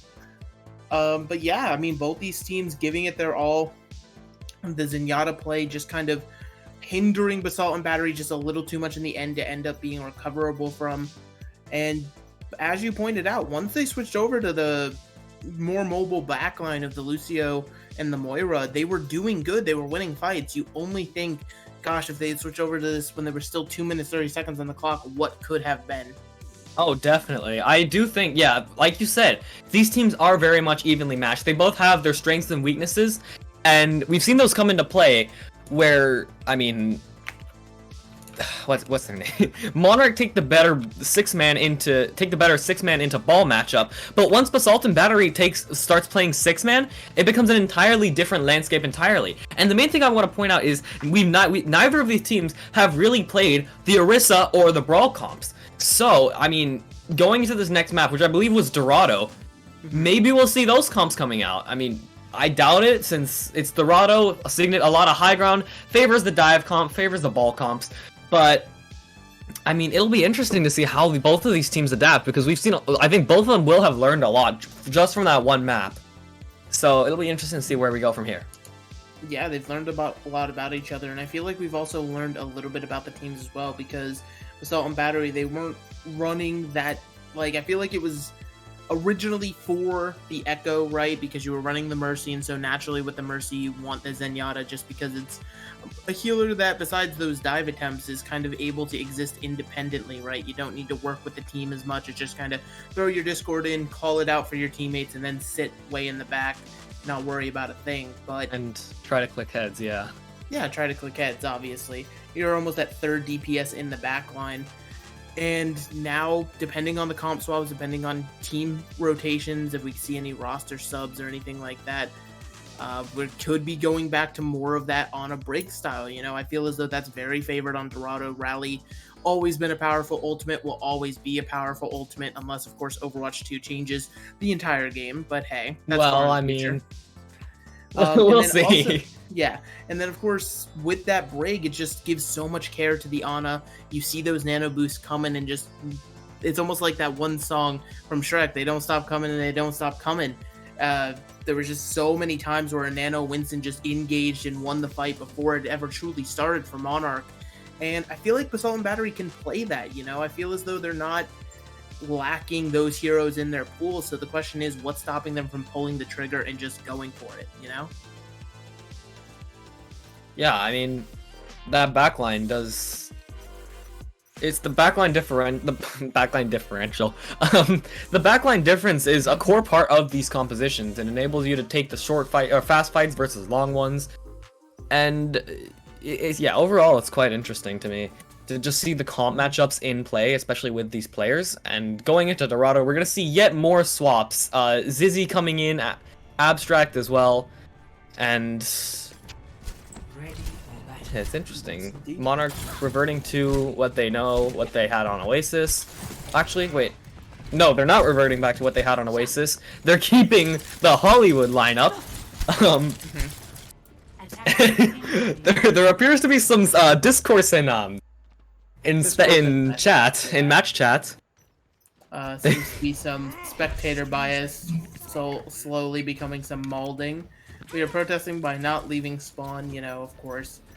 I'd be very surprised to see if anybody actually did not leave the spawn, because after all, it's the first game of the season, right? You want to start with a win right here and right now, because there's not that many games in the season, so every win does matter. And you got to start thinking about the end of the season, despite it being day one already. Yeah, we're gonna see the pokey or dive variant coming out on both sides, in fact, with the core difference being, well, actually, I say that it's not really a dive, except for the monkey and the diva. We're gonna see Monarch on a double sniper dive composition, which is a bit of a weird one in my eyes. I'm expecting Drems to switch off of the Widow. Well, Drems' Widow is like a signature, you know, it's kind of one of those things of BPL. But as you said, it's kind of weird, right? Whenever you see the double sniper, you kind of expect the Hanzo to go with it just because it's a projectile. He has a little bit of burst damage coming with the storm arrows, as well as the sonar to constantly give intel. But instead, because we have the Ashe and the Widow, we're just seeing kind of this brawl fight between the two Winstons, stabbing each other out with the Tesla cannons, hoping one will fall over, but there's an Ana on either side. I doubt either of these Winstons will go down to other Winston. I think the difference between the Hanzo and the Ashe is that the Ashe playing off the dynamite enables the monkey to go in with the dives, as does the Ana, and we're seeing that now with the nano engage onto Wadit, who's gonna get anti quickly and stunned, so he's just gonna have to back away. And now Edix is coming in with a nano zone, although he does get slept, but he does take out Su's move after waking up, and now Wadit's primal rage is gonna come out. Look, Suba's move does get resurrected, and Monarch are just gonna back away, it seems. I mean, they can't really do much as things stand. Tomathan, he's just walking around, he's just seeing the sights. Drems goes down after the dive from Laser Blitz, who's, I mean, Laser Blitz's Tracer is really, really good thus far. It's been interesting to see. He's just been getting a lot of value off of he's just been doing a very good job positioning-wise of playing off of Edix's engages, both here and on Hollywood. Yeah, absolutely. Laser Blitz, I think you were quoted saying going into this match, one of the League Zero Warlords, or potentially I read that in chat somewhere. I mean, it's truly just amazing what a good Tracer player can do for any team, and now we're seeing the Ashe trying to fight for life here, having to throw the Bob in, and the Bob is living a very sad life out. Yeah, Tomathan, he got split there, but he's gonna be able to back out. Big dynamite from XX the baby XX though. Who I believe is actually Nomer. Abstract's Tactical Visor is gonna come out. He's gonna get 2 meaty dingle sack. Bro, you can't just fly like that. It's not. You gotta. There's an aimbotter. There's an aimbot here. Like, it's just one of those things that happens sometimes. You're too focused on trying to peel for your teammate to keep them up, and you just fly into the vision of an old man with aimbot goggles, yeah. Which it happens. It happens. Yeah, you know, if that happens to me in real life, I think I definitely would fall over as well, so I don't fully blame Dinglesack there. And now it gives me Dinglesack the option to switch over to the Brigitte, a far superior hero, in my personal opinion. Butters having to use the nano first on the Edicts. And unfortunately, yeah, I mean, both nanos are going to come out. We will see, again, the meaty Dinglesack's Brigitte playing to just shut down Laser Blitz a bit more. And it seems to be working as Wadit and Drums get 2 picks of their own. Wadit's Primal in particular getting a lot of value. Nomer takes out Edicts, and Monarch at last, approaching last fight territory, they will be able to cap this first point. Yes, indeed.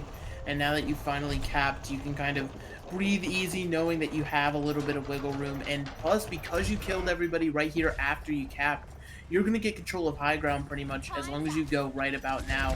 XZ almost falling over on the Brigitte, finally being healed up, was a little bit worried there for a second, but already we're seeing this visor trying to be set up over Drems, here. this off angle.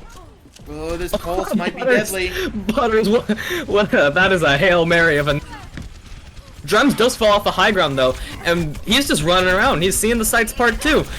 Meaty Dinglesack takes out Zizzy, establishing the Brigitte dominance, yes. Laser Blitz takes out Drums, the bomb from Thomason is going to take out Butters, so a lot of healing on the side of Basalt Battery is going to go out, and we're going to see that in Edicts falling at the hands of Wadit, establishing the monkey dominance, and Abstract's tactical visor will be up here if they want to try and rescue the fight, but they won't be seeming to do so. As Monarch, they're just establishing high ground control here and pushing cart, all the while letting their ults build up, as we're going to see 4 of them coming online now.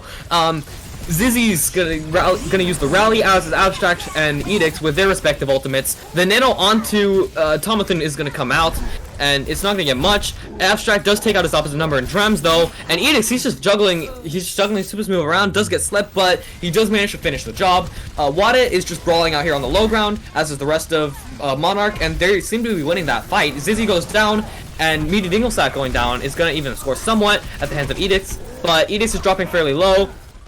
And, I mean, Wad's Primal Rage is coming out. He's building these very quickly, and he seems to be getting a lot of value out of them. He's just going to back out, though. And we're going to see Basalt and Battery temporarily stabilizing. I think the real main reason that Basalt and Battery was able to stabilize there was Edicts picking off the Ana, of course getting slipped at the very end. The Ana still falls over, and then immediately, once being woken up, goes after the Brig, right? That's not something a lot of Winston players would be willing to do. Oh, this stick! Stick from Laser Blitz! Again! He gets so much value early in fights. And Abstract taking out the baby is going to seal the fight. You're going to just see Drums. He's jumping off the map. He doesn't want to be here anymore. He has decided that the sights are no longer worth seeing, and he's going to go back to his spawn room. And I mean, Laser Blitz, he's just going back in, going back out. You know, I truly was, for half of a second there, trying to say that Basalt and Battery was not just the Laser Blitz show. I was trying to show that Edicts was doing stuff too. But Laser Blitz just does that before I can even finish what I'm saying. I mean, that's exactly what you need from your Tracer player.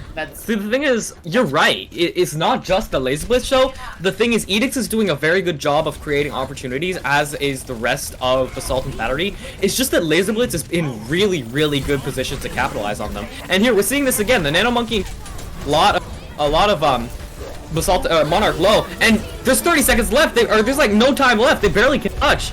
It's getting dicey for Monarch here. Riptide did get a pick here. Abstract's Visor is going to take out Super Smooth, meaning that the fight's basically over, and the cart will probably, unless someone manages to pull off some heroics, Tomathan takes out Zizzy, but Meaty Dinglesack goes down, meaning that there's no healing on the side. Tomathan and Water are the only ones left. I don't think they're going to be able to do much. Evidently, no one else does, as Drums takes out Laser Blitz, but he sacrificed himself to do for it. You know what? Soul for a soul, I'll take it. I'm sure they will too, at least in the short term, as Wada goes down, and the baby's the only one left to touch. Meaty Dinglesack onto the Frog, onto the Lucio, just to stall that little bit longer, as is Super Smooth. He's getting a bit aggressive, but it won't matter. And Basalt and Battery, they're going to hold it on this second point.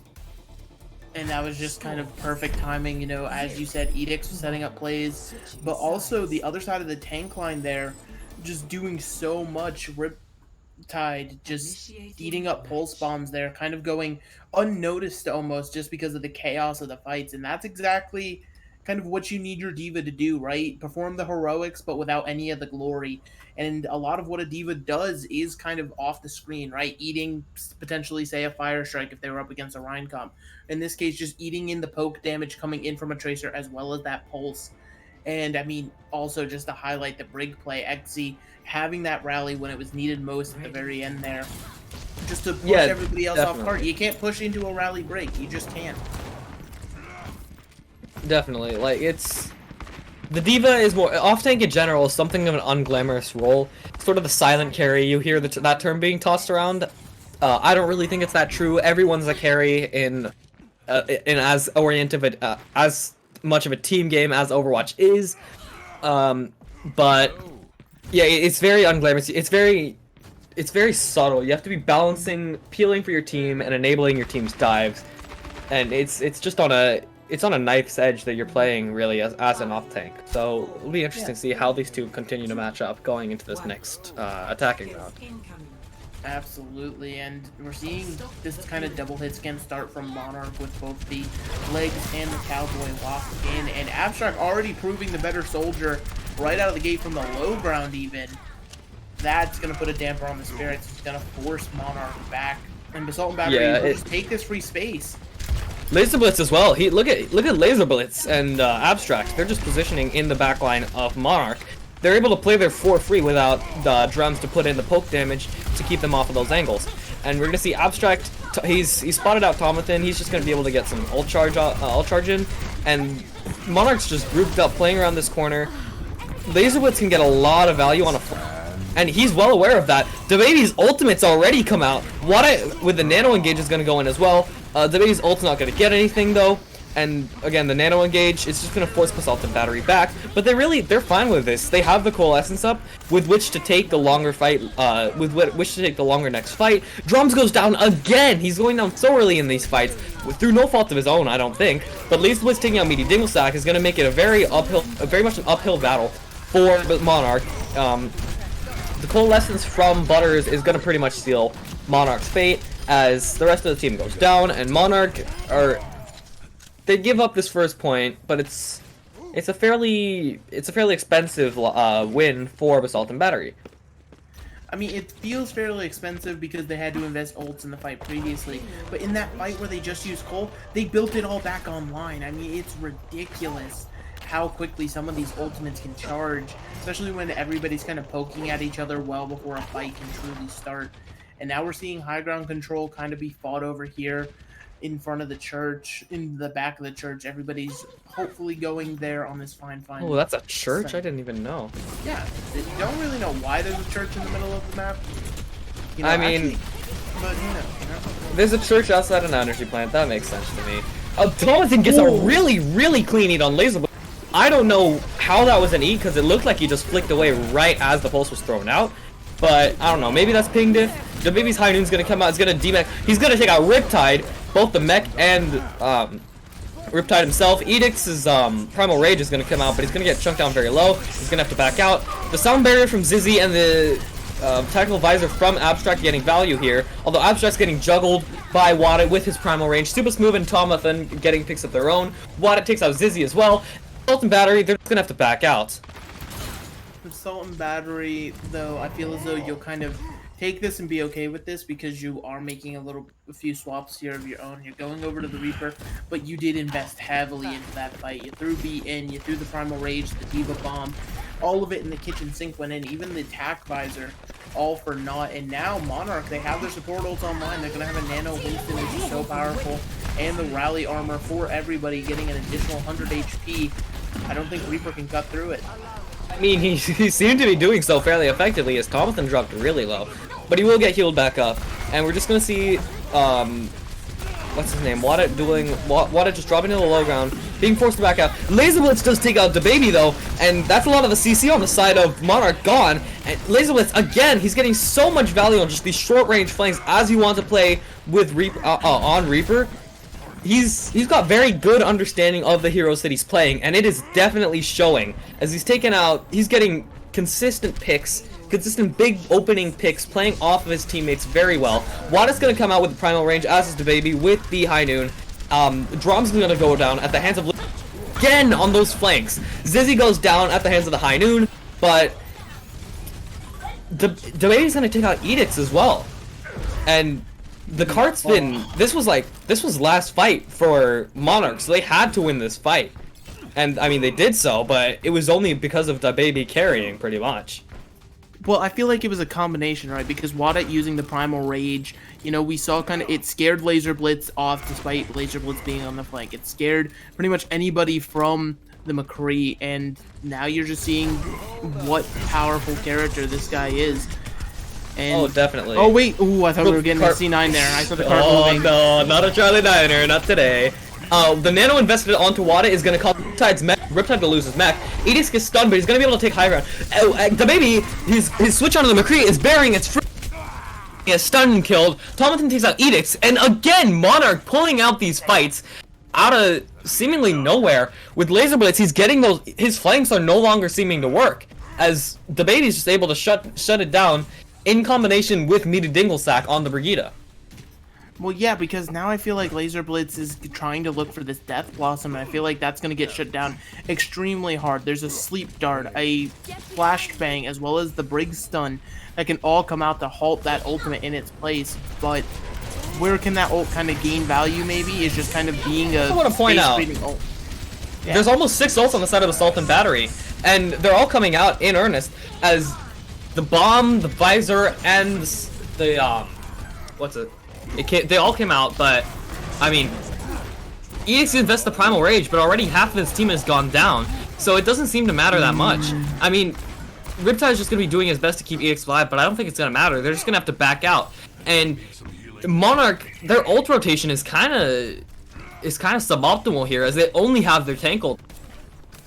Yeah, they did have to overinvest a bit, but I feel like the ultimates aren't really what Monarch needs. It's just kind of this stellar cowboy play. You know, the flashbang to be coming in at just the right time, and look at the pressure that Laser Blitz is being applied. They know that Death Blossom's online, and they're scared of it. Both support ults on the side of Basalt and Battery coming out, just trying to win this fight. Tomathan goes down. Edicts though, he gets a bit creative. He gets a bit greedy even. He goes down. Riptide's dropping very low and will be demethed, I believe. Yeah, he's still alive. Abstract took out Super Smooth. Laser Blitz just vibing in the backline. They're not gonna. They almost forget to touch. The Baby takes out Drums though. Laser Blitz and Abstract have both gone down. Tomathan took out Riptide, and somehow, someway, Monarch, they have pulled this fight out. They have clutched it against seemingly all the odds.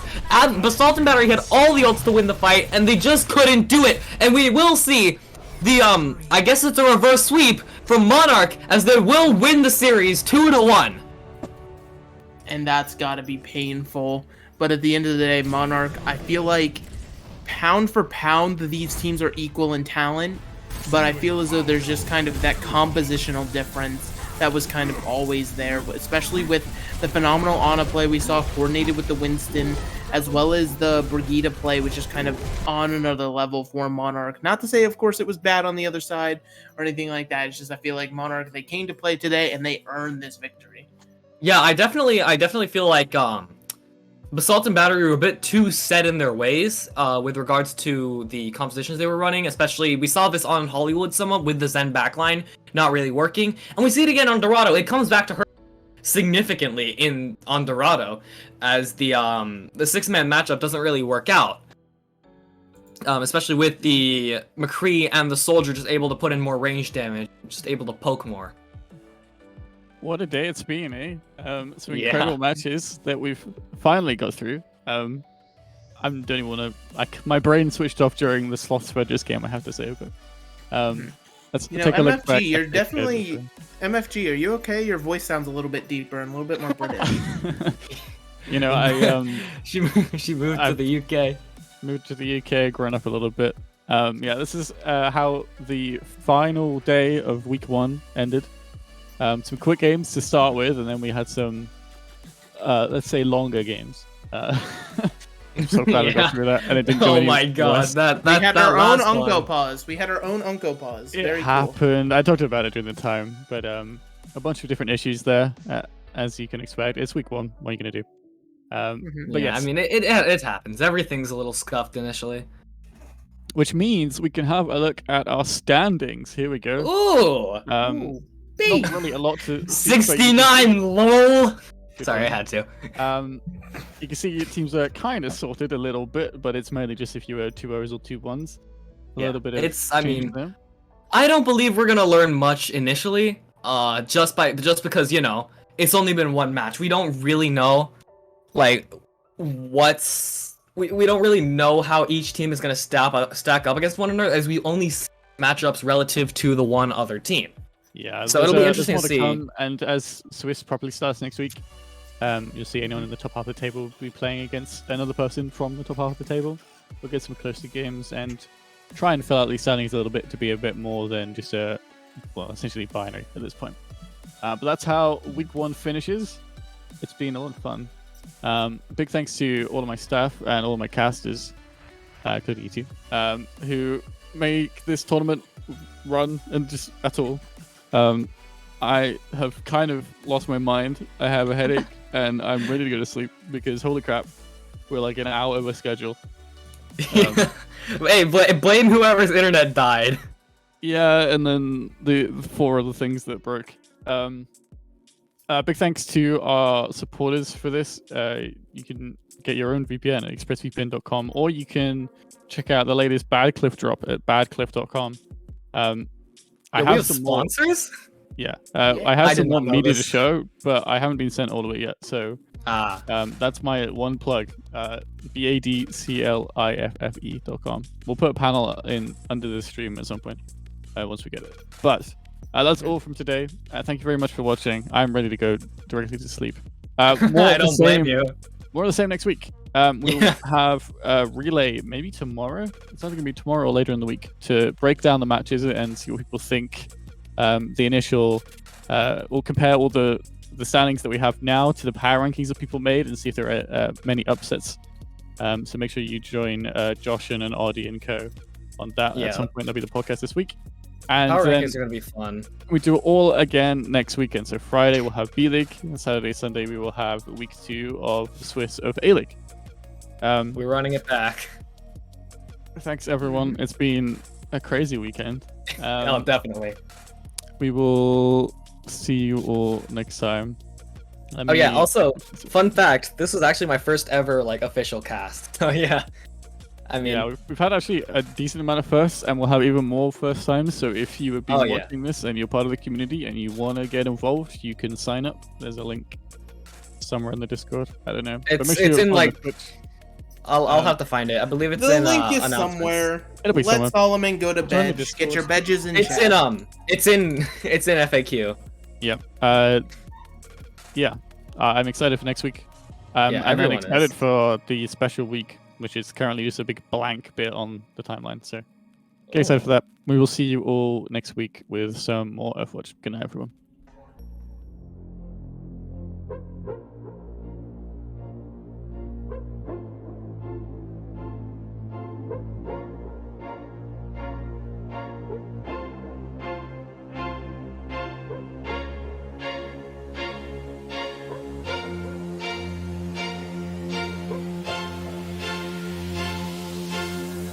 I'm the shit you should throw in as my toilet seat. I demand the king's ransom for royalty. Week of Overwatch. I deserve a mansion. I'm 4400. Hello everyone, welcome to our first Dad Touchmore League lunchtime, not brought to you by BPL, as you can see. Hello, everybody, and welcome to the very first game of the BPL inaugural weekend.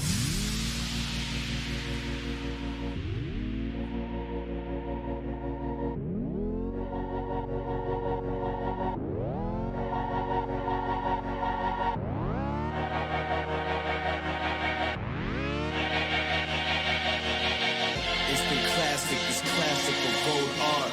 Urban black spin, black is the Mozart. He picked up 3, 4, 5. Hey, it's all 5K per D, 6K per D. Oh my god, it's a 5K from Toxiator! Legacy are your Season 1 BPL champions.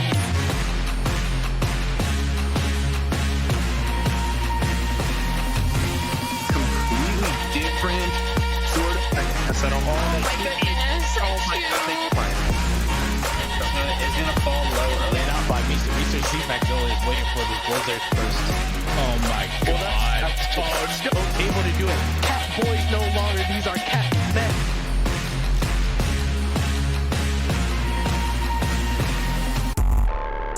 Are you like Yazan's brother or some shit? Burns is the Michael Jordan of BPL. Well, we put in the work, I guess, but I don't know. Rico, would you still say we're a bottom 5 team? I'm gonna take these hot casters out on a date, so I'm gonna stay. Flashy, can you catch me? 50 on a pink Porsche, 2 baddies in the backseat, horny, true story. Had to kick 'em out, sorry. My oh my, yeah, I don't care what flavor, at least it be some cheese. Yep, you seeing how this baby want, bitch, you got Steve. And these girls use me, so I flick 'em like fleas. I'm not did it with ease, cause you wanna cookies. Alright, I'ma fly to the UK to eat my mind off a fine lady's boobay. I'm too polite, girl, may I see the booty? I love my life, my own mind. People say I gotta be different, but I'm just myself. Oh my, I got another hottie in my DMs every minute giving me hell. Is it cause I'm